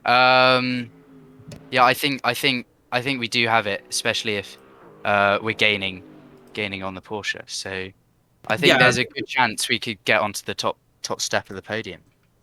yeah, that would be great because so far your teammate is doing 149s while the Porsche is on 152s and 51s. So definitely gaining, and yeah, you guys could be one of the favorites, one of the contenders for that top step of the podium. Yeah, and we've just got we got pole setter back for the final stint, so we should be in good stead. Yeah, really good shape for you guys. So anything you want to add to this little interview we're doing? Not really. Just good luck, everyone else. But if you see us coming in your rear mirrors, let us through. Yeah, that has been a bit of an issue, right? Like all the traffic. Did you struggle too much with traffic on your stint? Not really. There were a couple instances where there was a spin in front of me, and there was just a little bit to avoid. My final lap, the GTR had a spin on the rear straight, and I just it was backed up the BMW GTR and then me, but I pitted um, straight after that, so there wasn't there wasn't too much traffic. I think we were in a bit of open track for the most of it. All right, that's absolutely great to hear, and well, I do hope your team manages to keep that consistency. It has been great. It has been an absolute smooth sailing for you guys this race, at least compared to the other teams. So yeah, that's gonna be it. Thanks for joining us, and good luck to you and your team for the rest of the race. Thank you. Thank you. So we already had our interview with another one of the WPS guys, the leading team, or virtual leaders, considering the Porsche might have to go for another stop, and even so, Kelvin Lowe is actually catching the car in front. Now the gap is 10.6 seconds, and is actually improving quite a lot. If I had to define this team by just one word, it would be consistent, because they have been so consistent throughout the race. We have another one. We have, We have our friend Toltec. yeah, Toltec is Hello. right here for give us his insight. So, Toltec, Yeah. welcome and go ahead. Yeah. I mean, I don't know if you saw my stint. It got ended early by a technical issue on my end, like halfway through a lap, which was annoying. For first off, just to have a clear picture for the viewers. So, what's your name in game, so we can have a. Carl Jagosfield, and I would drive for the Porsche. Oh, okay, so I'm talk us through what happened on your stint, because we did notice that your stint was quite short. No, what ended up happening was my my stint was going almost perfectly. I'd been really consistent times. We were in P2, and then at one point my internet cut out for a little bit, and so we had to do an impromptu driver swap because my internet wasn't working, which was really unfortunate because I was only about just over halfway through my stint on the medium tires. Still, your team is leading the race right now, but Yeah, it's losing grounds. Yeah, the Porsche, right? yeah, we're in Porsche. Yeah, you guys are leading the race with Coillard leading 8 seconds ahead of Kelvin Lau. So, what is, if it's not too confidential to share, what is your approach? What's going to be your strategy towards this final 2 hours almost of the race? I mean, right now, Raphael's been doing a really, really good job with his stint. He's been keeping it in. We were in fifth at some point, but now we're leading. So he's been doing a really good job. For strategy, we're not quite sure yet, but we're definitely gonna stop at least once. We're still Okay, working is there any chance you're gonna jump back in the car, or is it gonna be a teammate taking the wheel? I'm not 100% sure on that one. I think it might be a teammate, but anything can happen in this kind of race, so I'm always ready. Yeah, you gotta be ready, especially if like a teammate has a technical issue like you did. You gotta be ready to jump into the car and take control. Yeah. So, yeah. Any thoughts for the race overall? It's been really, really fun, and I'm glad we organized this so well, and it's been cool to see this whole race, all the racing. Also, shout out Kebby. He's been doing really well. Yeah. So, well, is there anything you want to add, Loroldi, to ask our friend right here? No, not much. Even if we had said a lot of insights that we really were needed. And yeah, if you want to do some new greetings to some people, Yeah, any that you shout like, outs, any greetings? yeah, some people Shout out Kebby. That is all. To Kevin. Okay. Thanks a lot, Toltec. We'll talk to you later, and best of luck the rest of the race. Thank you. Now, Right. So we got more people interested. yeah, it we seems have. like we have Philly in the VS2. Also, Okay, I'm gonna Real move Galactic our- 02, okay, well, Alex Diaz didn't have that. He hasn't hasn't joined yet. joined yet, so we go with We'll go with Philly. Yeah. Okay, Right. I'm gonna move our friend Philly right here. Wait, he just moved. Oh, he's moving channels. Can't move him. And there he is. That's our friend Philly. Philly, how are you doing, my man? Hello, hello, everyone. Hola, hola. How are So you it doing is. today? How are you doing on this amazing endurance race? My ass hurts. You know. Oh, same. We're all in the same boat here. Yeah. I've been sitting for probably the last, I think, 3 hours ish. I'm doing okay though. The two stints that I did on softs. They felt good. No spins. No major issues. Mm-hmm. So we're doing okay. You know, we're doing fine. I think we're net P2, I think, maybe. I'm not sure. Maybe Uh, net P2 or P3, I'm not sure.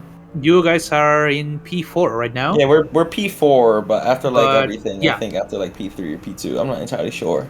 But yeah, the race has been going really well. I'm really happy with the performance of our team. We had a bit of a bad start at the beginning with Livid. yeah. Um, yeah, a lot of incidents, including with a lap car that really like threw us off. But I took over, got the momentum of the team going once again. So that's really nice. Um, as of where I think we'll finish, I think we'll definitely be on the podium. I think if everything goes to plan, I think we should be good. Yeah, But it's no, mhm. but yeah, that's everything. Yeah, I wanted to ask if there's any insight to what your strategy is for this final 2 hours and 15 minutes almost of the race. Like, are you planning to jump back into the car? Are we gonna see? Are we gonna see you do another stint, or are you guys gonna do just one more stint, or what's gonna happen? What's gonna be your approach? As of right now, we're not entirely sure. I think we're kind of set on doing two more long stints. I know Livid's currently on a stint right now, Mr. Hayden Paul, Mhm. and then I believe our other teammate will do another long stint as well in the mediums, and I think we'll just end it off on the softs. Cause I think my pace on the soft is actually really well.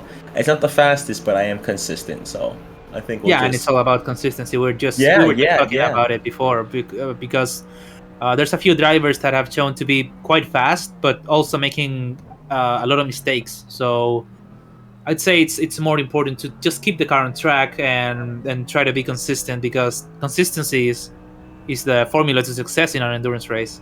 Yes, of course. I'm very consistent, so I think me me being consistent on my soft stance is probably the key to keeping this podium position that we currently have. So yeah, and also once again, as they did in CFI's 6 hours of Spa, Hmm. they are here once again in 6 hours of Monza. Once again, a really big shout out to Greenhouse for sponsoring the team and for giving us the go ahead again to showcase your name on our car. Well, let me We're much interrupt you appreciated. because we are just Oh watching yeah, we're watching the a race leading for of the the lead. race.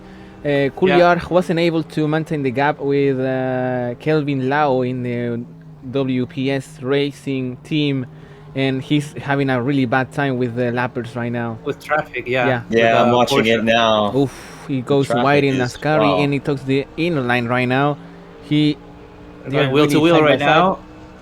Wheel to wheel action. As who's gonna win into the braking zone into Parabolica? Looks like it's gonna be Lau on the inside. But in the outside, it takes a middle line. He breaks really late. Yeah, really late But on the now the braking. slipstream, how they Lexus would. taking the lead of the race once again. As we are watching the pole sitters once again on top. And sorry to interrupt the interview, Philly, but this is we're seeing some serious action on track right now. No, please take the floor if you want to. This is great. I'm watching the action now. On my end, it's amazing, really. It is, it truly is, and Martinez Ooh, it could seems like actually be a factor um, right behind Headley Lewis. There's a lot of traffic ahead, so the leaders not only have to fight between themselves, they also have to sort out this traffic right ahead. And Martinez hasn't been really kind to the leading cars, so He's We will see defending. what's He's gonna really happen. defending. He's giving a really defensive line. He took the inner line as possible, but no, he jumps Oh, out of a the bad fastest exit. curve. Bad He exit jumped from him, it. and it goes Oh, he wheel touches to a bit of wheel. it. They bump wheels, yeah, with Kelvin. And Coiler, the Porsche also goes by. And Martinez actually switches 16. back and now has the inside line. And this could actually lose him a lot of time. He does get through. Yeah, And but this fight for the lead is still going strong. Coiler falls a bit behind Kelvin Lau. And Martinez still on the back of the Porsche. But yeah, we're man, having a battle for the top, and we have some people in Vicencio Gazzolio in the AMG in the Mercedes. He trips in the runoff area, maybe a spin. But yeah, and we will been with Philly, who yeah, is let's get back to Philly now. Philly, and yeah, with Hayden Paul now in the Lamborghini. What do you think about the car? The car really fits your driving style or not? At first when he first picked the car, I was a bit touch and go about it. I didn't really like it that much. I was going to opt for the Ferrari because I heard that the Ferrari is really good, and based off what happened with Lycan Racing in Spa, the Ferrari was actually a really well-rounded car. Yeah. So I was a bit iffy about it, but once I started driving it, then I would like get used to it. I'd actually grown to like the car a lot. I know some days I would just wake up and practice, and then it wouldn't be on. Like, I did not like the car one bit. Like, some days I would like it, some days I wouldn't. But today's not one of those days. I've grown to really be comfortable with the car at the moment. The setup that we have is actually pretty good. I'm a big fan of the setup. It's rapid in a straight line, so we gain a lot of speed. Straight line is probably our best attribute for the car, for our setup at least. So yeah, I'm really happy with the car. Yeah, and it has shown definitely. You guys have had some really good fights, and we can tell like your straight line speed and exit speed from the corners has been one of your strongest points when you're fighting another car. So overall, really good performance from the whole team. So yeah, expecting to see quite some more action from you guys. And you said you guys expect to finish on the podium. Yeah, hopefully we do. We have the pace for it. I know Hayden's in the car, driving one hell of a car right now. I know he loves those mediums, so he's going long. So I don't expect nothing but the best from him. I tend to I don't like the mediums as much as I like the softs in the car. I prefer my grip, so I think I jump in the car whenever we have traffic, so I can clear the traffic, because I think I really excel in dealing with traffic and fighting. So that's why they put me in there, to just deal with who's in front of us. After that, finish my stint and then pass it on to my two other teammates for some long stints.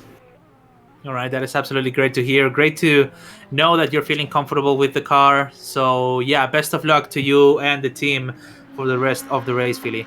Yeah, thank you so much. Take care, guys. Thank you for having me. And that is it for our friend Philly that was joining us on the commentator. Man, I was gonna say booth again, and you made it weird again. I promise I won't. We will have a Bumblebee. Bumblebee as well. Yeah, Bumblebee to join us right now here.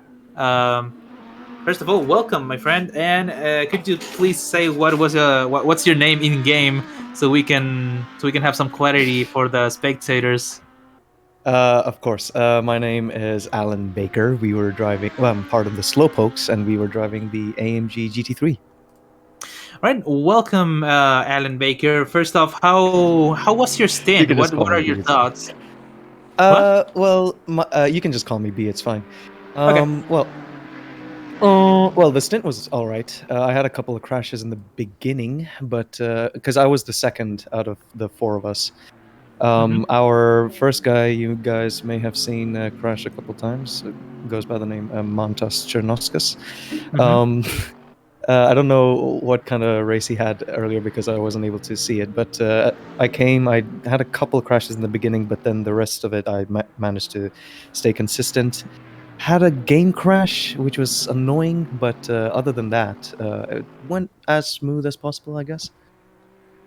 Yeah, currently you guys are sitting, I believe, a P8 with your teammate I don't know how closer to the next car, but are you guys expecting to improve on that, or is that gonna be it? Oh, Are you guys just racing to make it to the end? I have full hopes for my team right now. Jay, or otherwise known as Vincenzo Gasolio, is driving right now. He's a fast driver, and the one after him, Stefan Arndt, or the German racing driver, as you guys call him all the time. He's gonna be he's gonna be doing the last stint, and both of these guys are really strong drivers. I consider them faster than me a lot of the time, and I have high hopes for them. I think they'll catch up to. Right now, I think they're behind Mr. Martinez and the Beamer. But yeah, I have high hopes. They'll do good. Right. So what's gonna be your approach towards the end of the race? Like, are you guys just gonna do one more stint or two more stints? Are you gonna jump back into the car, Oh or no, is I'm it... completely done. Okay? Um, Basically, right now Gasolio is going to drive his 1.5 hours, and then after that it'll be Mr. Stefan Arndt, and he's going to finish it off completely. We're sticking to the same strategy. Hopefully, it works out. Tires, fuel, same. Hopefully, we're aiming for like only one pit stop, so that because we've had a number of pit stops accidentally, so we need to, r- To change make that up a for bit. lost time. Yeah. Yeah, pretty much. Okay. Well, that's absolutely great to hear. What are your thoughts so far on the whole race, on the whole event? I am absolutely proud of what is happening. This is one of the best events that I've ever been part of.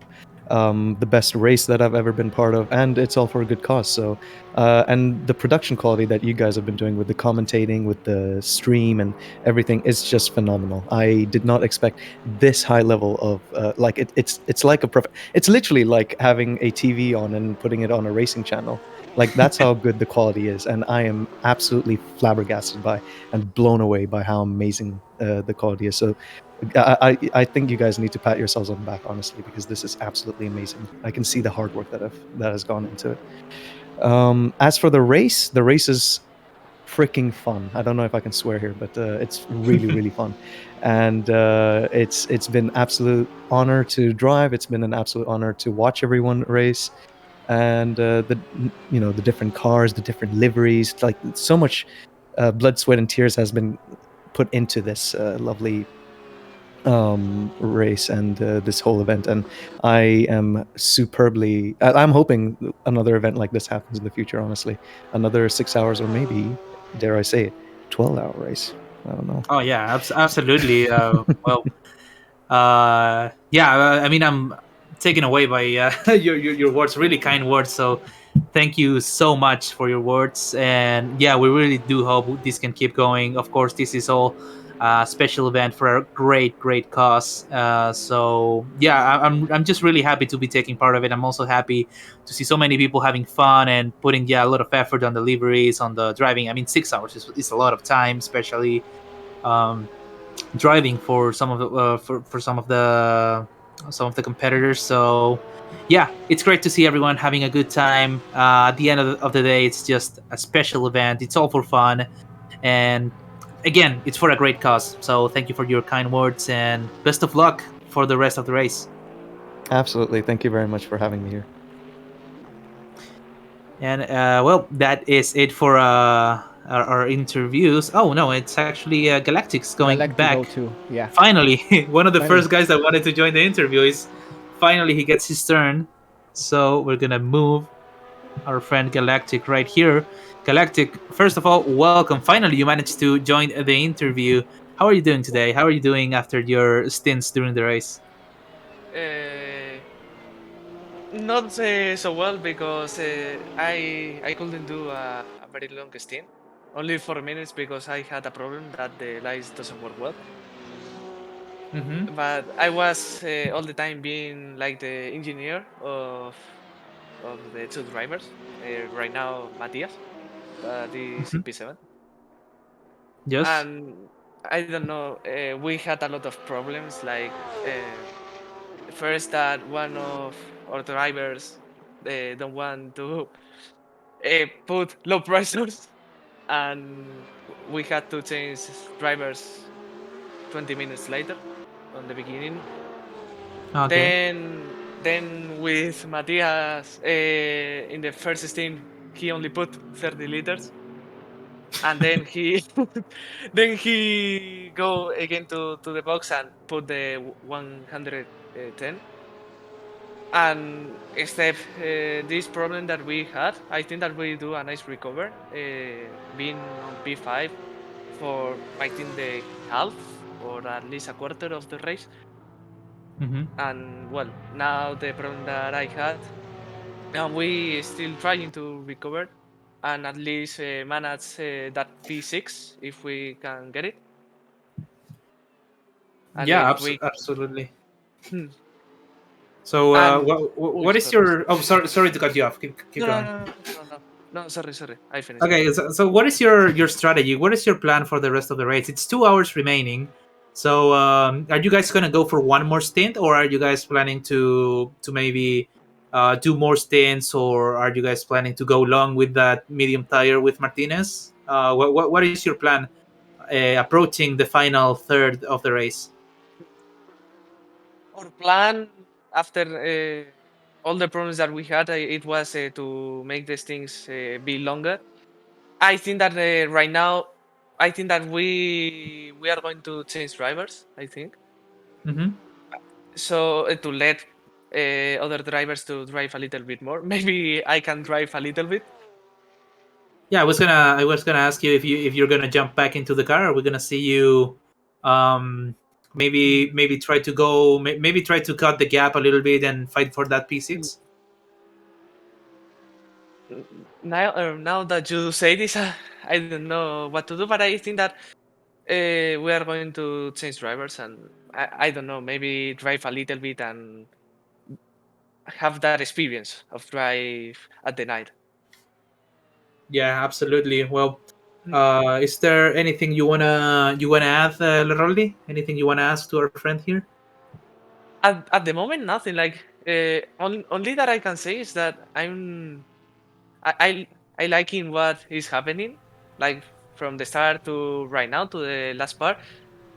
And I don't know. I would like to see if in the future we can see a multi-class if it can be do, but Oh yeah, just definitely. or inclusive as who say it like the 12 hours. Oh Ooh. yeah, like go for a longer race. Yes, I mean, Yeah, it's or definitely a challenge. It's gonna be a mm, challenge for all the drivers and yes, also for us. especially the yeah for us that we have to stay during the whole thing here. yes, But like yeah, who says we can't? We already did it once. We can do it twice. We can do it for longer. Who knows? Who knows? yes, But yeah, who knows? definitely a big challenge and a challenge we would love to take. So yeah, Just a challenge for just for all the people inclusive. We could see in a race hard tires. oh yeah, hard tires definitely go for even longer stints. Like Yes, in a 12-hour race, you yes, got to consider it's gonna be more stints, or you can go for longer stints mm, with the harder tire yes, and bigger or fuel tanks. So yes, yeah, or it's seeing different. different drivers to I don't know, trying to do leaf and coast because they want to do, Yeah, as you saving say, fuel. longer stints. Yeah, Mm, yeah, it is definitely quite interesting. quite quite interesting to see Mm, different strategies. So yeah, we will see eventually, because with all the viewers we're having, with all the support, with all the donations, Yeah. we absolutely would love to keep going. So still 2 hours remaining for this race. It's two-thirds of the race completed, and we see a lot of support. So we thank everyone. We thank you, the drivers. We thank the viewers. We thank the organizers for making this possible. We thank our sponsors, of course, who make all of this possible. So mm, yeah, yes, thanks a lot for your insight on the race, and I hope we can see you back again on track. And best of luck to your I team. hope, I hope. Thanks. Good luck in the commentator place. Thank And the you very kissing booth. much. The kissing booth. Yeah, the kissing booth. The kissing booth. Yeah, that was Uh, Alex Diaz. That was yeah, Alex Diaz, one of the guys from Spanish Resistance. currently sitting on P7 with the Chilean Matias Martinez on the wheel, trying to recover from being lapped before, but now it's Lucas Mueller taking control of the Aston Martin, of the Peak Society Aston Martin. So yeah, suddenly he has a chance because he's gaining. He's gaining on the Aston, so we could see that target position that was P6, Yeah, and maybe also they at can the accomplish that. yeah they can accomplish that if they play it smart with the strategy, and also if they have the pace. Uh, Meanwhile, at the top, now the gap difference is 9 seconds between Kelvin Lau and Rafael Cuillard. So definitely, also P1 that's up for the taking at the top of the podium. We have to check if Hayden Paul is doing the job, and maybe he's able to uh, reduce the gap with Gonzalez in the third place. I don't know if there's something going on there. We have to check it. The last one was 150 and 151 with Hayden Paul, so he's not improving. Yeah, no, not improving too much, as we can compare the timings to Kelvin Lau, who's actually he's actually on his last lap was a 152. Had a little bit of problems uh, with that Lexus, but so far he's being consistent with his laps. However, he has to take care not to lose that gap to Rafael, who's also improving his lap times on 150, mid 150s, and Lau is actually on 151s almost on his predicted time. So he is losing a little bit of pace, but if he manages to pick it up, because his best lap was a 148.1, which is an impressive lap, almost as fast as qualifying. No. That is So, wrong result because this is count of the car itself, oh, not it's the driver. the car best. So yeah, Okay, that okay. was Then Ken Thomas in the first part okay, of the so yeah, race. it was Ken Thomas that did that 148.1, but uh, Kelvin is managing 151s, 152s. He's still losing a bit of time. So Rafael has to keep consistent if he wants to catch eventually. We have to. And apparently, if we move back to to Martinez, he's gaining more time on Mueller, who had a little bit of a mistake. Yeah, His last time two was two minutes. minutes and six, so definitely lost quite a bit of time. And Martinez might be able to get closer and closer eventually. Yeah, the last in going back to the top, it would be the 52.3 to Lau and 50.9 for Kulia. So that is maybe nearly 1 second, and yeah, maybe nearly 1 second that Kulia was able to reduce. Yeah, definitely gaining. Both Martinez and Coillard are gaining on their rivals on the driver ahead, and this could be a very interesting fight for the lead. Remember, Kelvin Lau actually took the lead from the Porsche just a few laps ago, and we could be seeing another fight for the lead if Coillard actually manages to catch that Lexus of WPS Racing. So very interesting situation we have as we're approaching the final third of the race. Imagine a 12-hour. That would be really strange. Yeah, I think we would need a replacement for the casters, Yeah. because I don't think we're gonna make the like 12 hours. I Maybe wouldn't. 8 hours. I think 8 hours would be my limit. Yeah, that would be the limit for us. 8 hours. Yeah. It's just like a. Yeah, it's like the enough amount of hours spent, but Yeah. that they will be really nuts if we 12 hungry, actually. hours, 6 each. Yeah, Even if we eventually get hungry, we get thirsty, we get sleepy. So yeah, 12 hours would And be gets crazy, goes stupid, goes crazy. Well, go crazy, go stupid. So yeah, would be a little bit too much. But who says 8 hours isn't possible? I would try. I don't know if I'm gonna make it, but I would try. So who knows? Who knows? 6 hours is acceptable, survivable. And also for the drivers, I mean, longer stints. Imagine drivers going, I don't know, for 4 hour stints. That would be absolutely crazy in a 12-hour race. it's like a coach or a bus coach driver. You know, if you take the route from Santiago to Yeah. to Temuco, it's Temuco, like yeah. 9 hours, 8 hours. Yeah, yeah. Now that I think about it, like where I live to Santiago would be like pretty much almost like a bit over 6 hours. Yeah.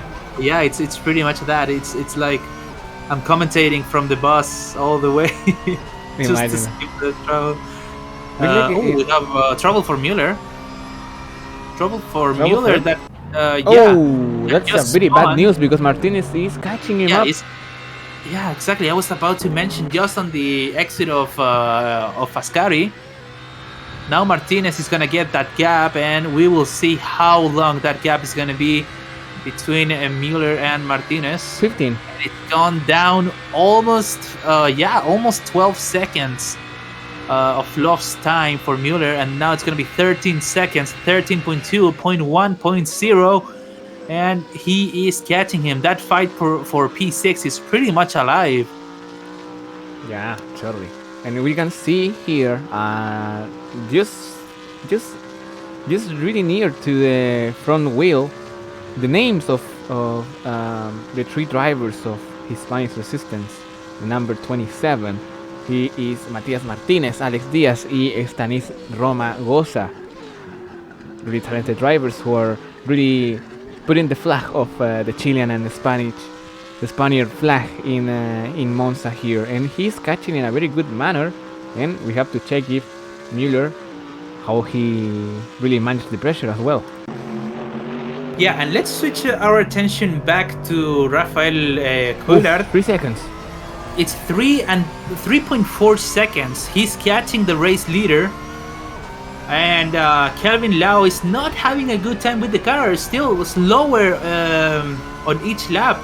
152.4 compared to Rafael's 151.2. He's almost 1.5 seconds faster. So he's definitely losing time. So he's in big trouble.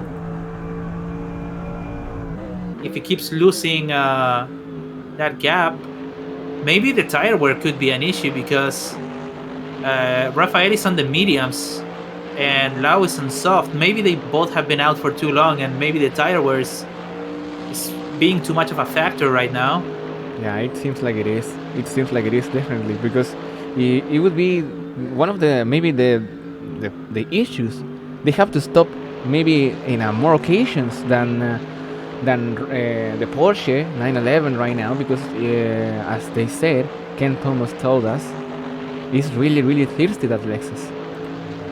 Yeah, it's really fuel thirsty, so it could get a little bit more complicated for these guys. 152.7 was the last lap for Lau, and for Coulthard 159.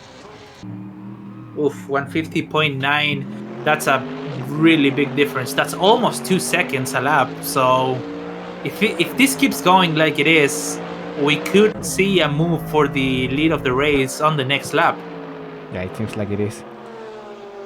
Yeah, the difference is 1.9 right now, and they're really lacking that pace. As we see Rodrigo Leighton, also known as Sassos, 18 laps down and now having a bit of a spin. Oof. At the back. Unfortunately, the race hasn't been kind for the guys over at Red Bull AlphaTauri. No, so, yeah, the number 23 car is back on track, not giving up, still going to the end of the race. That is commendable. So yeah, we need to really put the mood up because we can have a situation in a race. We've been waiting for this a few minutes, a few hours, but now we are just about to see some Racing really battle good here. Yeah, racing for position and for first position, nonetheless. So 2.2 seconds is the gap. And if some of the if any of these two drivers decide to pit, it's gonna break my heart. Yeah, me too. But it seems like maybe the smart move, that would be the smart Yeah. move. But yeah, we need the spectacle. So if I was the race director, I will close the pit lane. Close the pit lane. Yeah, totally. Just close the pit lane so no one goes in. It's like Everyone just wisens up. it's like it's like Donald Trump with stop the count, Yeah, stop the count. Stop the pit stop. stop the pit stop, stop the pit lane. But yeah, it's 2.6 seconds. Yeah, Lau manages to get away a little bit. Yeah, a bit. So 150, 151.4 and 151.2, so it's a 2/10 difference. Let's see if Lau manages to make that gap a little bit bigger, because he is extending that gap. It's almost 3 seconds now. But Koilat has to push for position. But Russell, what if he's just controlling the race? Maybe he's just putting the some I don't know how to say it, but the carrot into the rabbit, So maybe they can it's just a trap. It's a trap. He would say that Star Wars character. Yeah, pretty much. I mean, maybe because look at how much time he's losing. It's 3.6 the gap right now. Yeah, it's really weird. So it's quite weird how much pace he was gaining, and all of a sudden that pace is gone. Because look at how much Kelvin Lau is pushing right now. Let's see how I don't many know laps. if he was saving. I don't know if he was saving fuel or something, because he right now on his current pace, he's going for a 148.8, which is absolutely impressive, considering his last time was a 151.4. That's so much faster. I'm not really sure.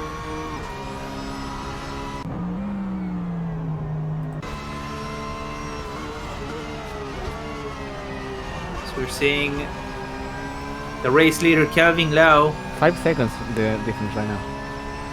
It is a 5-second difference. He's gone crazy right now. 148.8. That is super fast. That is a superb lap from Kelvin. He's trying to pull away because he saw the danger approaching, and he didn't want none of that.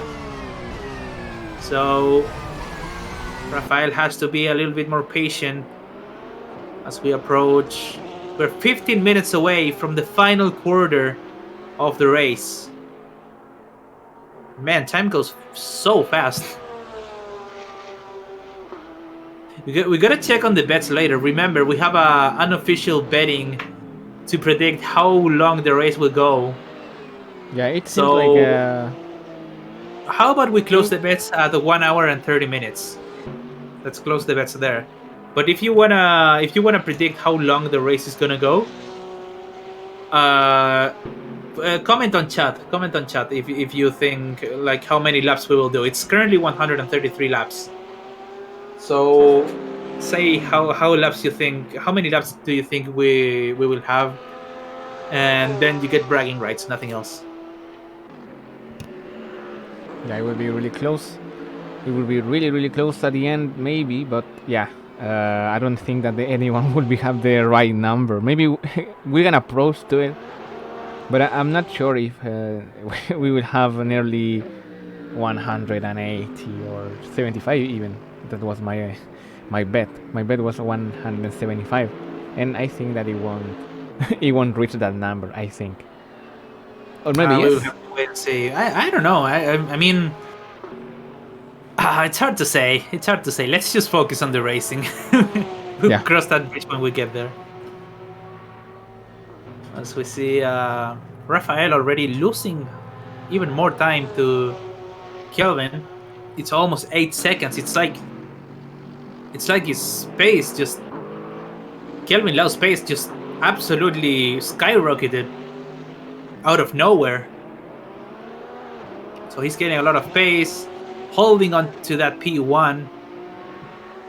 And another driver that has been gaining slowly but surely is Matias Martinez on Lucas Mueller. You almost said Martias. Yeah, Martin Martinez. It's, No, it's yeah, Matias Martinez. He is trying to do it. He's trying to, but yeah, as you said, really, really slowly. So slowly, the way that he's reducing the gap. But yeah, it would be a surprise if he is able to do it. Oh, Henry Lewis has disconnected from the server, so he is doing Yeah. the pit stop. Yeah, we haven't seen any driver stops for a while, so this might be the pit window for the final stint. Yeah, for everyone. Let's see if anyone's going for that an hour. I mean, an hour and 40 minutes, still a lot of time, but I don't know if they're changing the strategy to be a one stop or a two stop for the rest of the race. Henry Lewis stopping here with the GTR, and it's gonna be Cody Mitchell driving the GTR. So let's see how they do. They still have to wait. What if Venus Motorsport gets the rights to stream the 24 hours of Le Mans? Would you be there? I don't think I can survive 24 hours, honestly. unless we got some viewers buying us like food and having it delivered to our door.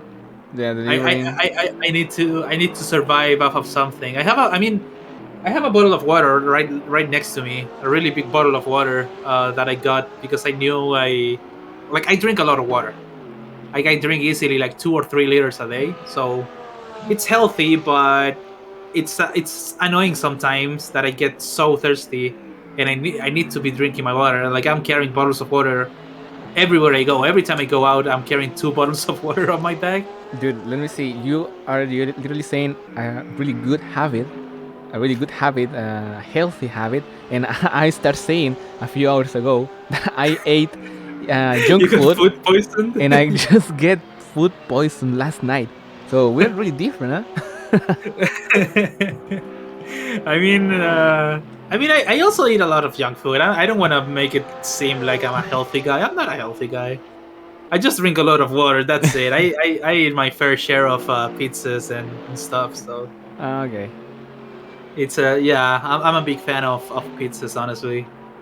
Pizzas and it's more of a Chilean thing, but churrascos as well. I'm a big fan. Yeah, the burgers, that kind of burgers, which was selected. I don't remember which year it was, but churrasco was selected as the greatest burger of the year or of all time. I'm not sure, but it was it selected by Chileans as well? Yeah, Chileans. It's just in my house. No, but I think that it's really ingenious. I mean, it's something like. I don't know. I think that it's so perfect. Yeah, it is. It really is. So yeah, well, just talking about food. I'm getting hungry, man. We shouldn't talk about food. No, we shouldn't. Let's talk about I don't know. Let's talk about the Porsche going into the pits. That's actually important. Rafael finishing a really long stint for the Porsche. Really long. And trouble for Martinez. He was just 10 seconds behind Mueller, and that gap is gonna be 15 seconds now as he has a little spin. Oh, that's really bad. Good news for Mueller as well. Yeah, good news for the guys over at Pit Society that managed to get away. But we gotta keep in mind, I think both cars have to stop, have to do their final stop. As we see now, the Porsche back with Josh Mulder. That I think we had him in the here in the commentator booth a few minutes ago for the interview. So he's jumping in the car right now, into the car and taking the wheel to hopefully fight for that win, because this could be an attempt to do an undercut against the guys over at the WPS Racing. And you have to really check how. Well, at least Kelvin Lau managed to really open that gap. Who was really close at some point, maybe nearly 2 seconds, 1 second and a half. He responds with a flying lap, and maybe that's an insight of how mature is the racing here. I mean, it's just as we said in the first part of the race. There's a tons of great drivers, fast drivers, but you really think that this is a management race You have to be really patient, and it's not every single lap is not a quality lap, as you said. Yeah, exactly, and it really shows that these drivers know what they're doing because he was holding up. I mean, he was just saving fuel, saving tires, and when he saw that the other drivers was getting close, he absolutely started flying with that car. He started putting fast lap after fast lap, and just consistent 48s and 49s. I mean, sub 50s are already fast enough, and to keep it consistent, he was doing a really, really great job. Yeah, totally. Now we see Hayden Paul with the Venus Motorsport. He's in the podium position. He's third right now. The number two Lamborghini. So he is in the position that they would like to be. They target that position. So yeah, good news for him. Yeah, definitely good news for him as they are gaining. Still, I'm still curious to see where Kelvin Lau is gonna finish, considering Ken Thomas is gonna jump into the car, I believe, for the last stint. That's the pole sitter. But remember, we got Felipe Gonzalez, who is an extremely fast driver on that P2, and we also have Hayden Paul all the way at P3. So I mean, the top four is pretty much unpredictable at this point. I don't know who's gonna be on the podium and who's gonna win. It could be anyone's race, and it all depends on this final part of the strategy. Yeah, we are just in a position that we really have a lot of ignorance between in the strategy. We are not really sure what is the situation and how they can manage this part of the race, because now they have to show all the cards. We will see if some people like I don't know, maybe Felipe Gonzalez and his GP2 engine Lexus, it would be that would be the position, the real position for them. Because if I can show you right now, guys, this is the pit stops for them, and we have Lau, the leader of the race. Five pit stops for them. Then Felipe Gonzalez and Lexus, also five stops. Maybe that's as common. This is really common in the Lexus, as we were told by Ken Thomas a few minutes ago. And then Hayden Paul with 4 stops. So as you said, yeah, it will be really unpredictable. Yeah, quite unpredictable, I must say, but the image is going to be clear and clear as we keep going with the race, as the teams are going for their final strategies, their final stints, and it's looking quite interesting. Let's look at Martinez once again. He spun before. He was gaining on Mueller, and he spun and he lost a lot of time, but he's gaining again. I mean, he's putting consistent laps once again, so definitely gaining more time, and he's not giving up. Dude, we said that we were not talking about food, and you are saying pudding. Pudding. So what? Let's not talk too much about food because we're getting a bit hungry here in the commentator booth. So it's getting desperate. Yeah, If anyone and, wants to send us completo or a churrasco, would be greatly appreciated. yeah, I will have to leave you alone for a few minutes, Resu. If that's okay, I will have to check if my if my cat is alive, is still alive. I have to really check it out. So we'll be back in a few minutes. Okay. I put the sure. autocam on. I don't think that it will be. Maybe it can show you the same as I am streaming. Yeah. So yeah, I hope that we don't miss anything. Okay, well, hopefully we are not missing anything, as nothing really is going on right now, so we will keep our eyes on what's happening on track. Let's review what's going on. So Kelvin Lau is leading the race for WPS Racing, with Felipe Gonzalez on that second place with the GP2 engine car.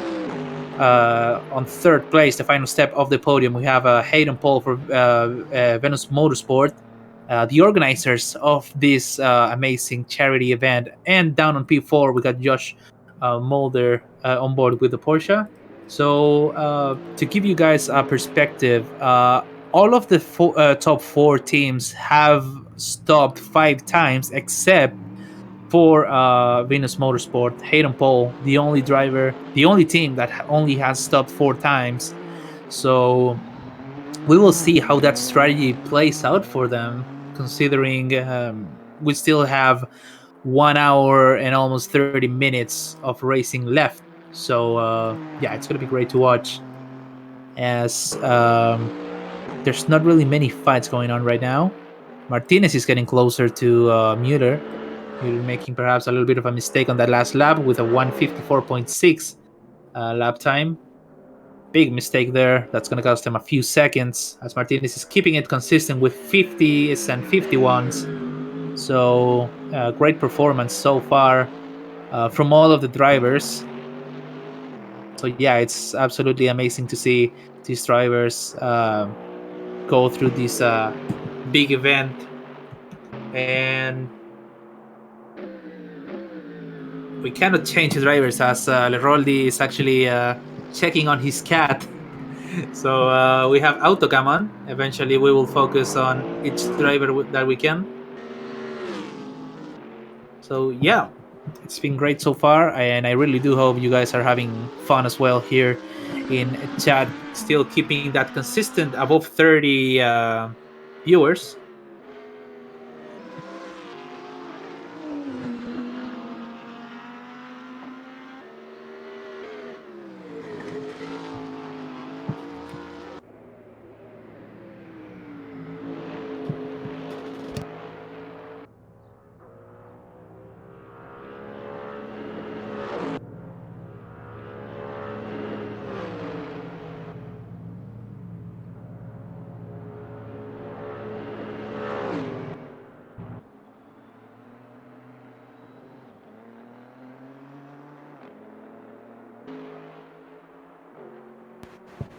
We are back with more action here.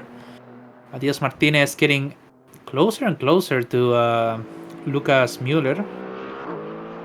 9 seconds, 8.9, making up for a lot of time. Mueller making a few mistakes on the previous lap.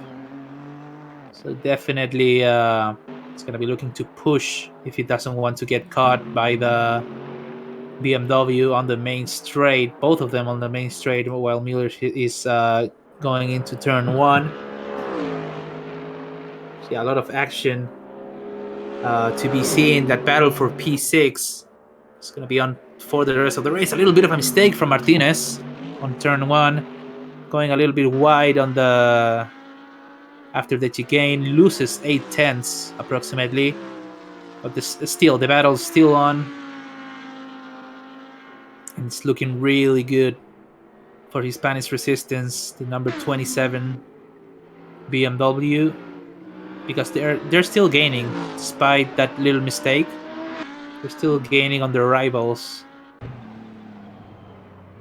And also Hayden Paul, he's keep pushing for keeping the pressure on for that P3, as Josh Mulder still on that P4. Got an hour and 30 minutes remaining. We're approaching the final quarter of the race. So it's going pretty well so far for most of these teams.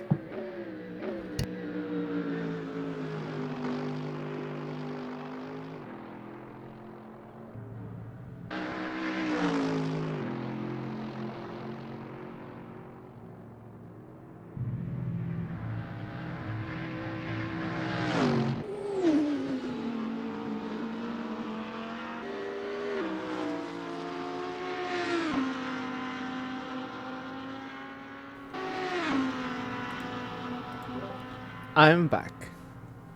Welcome back. Just as I was taking a little breath, and it's looking quite good. I was saying for Martinez, that's also cutting the gap to 8 point. Martinez locks up and has to go for the escape route. A little bit of trouble there. Gains a couple seconds actually. So let's focus a little bit on the Porsche. Josh Mulder. We want to check on the gap. It seems like Mulder. it seems like we are just getting sun again. We will have a 24 hours race. Yeah, is it? Is it though? I mean, I thought I was hallucinating or something because the sky is getting a little bit clear, isn't it? Is the sky getting clear? Am I going crazy? Is it like? Is it done? Okay, anyways, let's focus back on Martinez, who is 6.7 behind Mueller, and he's catching up. He's putting really good times right now. Goes He's a little taking bit a lot of wide on Ascari. Yeah, taking a lot of risks. But yeah, the sun is apparently starting to rise again. So seems like we will finish on a day race. A whole night has already passed. So yeah, quite interesting.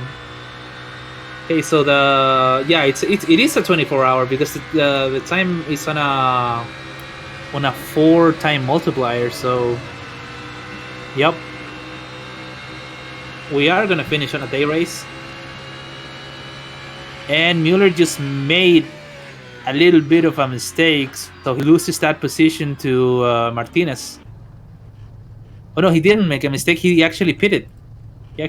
So maybe a little bit of an undercut, as we are seeing the final stints for some drivers.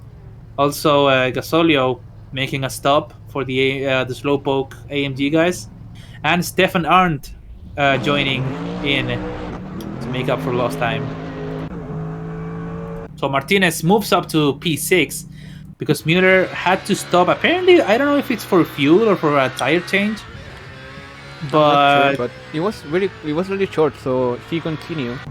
So Yeah, it was yeah. just for fuel, I think. yeah, I think it was only for fuel. And also for tires. Okay, so it is a full stop, but no driver swap. No. So just service, just getting the car ready for. I don't know if it's gonna be his final stint. I mean, they already did 3 stops. Everyone already did the mandatory stops, I believe. Yeah. So everyone on their mandatory stops. That means, if they wish so, any of these drivers could go to the end of the race. That's it. That's true. And we will see if that's possible. I think that there may be some people that did maybe more stop than anybody can do it, because one stop will be really critical and fatal for their aspirations. Yeah, we will see Felipe Gonzalez as well, because he made 5 stops as well as the leader. And yeah, we will see, because even if we are doing a driver swap, we will check out, and it's 1 minute behind. Hayden Paul is behind, so that would be really bring the second position to the Venus Motorsport guys. So that would be not ideal. You will see Jan Ofner will say. Yeah, Not definitely. Well, once again, 1 hour and 24 minutes remaining, and the sun is rising. The sun is rising, meaning we will finish definitely under a day race. We will have some of the references back for the track. Wait, pues, it seems like Felipe Gonzalez is speeding. Yeah, he's speeding. He's speeding. Yeah, GP2 he's engine will going be a in. driver swap, I think, or maybe not. We have to be really clear about it. I'm not sure if they will do a driver swap. They will be just. Maybe They will. Yeah, they Definitely will. they will. And maybe Galleguillos could make a comeback. Let's see, That would be really because hard. let's see if he. Oh, okay. I have a. I don't want to spoil it, but I have Gavox on my friend list, and he just jumped into Assetto. Yeah, So me too. so that could be. That could mean we will have Galleguillos and Lau also stopping. This could be for the win. Oh, this is huge. This is a decisive moment for the race, because both leaders are stopping. Hayden Paul goes by, and he's gonna be taking. Is he gonna be taking the lead? I believe he's gonna be taking the lead of the race. Oh no, he's a lap down. He is a lap down. And Ken Thomas takes back the lead, the wheel of that car, I should say. And we still have to see who's gonna be joining the GP2 engine car, as Josh Mulder makes it back to P3, and Galleguillos is gonna be taking the wheel of the Lexus, also known as Gabox. Yeah, the top four still fighting it out.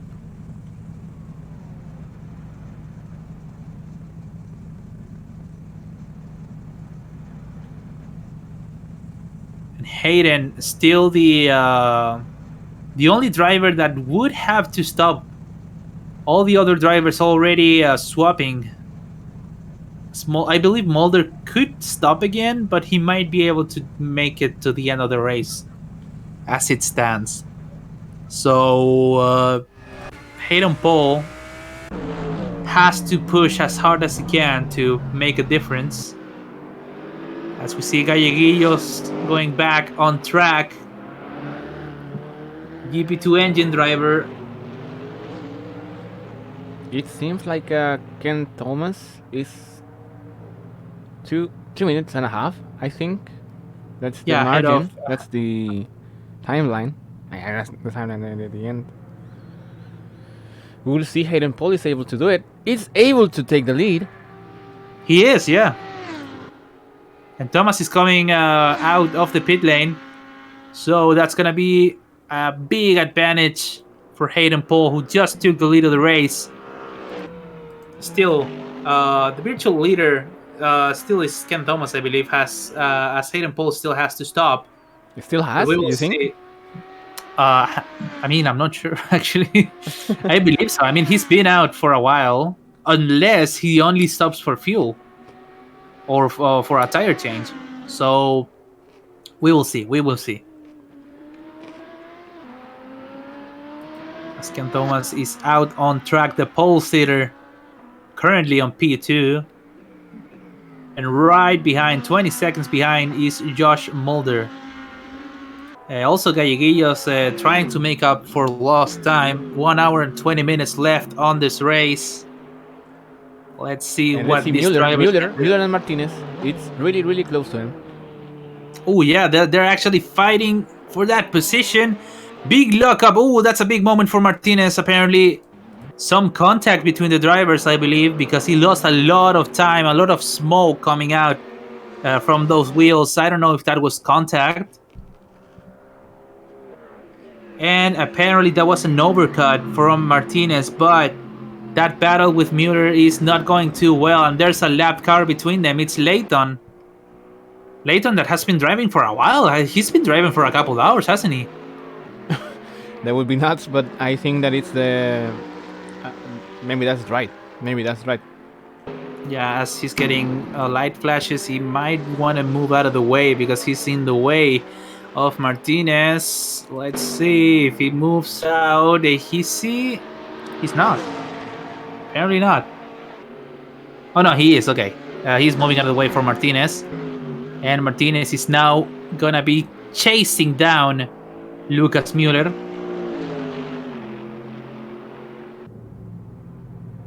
Oh, we have a big moment for Matias Martinez down there in Ascari. Oh no, and his whole come crashing down for his Spanish resistance. That's a huge mistake for Martinez. Unfortunately, he's gonna lose all that advantage, all the overcut. That is so unfortunate. Muller's getting away, and now the difference was from 4 seconds all the way to 18 seconds. What a shame for Martinez. Unfortunately, he loses the car on Ascari. So yeah, bad news for the Spanish team. And that's bad news and good news for Lucas Muller. And yeah, it was a very bad moment. We jinxed it. We have to say it. We jinxed it. Once again, the commentators curse. Yeah, the commentators curse. This makes his presence. But yeah, he has a lot of work to do right now. But Maybe it's possible if he really gets into it. Yeah, I mean, we already saw him get really good pace against the other car before, so still an hour and 17 minutes remaining. Anything is possible. Anything is possible, of course. But I don't think that it's maybe the. I mean, yeah, 2 seconds. Oh, he jumps over the curve. That was really interesting. But yeah, he is cutting the distance again. So maybe we will see another battle between these two. And now we have to check the times from Hayden Paul and the maybe the virtual leader of the race, Ken who's Thomas. Ken Thomas. Lasted 153, 50.7 for Hayden Paul, and 50.3 for Ken Thomas. Yeah, they're really similar times, and considering the difference, I think Hayden Paul is actually holding up really, really nicely to Ken Thomas. So it's looking good for Venus Motorsport. It all depends on how they manage to keep the gap, basically, just to keep the pace and keep the gap as it is. As we're approaching, we're just 15 minutes away from the final hour of this race.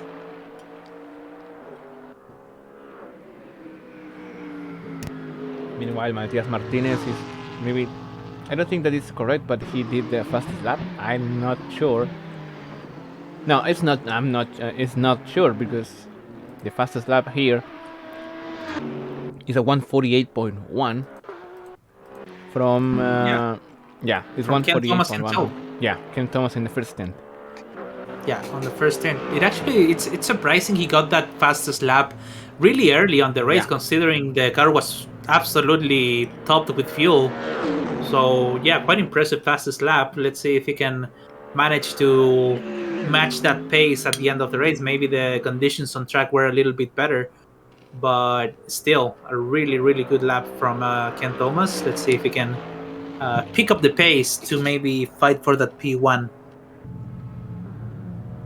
Yeah, totally. 151, 150.1 this time of this current lap. 149.9 was the time for Hayden Paul. Yeah, he's improving quite a lot, and he's being really consistent as well. Hayden Paul is really making it work. So right now, leading the race, 148 laps. So whoever said, wait, I have everything written down here. So the predictions for the little contest we were doing.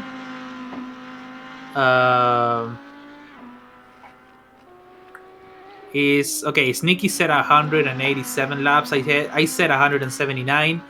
You said 175. Red Potato said 185.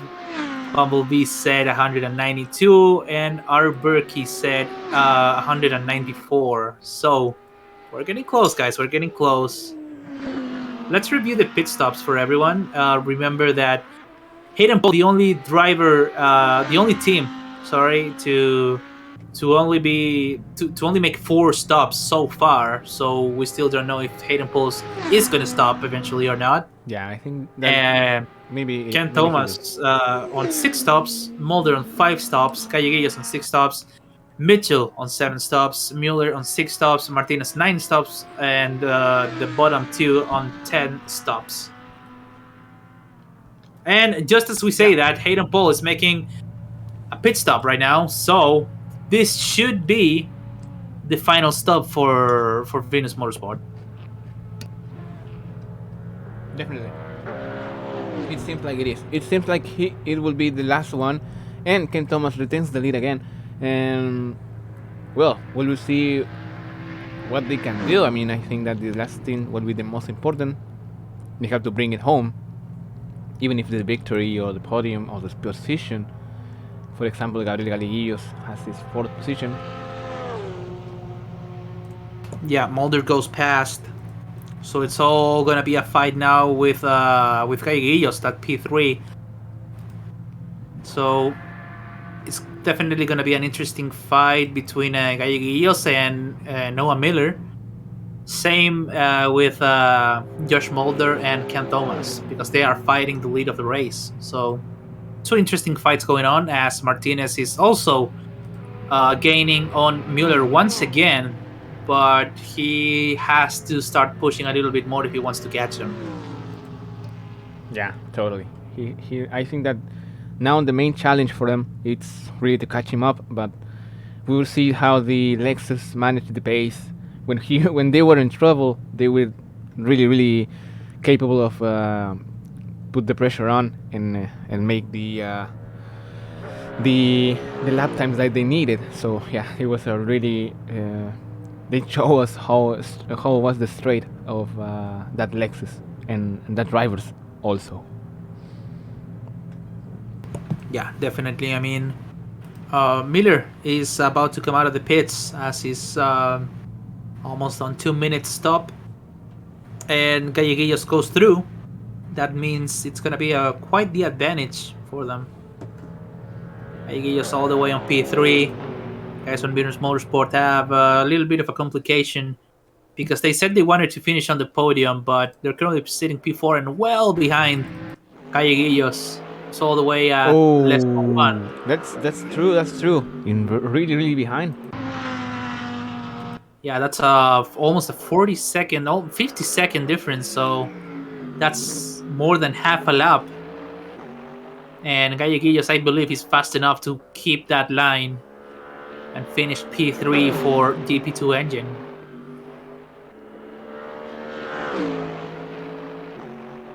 Meanwhile, Josh Mulder tries to keep the car on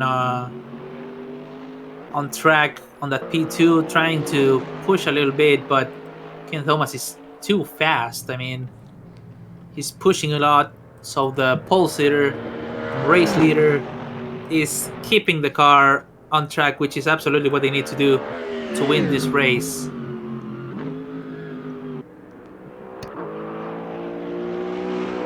Yeah, another difference. We are showing the intervals right now. Martinez is catching him up really slowly again, and Mueller has to do what he's supposed to. Nearly 5/10 faster. Ooh, trouble at the back for Noah Miller. Wow. He's just spun, coming out of Lesmo 2, I believe. More troubles And for the that Venus is- Motorsport team. Yeah, that's big trouble, because if they wanted to get that P3 position and they wanted to push, that's big trouble, because they keep losing more time to Galleguillos. So that's it's gonna be really uphill for them, really uphill. So big trouble. Perhaps cold tires maybe could have been the issue. Yeah, He totally. just loses it, and But this opens the gap for Galleguillos to stop for fuel. What do you think? yeah, maybe he could go. I don't know if Galleguillos is gonna make another stop. I don't think he is, because he recently just joined. But I don't know if he's gonna stop for fuel. Maybe I don't think they're gonna do another driver swap. But it's quite complicated. Quite complicated. The strategy could be anything really. Meanwhile, the race leader keeps pulling away from Josh Mulder.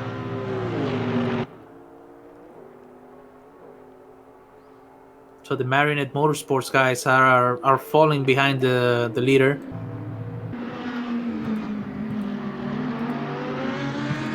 As we are already starting to see the sunlight on the track once again. Yeah, once again. So yeah, it's looking quite good for WPS Racing. And looking good in general. I think that I can maybe just some examples of bad luck. But for example, Mulder, Galleguillos, the team behind them, they can be really happy on how the race is developing right now. So I think that it will be a really close 1 hour left, the last hour for this race. Yeah, definitely. One more hour of racing. 1 hour and 8 minutes remaining So, after this. Man, 5 hours we've been here. 5 hours. almost 5.5 hours. It's absolutely crazy. Yeah. So yeah, it's been quite enjoyable. It's been great. It's been quite a pleasure for us to be commentating here, and I hope spectators and the drivers are enjoying as well. Yeah, I didn't thought that I can do it that long. That's what she said. Yeah, definitely a big challenge for everyone, but quite enjoyable. Quite enjoyable, I must say. And the people, and we have the spectators. Are they still there? Even if the Are they drivers who awake? are really expecting, spying the main feed, just showing. Yeah, just showing pits intervals, Yeah, they just really didn't. Hey, trying show to this, get the show data. that, show this, show Yeah. that, and just for speculate and strategy related stuff. But let us know that you are there and really sharing the excitement Anyone of there? this nearly 5 hours of racing. Yeah, absolutely.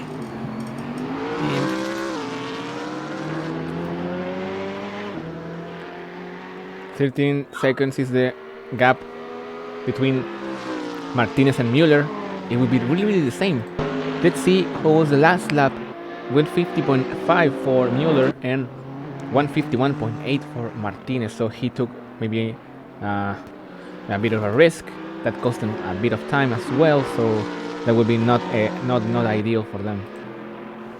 Yeah, it's been a tough race for Spanish Resistance with some technical issues and also that spin from Martinez that was really unfortunate, and that has allowed Lucas Mueller from Big Society to get away a little bit. So the Aston Martin just trying to stay alive, trying to pull away from the BMW.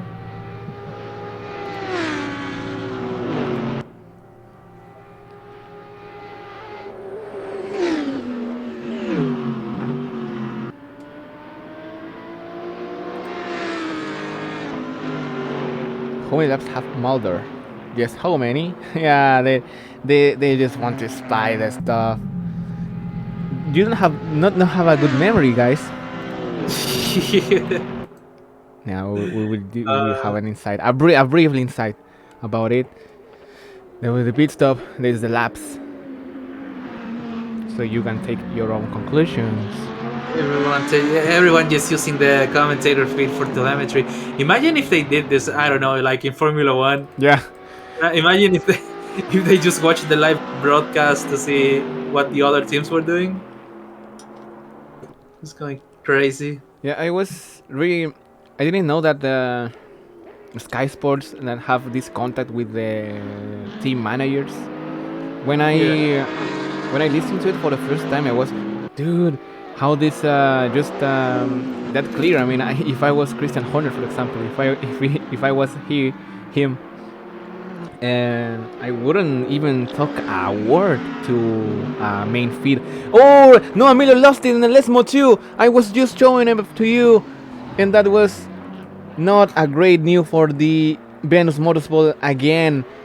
Lost a ton of time. That is really unfortunate for these guys. They have been trying to catch up to the GP2 engine guys, and 2 mistakes already from Noah Miller. That's a shame. Truly a shame.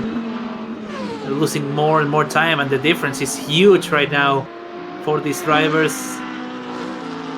But yeah, Miller definitely has to be expecting a mistake from Galleguillos now if he wants to catch up.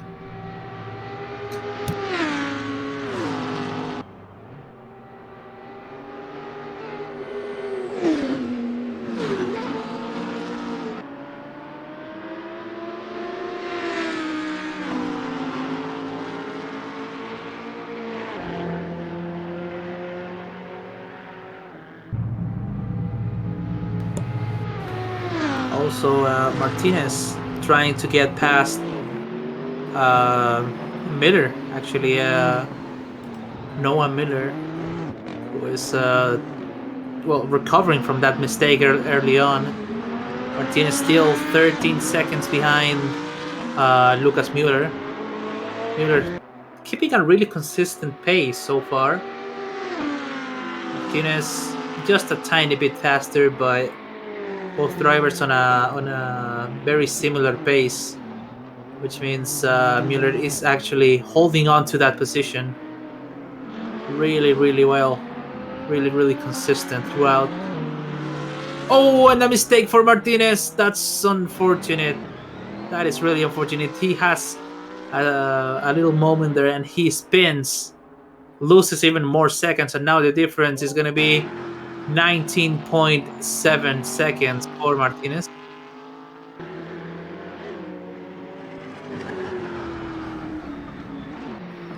Yeah, and it was We saw a really little mistake from Martinez. a mistake for just Martinez. one right there. I saw it when I Yeah. jumped back and I came back. Bad news for that team. I mean, they were in a catching. They were really hunting down Lucas Mueller for a great part of the race. But maybe they're just unequal forces. So that maybe that's the reason why they can really make a difference. Yeah, absolutely. Martinez still losing more time. Mueller is actually doing really good to not make any mistakes and just keeping consistent throughout the race. Meanwhile, at the front, Josh Mulder still keeping that car on track. Ken Thomas is so damn fast. He's so fast right now, so he's just absolutely killing it right now. He's being consistent and he's not making any mistakes. He is on his way to win this race.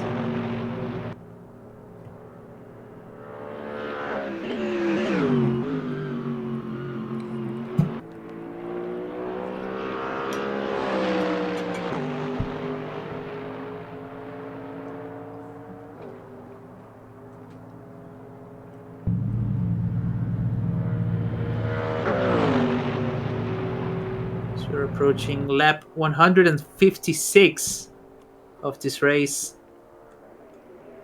That's gonna be a lot of laps, actually. Yeah, tons of. But it seems like anyone would be. I mean, we will be reaching maybe the 170, 80. I don't know. I think it's gonna be 100. Not like I know I cannot change my bet now, but now that I see it, I think it's gonna be like. Oh wait, problems for Mueller. Mueller in the wall. Oh, that's really bad news because now Martinez is gonna get closer to him, and this feels like a deja vu because this just happened before, and now the difference is gonna be so. 4 seconds, Oh, it's 5 gonna be seconds. 4 seconds. Oh my goodness, the fight is still on, and they're not. None of them are gonna give up. 3 seconds. Oh, that's really bad Martinez news. recovering. That's terrible news for Peak Society. Mueller in the wall in Ascari. And now it does seem like he has damage because they're both pitting. They're both pitting Both of them- at the same yeah, time. both of them going in at the same time. Oh, I this don't know is if good they have news to go for for reverse. Yeah, we will I- have a racing at the exit of the pit lane. We'll see who will do it faster, I think. Oh, it maybe missed the part of the. He missed it. He missed the slow point. That's terrible news for Peak Society. They had a comfortable lead, and now it's all come down to this: that fight for P6. Martinez coming out ahead. Mueller still not moving. He started to move. Martinez has made the move on the pit lane. He's gonna take that position away. And what a move that was! Really smart to coming together, and Martinez comes out on top. Well, racing it's full of surprises. It's like a box of chocolates. We'll say Forrest Gump. Yeah, absolutely. Full of surprises as we approach the final hour of racing. 58 minutes and 40 seconds remaining for this 6 hours endurance race. And what a race it has been. Yeah, it has been really nice. And we'll see how Martinez will manage the. Oh, he cuts the corner really strangely. Yeah, the pressure is on right now for both teams. as they are the closest ones fighting right now. So still have to see what's gonna happen in this final hour. But it's Martinez taking that position away from Mueller on the pit lane once again. Really well done, really well played by Martinez. Even though he made a few mistakes, he managed to make up for it. Let's see if the And mistakes. I mean, it's 1 hour left. Let's see if the mistakes are making another appearance here. But I don't think that they will be ideal. But now Martinez have the upper hand. yeah, absolutely. I mean, it's been absolutely crazy, and he's gaining so much. I mean, he's stretching the lead. It's 5.6. So his pace is apparently much better than Mueller's.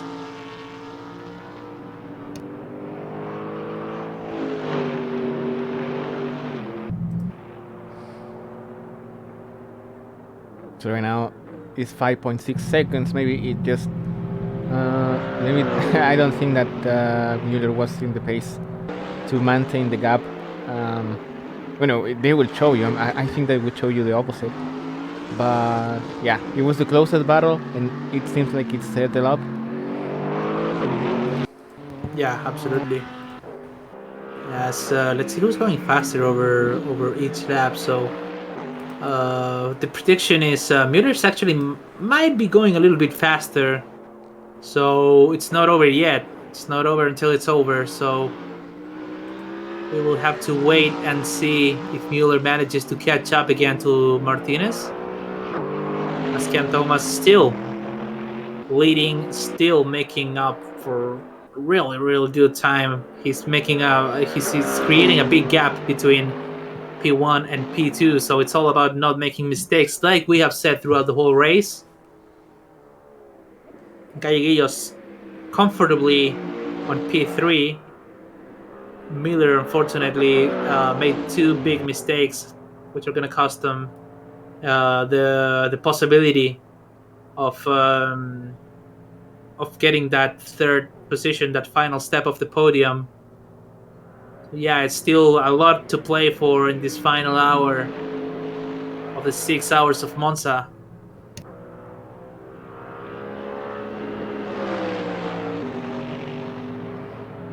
Yeah, we see Lucas Mueller and Matias Martinez right now. This is the most closest battle, as we said.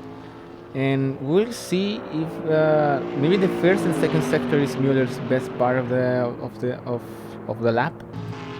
Martinez set 150.7 and Mueller 150.3, but he's not able to cut the gap. I mean, it's not down the 5 seconds. Yeah, Mueller's he's still gaining a little bit, but I don't think it's gonna be quite enough. I mean, still, it's 5 seconds. It's not much time, and he is gaining. So if he manages to keep that pace consistent, he might be able to catch Martinez at the end.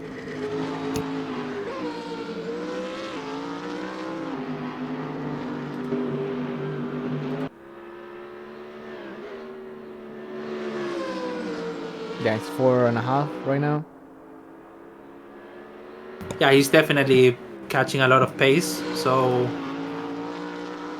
it's looking quite good for Martinez. I mean, for Mueller. Martinez is not going to be happy about it. It's 3.9, 3.8. A lot of pace in that Aston Martin. Martinez has to get away. He needs to get away if he wants to get that P6. The fight is still on. 3.9 seconds. Better exit from Parabolica from Martinez. Ascari, Rezo. From Ascari, yeah. Yeah, and now we're really tired. Yeah, I did the same. I was one lap ahead. I mean, one corner ahead. Yeah, I did the same. When they were in the first chicane, I said, the segunda variante. A few hours ago, so yeah. Leighton going for a late stop. Oof, Leighton, that was a great. They just have to complete this race. They can feel really proud about it. I mean, it's not about position, it's about competing, and they did in the first part until they have some problems, of course, with Diego Salas at first.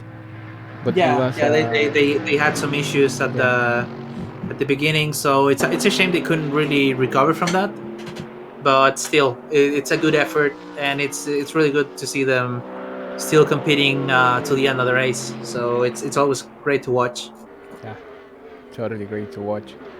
And great to watch to see Gavox in the third place. Amazing stuff. And a lot of mistakes from Noah Miller, of course, and the Venice Motorsport team. But yeah, consistently in third position. Yeah, they must be quite happy with the result they're getting. And who knows, maybe if Mulder makes a mistake or if they make another stop, I don't know. Who knows if they're gonna be fighting for P2 potentially, but still a really good result for a GP2 engine. They showed they showed themselves to be quite competitive and quite consistent throughout the race. So it's really good to see them up on top. Just getting a personal best of 149.0, really good time as well. So even though Gavox is not a driver that has too much experience on AC, he's been doing quite well. Yeah, totally. That shows us the how complete driver he is. And yeah, that's the reason to you guys to check out CFI. Yeah, let's just plug it in. Yeah, there's a lot of drivers from CFI taking part of this event. I think from a lot of leagues. So yeah, it's a collaborative effort, Yeah. and yeah, it's like I said, it's great to watch, and all donations are greatly appreciated. If you wish to donate, on the link down below. So yes.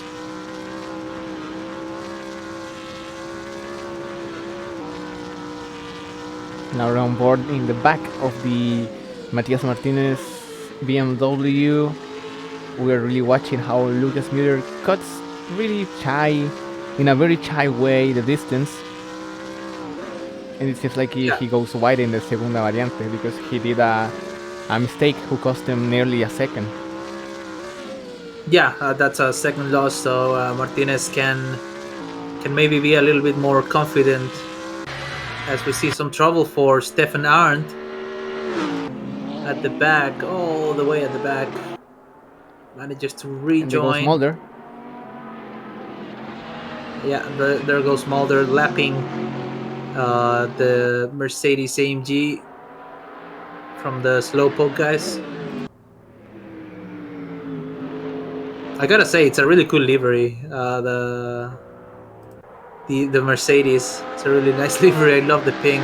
Yeah, I love that it's literally a slowpoke. Yeah, me too. It seems like oh, my helmet in CFI it's that color. I copied it from Daniel Ricciardo as well. It's like that pink. Yeah, that pink. It's like a Racing Point pink. Yeah, I really love that color. I mean, I think that color hasn't. It doesn't have a genre, so that's yeah. Good. So it's always great to watch. I'm a big fan of purple helmets. I gotta say, Hamilton's helmet, I absolutely love it. Especially the one from last year. Yeah, it's really nice to bring that artistic side to motorsports. I was not really pleased when he told that he was using that yellow. It is not that a great yellow. I mean, it would be a Senna yellow. That would be awesome. That would be really nice. But that yellow he chose like was not yeah, it wasn't in touch. I mean, I don't think it looks too good with the purple, but last year's helmet was absolutely amazing. Like the black and purple helmet was absolutely crazy. So yeah, I'm a big fan. I'm a big nerd for helmet designs. I even have my own helmet design. So yeah, you can tell I love bringing like the artistic into racing. So yeah, it's great to watch also with deliveries. And we have some problems with Leighton because it's 5 minutes of 5 minutes stop. Yeah, 5 minutes stop. So yeah, that's really sad. Yep, definitely a lost time. So it's quite unfortunate to see the Red Bull AlphaTauri guys having a bad race, but it is what it is.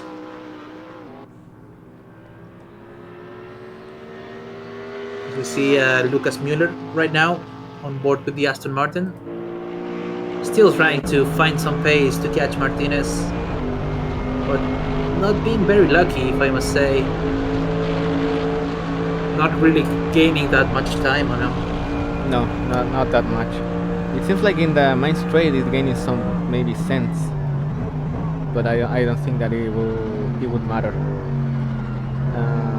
But yeah, I mean it would be a really nice performance with both two, because they did a great battle in the distance and then a battle in wheel to wheel, maybe almost wheel to wheel. They had mistakes, and each part had mistakes. So I think that it was a very equal performance and a great show for these 6 hours. And it's still, because 5 seconds is nothing in endurance racing. Yeah, definitely. As we see, it's 47 minutes remaining for this race. And man, what a race it has been. Still, at the end of the day, Ken Thomas started on first position, and with 46 minutes remaining, still in first position. I'd say it's been a really solid race for these guys. Yeah. They have shown so much consistency, and it's amazing to see how little mistakes they did. Almost 0 to no mistakes. Like, it's really, really amazing as we are reaching lap number 164 of this race. What a ride it has been. Yeah, totally. And it really makes me feel like I should be watching more endurance racing. If I can make a reflection about it, I think that this category of racing, it brings you different kind of emotion, but it has its little things, you know. Yeah, definitely the details have been. There's so much going on in a 6-hour race that it really makes you appreciate everything that goes on with each individual driver. We see so many different driving styles. We see so many different strategies. So there's a lot in the mix for these kind of races. Yeah, totally. And it's a shame because we were 9. There were 9 drivers, the 9 cars. I think 9 cars, but I think that the Ferrari of Layton won't be able to continue.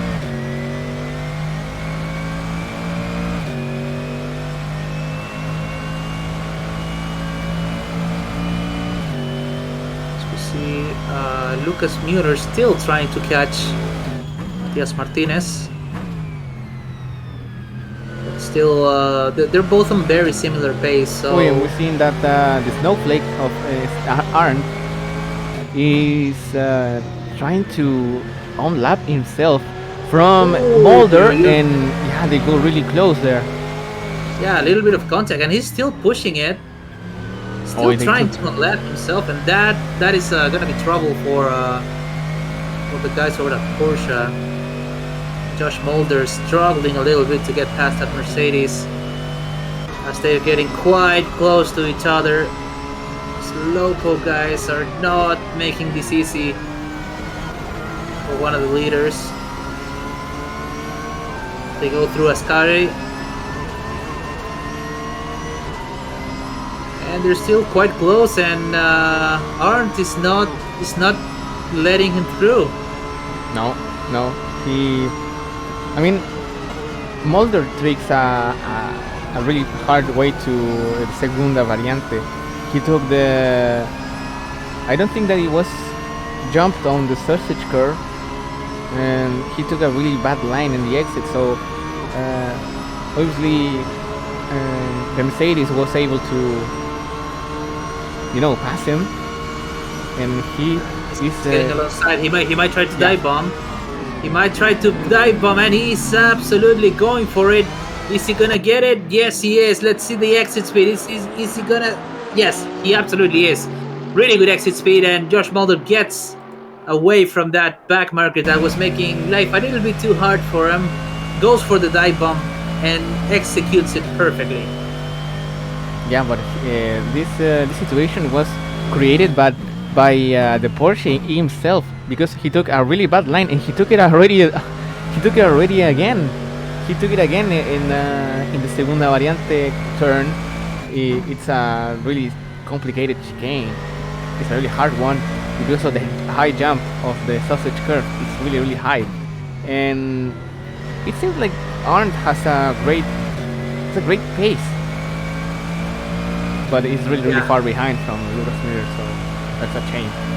Yeah, he tried to play games with Josh Mulder, but he's having none of it. Mulder's having absolutely none of it. You can remember a pink car crashing into a leader in Brazil. Yeah, absolutely. 2009, 2018, yeah. No, 2018. Yeah, 2018 it is. Yeah. So, yeah, definitely quite a moment for Motorsports as we're approaching 42 minutes remaining on the clock. Man, what a race it has been. Mueller losing time actually to Martinez. A bit of a slow lap the lap before, so looks like Martinez is gonna be settling on that P6. What do you? Did you see that what noise said Chester's mom wants to get into interview booth? If What that's do we true, even that ask? would be really weird, but it would be nice to have an Would be insight nice, from yeah. people from the outsider, a supporter. Supporter, yeah. I don't think it's true. If it's true, let us know. Why not?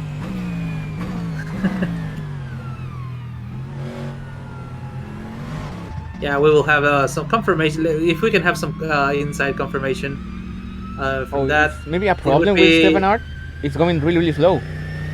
With who? Steven Art is going really, really slow, yeah, and now he's- it's touching the yeah. gravel, so it's not Yeah, something's wrong. ideal at all. Yeah, it's going quite slow. So apparently some technical. Yeah, he goes back to the pits. So that's technical happened? issues. Oh, technical issues. That would be that's logical. That seems logical. Yeah, definitely. As I will have to go again for just a minute. It will be less than last time, so I will be right back, my friend. So Yeah, go ahead. I'll leave you to it. I'll be right back. Yeah. So this is Leroldi time again, and this is just me. Leroldi is my nickname. I don't know how to say it, but it doesn't have a logical origin. It's just Le is El, who is the. The in French is Le. And I took my nickname in the high school, which was Roldy. And Roldy, it's a kind of way to say my last name, who is Roldan, which is Roldan. Roldan is my last name.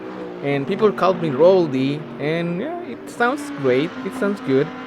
It's short, so it can work as a nickname, I guess. So that's maybe the reason. And yeah, now you know me a little bit more after that. Teleport to pit should be disabled. Yeah, but that is a trouble. That's it. That means that there's a problem behind. That's the reason why he teleports to it. When someone has a connection issue, they can really go through the pit lane instantly. So that's the reason why he teleported into that. It's true. Chester will message you on Discord. Nah, I can believe it. But we have to wait to Resu because he must be there to this. And if you guys want some.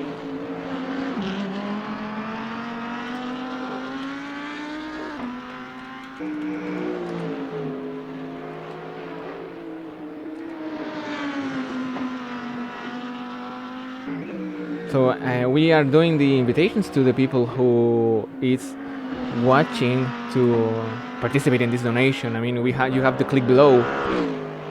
Martinez could unlap himself. It says Real Galactic. Oh, Q. Martinez could unlap himself. I think he could. I mean, it's obviously if he has the pace, he can literally do it. I mean, he have to really scratch it. He have to really do it in a good way or in a bad way, but he can do it at the end. So that's the reason. Maybe you just don't. Oh, this is not a valuable position. Yeah, great, great, great. So thank you for the insight. Maybe I can have information down there if you have someone that we do not. And yeah, he's trying to unlap himself from Mitchell in the Nissan GTR. He's taking the inside line. We will see how they can do it in Ascari. He is wheel to wheel, not so. He brakes earlier. Doesn't have to take that risk. He's in a great position. Great position for Martinez right now. And he doesn't have to lose that time because Mueller is 17 seconds behind. That's a lot of time. Maybe he did a mistake. But right now Martinez is struggling with the Mitchell's car, who is one lap ahead. But yeah, we'll have to wait until how it develops this battle for clean air. The clean air is the main resource here, and they are really having a battle here for that. It will be really tense in the first. I mean, we'll have a Hamilton Verstappen situation. We will see how will be this wheel to wheel. Brakes really late and miss the braking point really badly. Look, Matias Martinez. He have to give up the position. I mean, I think that that will be the most logical stuff. He does. He's doing it. Yeah, that's sportsmanship. We have to give a round of applause for that. I mean, he's really trying to unlap himself, and yeah, it was really good. I mean, I think that there's a lot of drivers who can really doing this in a way that he did. And yeah, he's not that closer right now, so that is a great. He shows us how is the sportsmanship here in Chile. Yes, he's a Chilean, Matias Martinez in Spanish Resistance. He's the only Chilean guy in that team, it seems. And now he's catching again the Nissan GTR of Mitchell right now. So that's the maybe action of this. And if you see the leaderboard, you see the time. What happened to Lucas? And I'm not sure. Lucas maybe had some mistake. Oh yeah, you're right. He did it in pits. He maybe did a fuel pit. He maybe he was getting empty. That Aston Martin was getting empty from the fuel tank. So maybe that's the reason. So I don't know if you have to beat again, guys from BMW, Spanish Racing Resistance. I don't know if you have to beat again, because this is just clear information. Lucas Miller has pitted and is into the gravel. So yeah, bad news for the Aston Martin team, for the Pig Society. Pig Society is a really fun words, because pig sounds like pet, of course. Pig Society. Great game. Facebook times. The best Facebook times. Was as it was at his peak. I remember that really clearly. Spent a tons of hours and having time with my virtual pets in that game. And who would say that I will be casting league racing, endurance racing, 6 hours of endurance racing here in Venus Motorsport. Of course, it's a nice challenge. I was up to it. I wasn't sure if I can be I will be able to do this long. That's what she said. I mean, I love that joke. I don't know if you are an Office fan. I hope so. But yeah, I mean, I literally just say something with double meaning. I literally say that's what she said a tons of time. So yeah, and right now there's not much happening, I think. Everything is just really far away. Oh, it seems like something happened. Of course something happened, because Martinez has unlocked himself from Mitchell. And yeah, he did it, even if the mistake in the first part. In the first braking zone, I mean, he did a mistake. He did the position back. He gave the position back with a lot of sportsmanship, and he unlapped himself. So that's a very, very good news, because there's a lot of another big news for him. Mueller hasn't do it very well, and yeah, he has paid as well. And we see Mitchell on the runoff area. I didn't miss that. So I have to complete the phrase that I was already on. But Mitchell cuts the corner as well as did Martinez did a few laps earlier. And what noise says "Vamos!" Yeah, they're really happy for it. They're really, really happy for it. So yeah, we are getting really, really close to this last part of the race. 32 minutes left and a lap. I don't think if it's a lap or if the leader is in his lap, the time goes to 0 and he have to complete it to finish the race. I'm not sure. I have to be honest with you. But it's getting really, really closer to the end. Closer to the edge. And now about to brake. And he's almost trying to break the car, the floor of the car right there. Cody Mitchell in the Nissan, jump really, really aggressively in the Ascari's curves. And not great at all. But yeah, he's not battling with anyone, so he can really take that advantages. And he took it really, really wide in the parabolic turn. Corner, turn. I don't know how to say it. I mean, I really say turn, but it doesn't sound good with these Italian names. I don't know if you think the same. Because primera, segunda variante turn, segunda variante corner. I don't think that it would be the best way to see it. And let me know what is your favorite corner as well. I don't know if you are there. If you want to interact with me, I'm alone. Resu has gone to the bathroom again. I'm here. Oh, no, you've been here. You've been here all the time. I was waiting for you to pause so I could rejoin. I was really, really like a machine gun. I was literally like a machine gun. Really, yeah, really no stop. Like I was like, man, take a breath. Like take a break, man. You're gonna start like choking or something. But nah, you're all good. You did great once again. So we are back on the race. And what just happened? Because the gap between Martinez and Mueller is absolutely gigantic right now. Yeah, totally. I mean, I don't know what to say, but Mueller has stopped. Okay, so he did stop, and he just for fuel. Not big deal, but then he did maybe 2 mistakes really, really badly. So yeah, Martinez was struggling with the Nissan GTR of Mitchell, was struggling a lot to unlap himself, and Martinez did. It cost him a little bit of mistakes. He goes wide in the first braking zone of the Primera Variante. But he literally did in a very good way, and he has a lot of margin right now. So, yeah, Cody Mitchell is really far away from him. But, yeah, maybe we can say that a lot of positions are already settled up. I was checking on Galleguillos, who is all the way in P3. 26 seconds behind Mulder. Oh, trouble there for Mueller. Oh, again. Yeah, it's just he almost gets collected by Galleguillos. Yeah, almost goes across, but it's all good. It's all good for him. So Mueller just has to recover and get back on track for this final 30 minutes of this endurance race. Can I ask you a favor? You, yeah, sure. Resu, and the guys from the chat.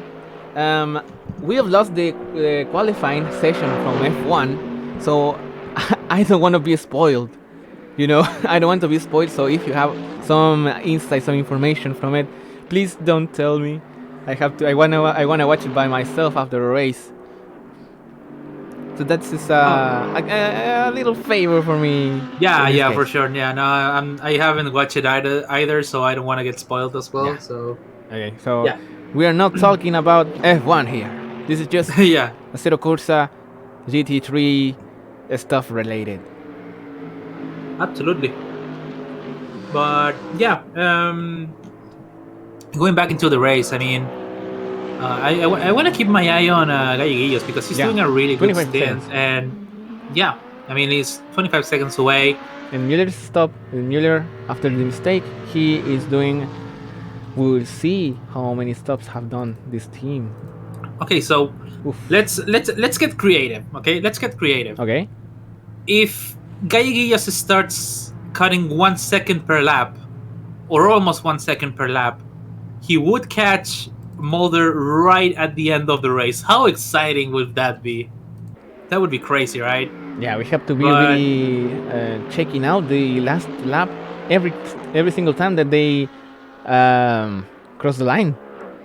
Yeah, I mean, Mulder is apparently keeping a consistent 150s, but Galleguillos is flying right now. I mean, he's on a predicted 48, a low 48, which would be almost equaling the fastest lap of the race, which is absolutely crazy.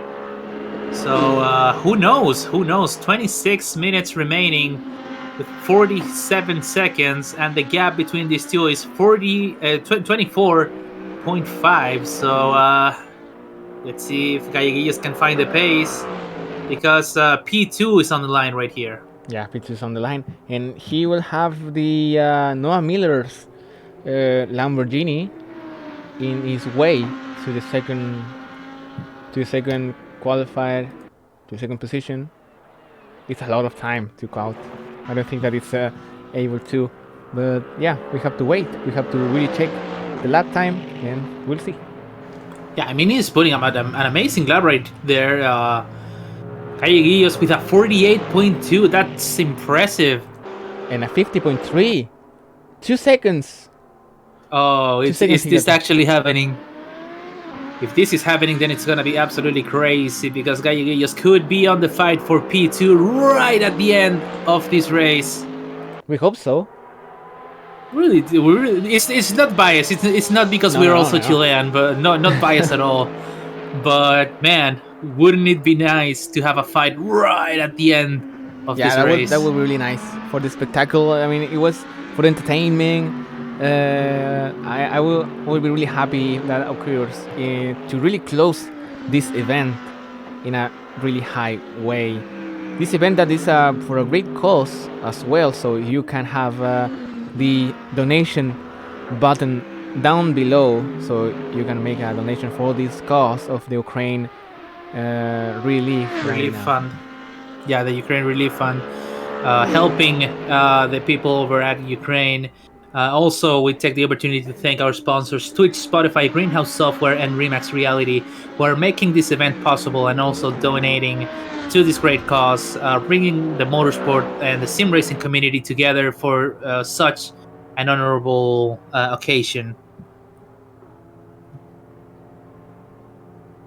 Meanwhile, I don't want to alarm you, my guy, but Galleguillos is still flying, and he's still 22 seconds away.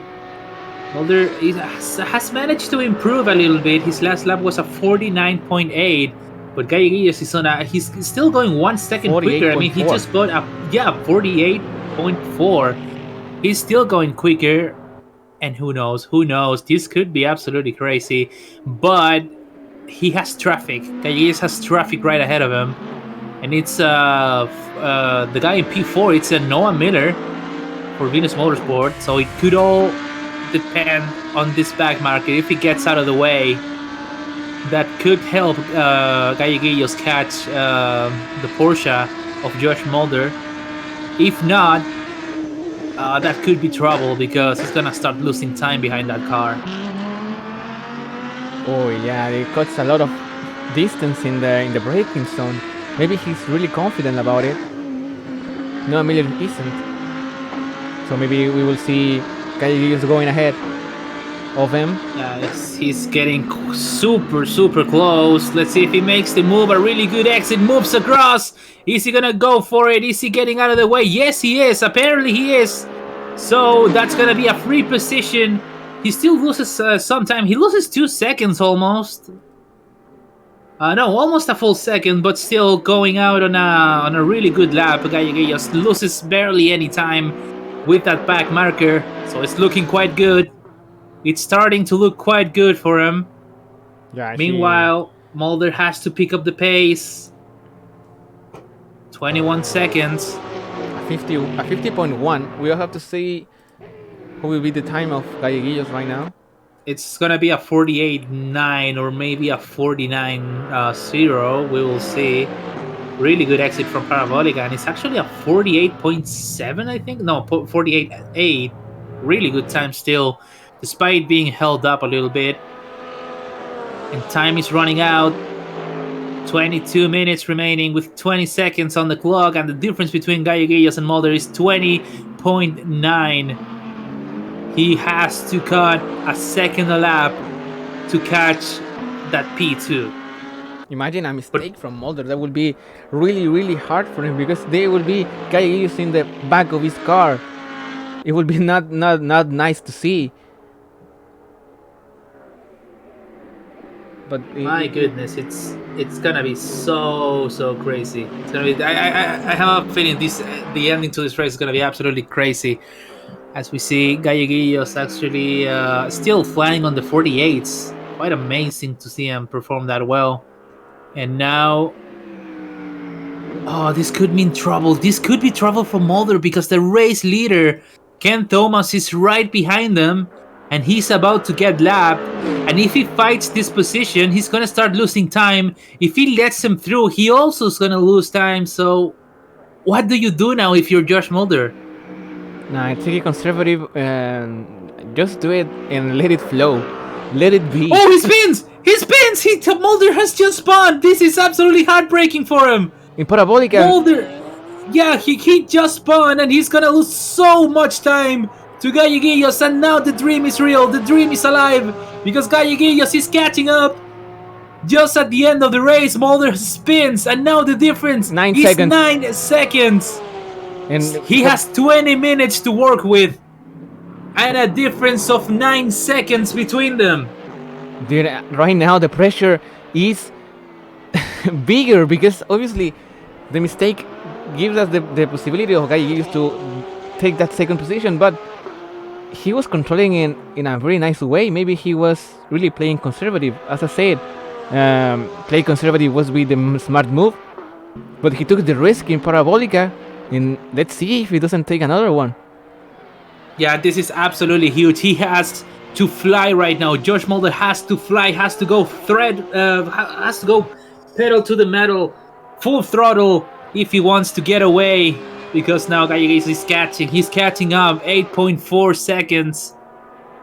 What do you do right now if you're Josh Mulder? 19 minutes and 50 seconds remaining. And this is a race until the very end. This is absolutely crazy.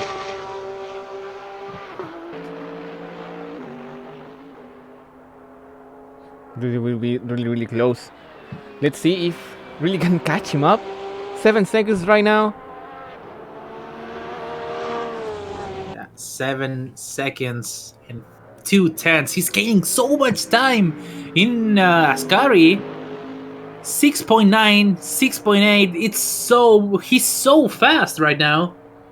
And he's on pace to set the fastest lap of the race right now. Gallegos is absolutely flying with that Lexus. They have to be patient as well because nothing is settling in these two. A mistake gets you out of the equation right now, so it has to be really patient. And I have lost the bet because we are in 179 laps.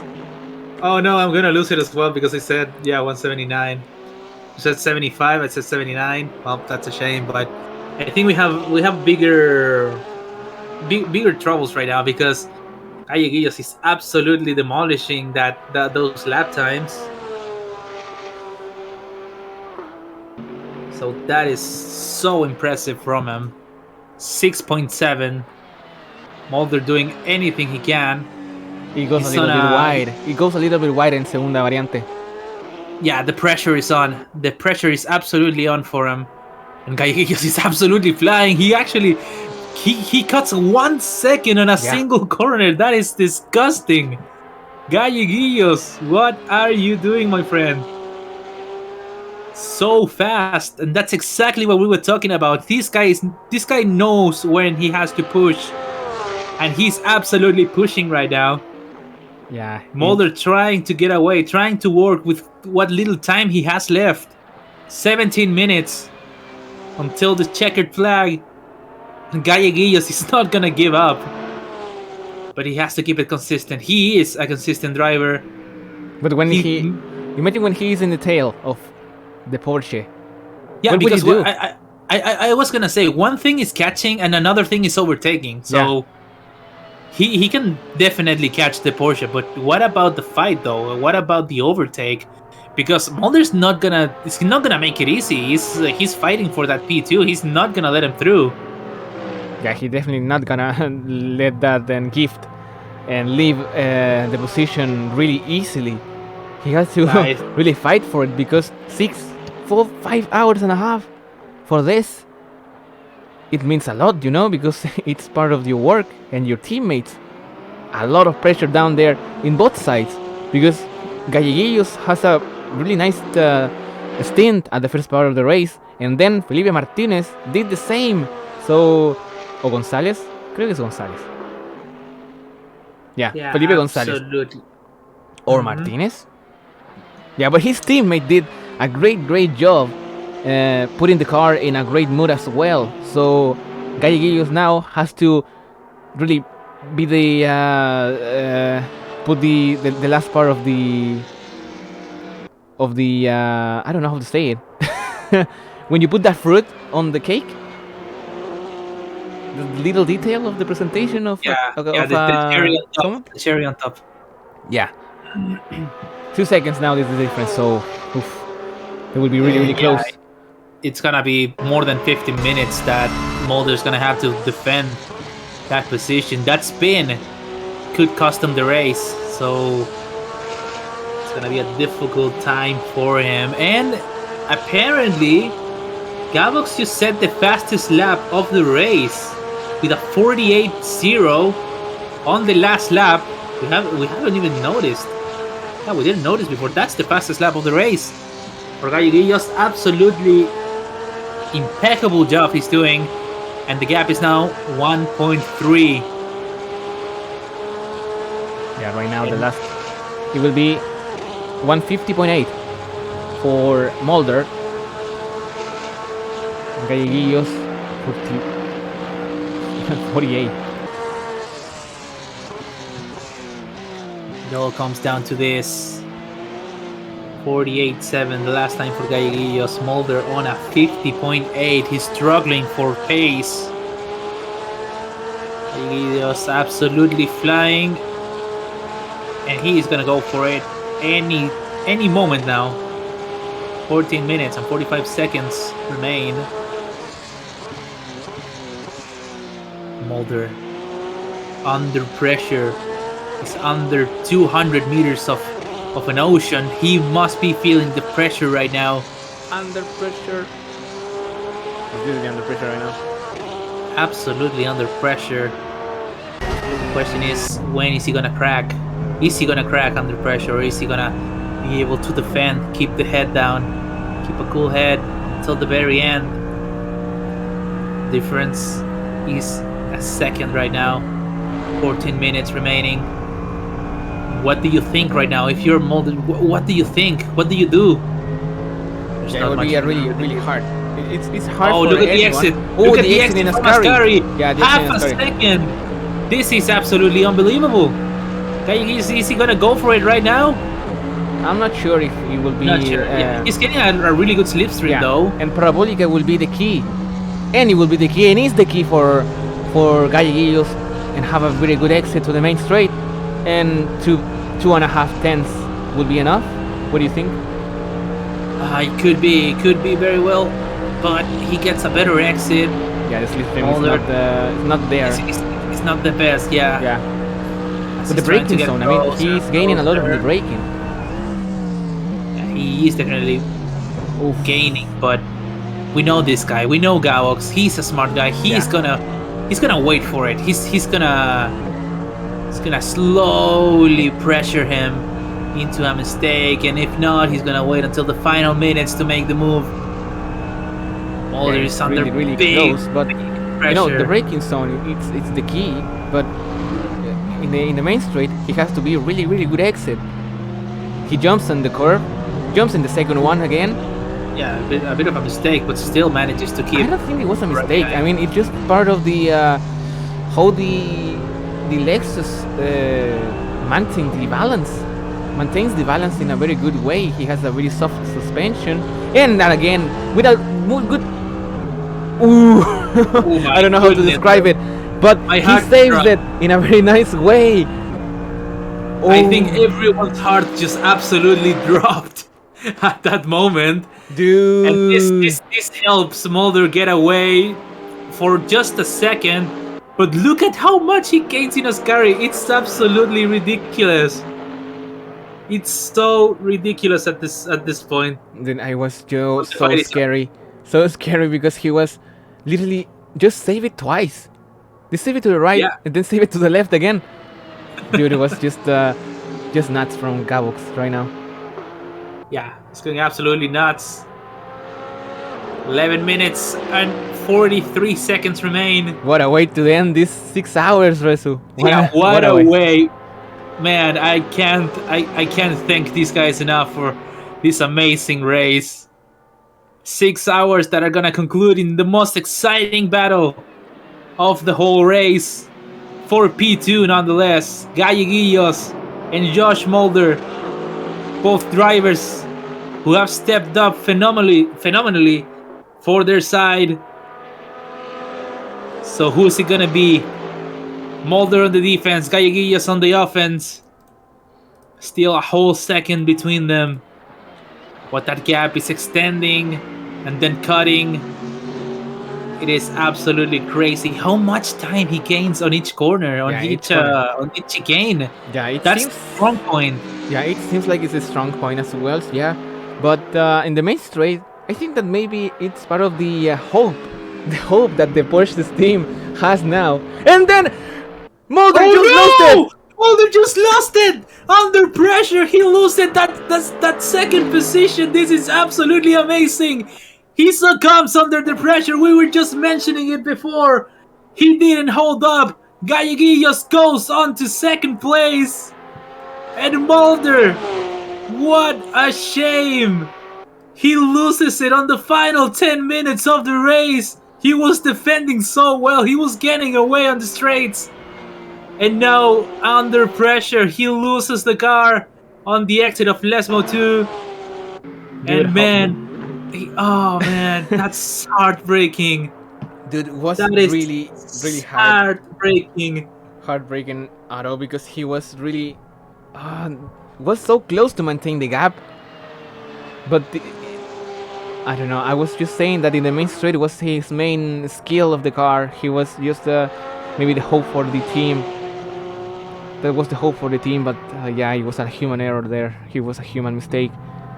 Yeah. It seems like that. Yeah. And Galleguillos, the pressure was lethal.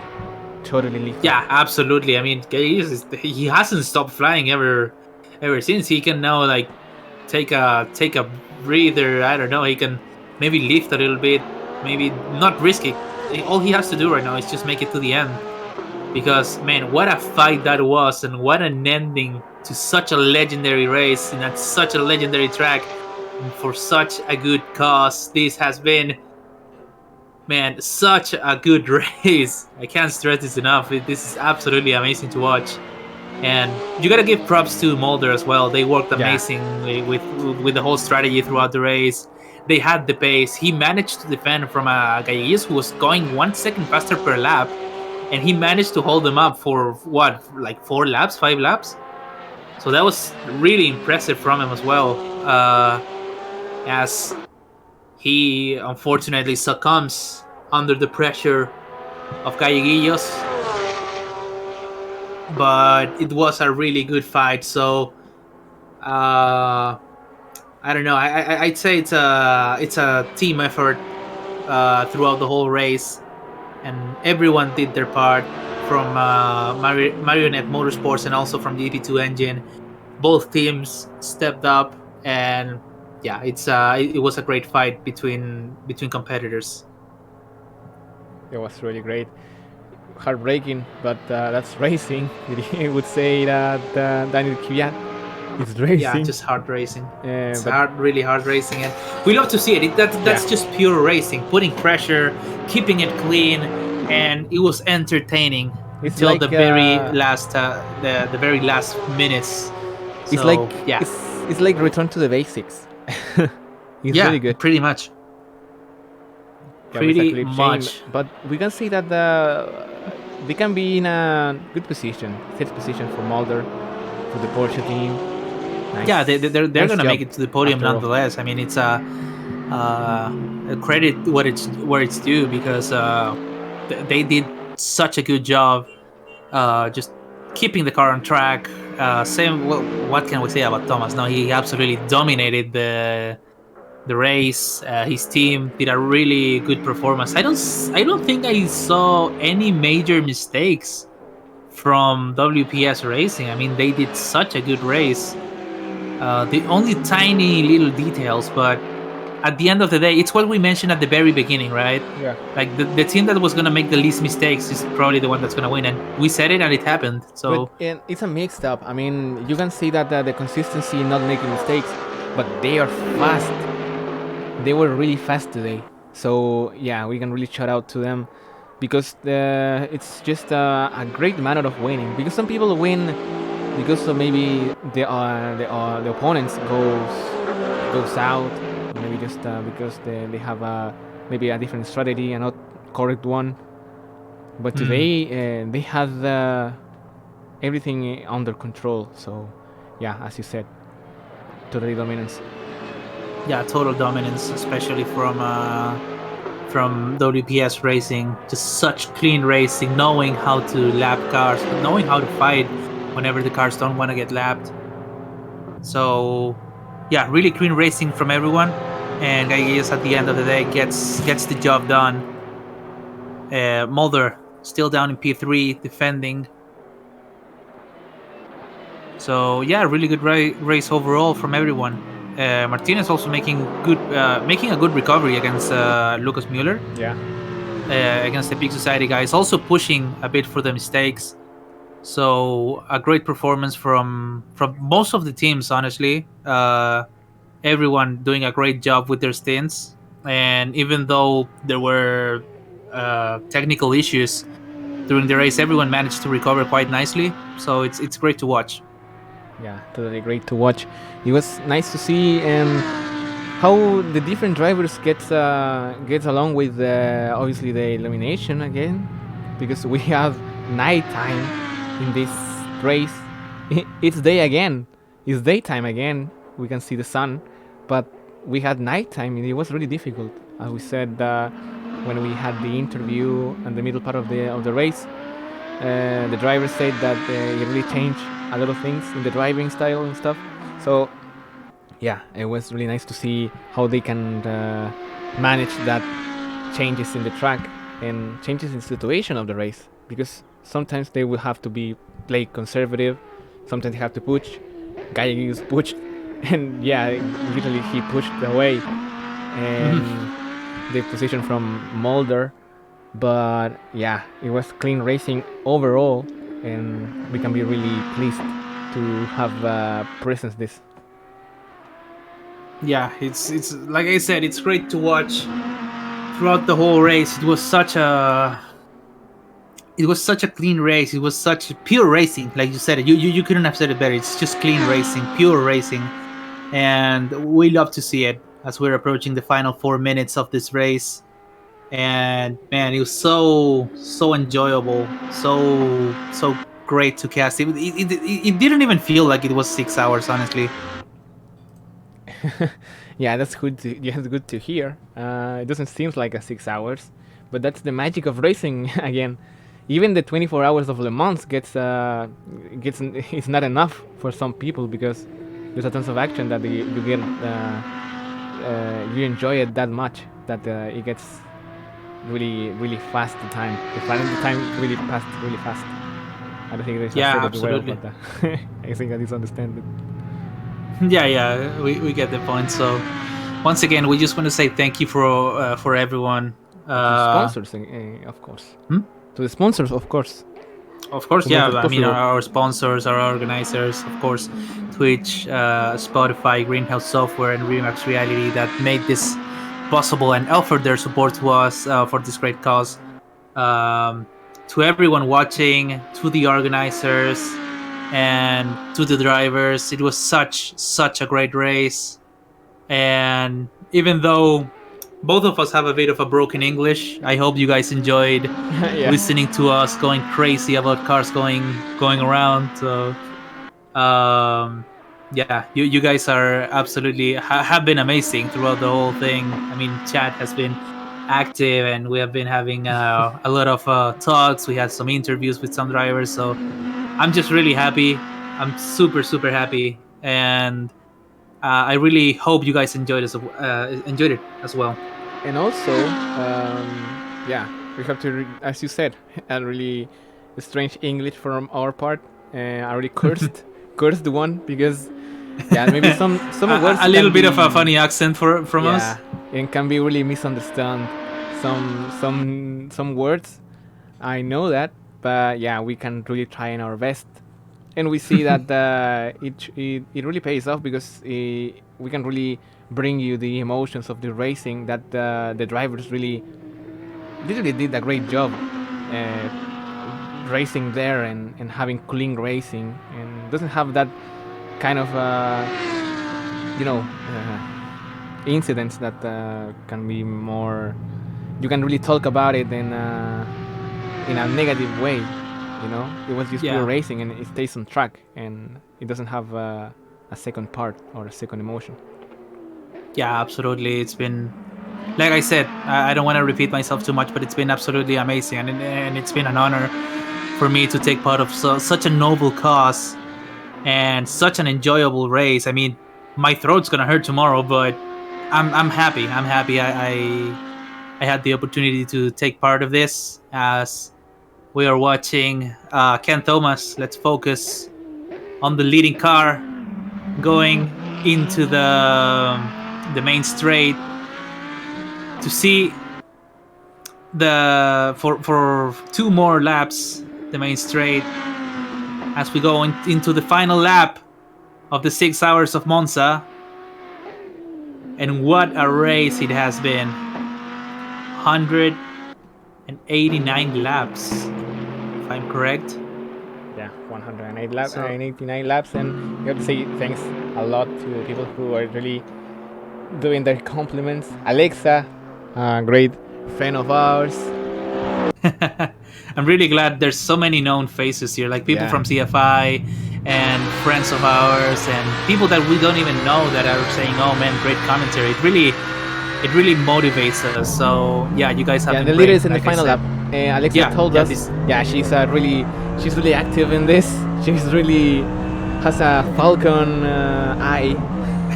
Yeah. So yeah, this is Yeah. the last lap of the race. The last lap of this long, but not that long, 6 hours. Oh, he just crashed no, it. Thomas just lost it. No, What man, it's a happened? good thing. It's a good thing that he's a lap ahead. But imagine if he was racing. Oh my goodness. Imagine Garrock's down there in the same place that the George Mulder did the same mistake. Imagine Garrock was there, they wouldn't be packed up. That would be Oh nuts. man, the curse cam. Remember how we just said, like he made no mistakes. This team made absolutely no mistake throughout the race. They just make a mistake on the final lap. It's almost comedic. But yeah, let's get back to the main thing as we see Ken Thomas making his way to Parabolica. The last One time he will final be in the- time. yeah, Yes. one last time here in Parabolica. After 190 times going around Parabolica, this is it, ladies and gentlemen. Ken Thomas is gonna be the winner of the 6 hours of Monza here at Venus Motorsport for this charity event of the Ukraine Relief Fund. And what a race it was! Well-deserved victory for WPS Racing. Galleguillos is coming around for that on the final lap, and he's gonna get that P2. Josh Mulder is gonna finish on P3. What a race it was all the way until the end. Ken Thomas and WPS Racing, a very well-deserved victory. Yeah, totally well deserved. Everyone was just doing their best to give us a great entertainment evening, and they really did. They really did. So yeah, great win for the WPS Racing team.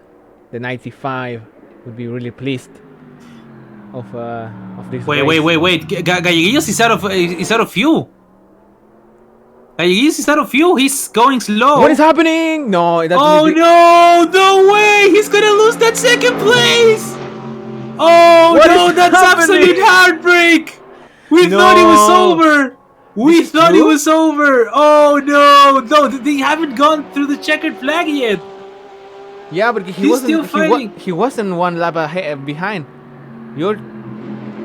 No, it's because he didn't cross the line after the leader, so that's gonna be P2 for Mulder. And what a heartbreak for Galleguillos. No. We have to check where is Noah Miller as well.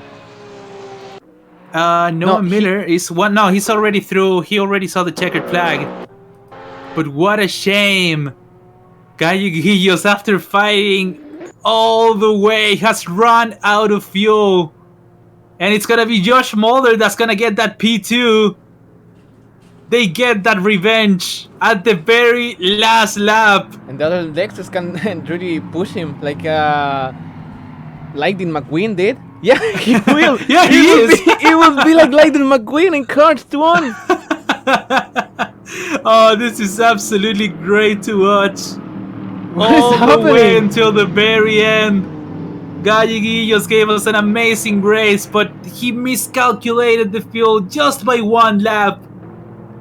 This That is gonna be it. Nah, I can't he believe goes this. across the finish line. I can't believe this, And that's P3 for I didn't- Galleguillos. dude. What a scene! Oh, man. What a scene that we just saw. My goodness, guys, I don't believe it. The king is going to win his last race. That's the quote Absolutely. from the movie. Yeah, he still manages to finish on the podium, but man, how unfortunate to just run out of fuel at very last lap. 190 laps, like we said. Man. What a way to finish! That was What a way to What? finish! absolutely. There it is. The king is going to finish his last race. And there it is. The Lexus family helping each other out.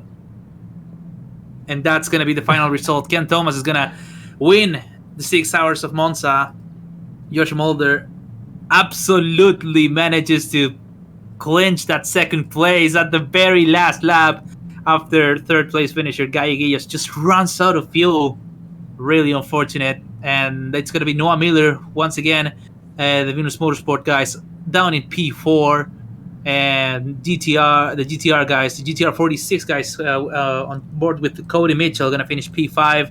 Spanish Resistance on board with Matias Martinez, P6. Lucas Miller right behind on P7. Stefan Arndt on with the Slowpoke car down in P8. And unfortunately for Red Bull Alpha Tauri, it's going to be DNF since they spent almost an hour stopped on the pit lane. So that's going to be the end result, everyone. And dramatic end, absolutely dramatic end. And an exciting race all the way. We have some more donations coming by. So thanks, everyone, for the donations. And yeah, it has been an amazing race. The support has been absolutely crazy. So yeah, again, thanks, everyone, for everything. Great race, and yeah, GG's everyone. I don't know what you have to say, Rolly. No, I'm just speechless. I'm definitely speechless because it was dramatic. It was full of emotions. We had Gabriel Gallegos, who was the hunter, and then the hunter was without his paws, without his teeth. I don't know how to say it, but he was the. Yeah, man, it was crazy. It was freaking crazy. No, it was really crazy. The end of Cars 1 reference. It was really good. So yeah, we have to really give us a shout out for them and to you, the people who are watching. Nice to see you guys there. And yeah, it's a bronze for the Chilean team. This says Chris VC. Chris VC, Yeah. he's a really sports fan of all the athletic sports. So yeah, it's a bronze for the Chilean team with Gabriel Gallegos. We're really proud. We have to say it. It's not biased. We are proud. Yeah, we are really proud. Yeah, we're really proud. That was a really good performance from everyone, really. Gallegos fighting until the very end, and still on that podium. It was such a great race from everyone. You guys absolutely killed it. So, any of the drivers that are listening to us right now, you guys did absolutely amazing, and I really hope to see you guys racing again. Yeah, we hope so. So yeah, that was the race. Everyone are just disconnected from the server, but we will have some interview or stuff like that. What do you think about it? I don't know. We There are a haven't lot of got drivers word from that will be really anyone. messy, but we can really do something about the winner. Maybe each team can give us an I insight. think we already had some interviews at the midpoint of the race. I don't know if anyone wants to come in and say anything, but I'm not at sure. the end of the day, it was a great race. So yeah, absolutely crazy, and I absolutely enjoyed it. Yeah, me too. Totally. And I hope the people in the chat How, also love it. one thing though, Tell me. how many laps was it? 190? 189. 189. Okay, so absolutely no one got it. No one said 189, but the closest we got was 187 by Sneaky. So Sneaky won the bet, because the next closest one was 192 by Bumblebee, but it was 189. They get close, huh? So yeah, Are Sneaky we not got getting closer. Are we not getting Chester's mom? I mean, WPS would be really nice to have him if they can. If they're not shy, we can really take a minute to really hear him. I don't know. He can really join the Endurance BC2. It can be really great. We can really take our or minutes.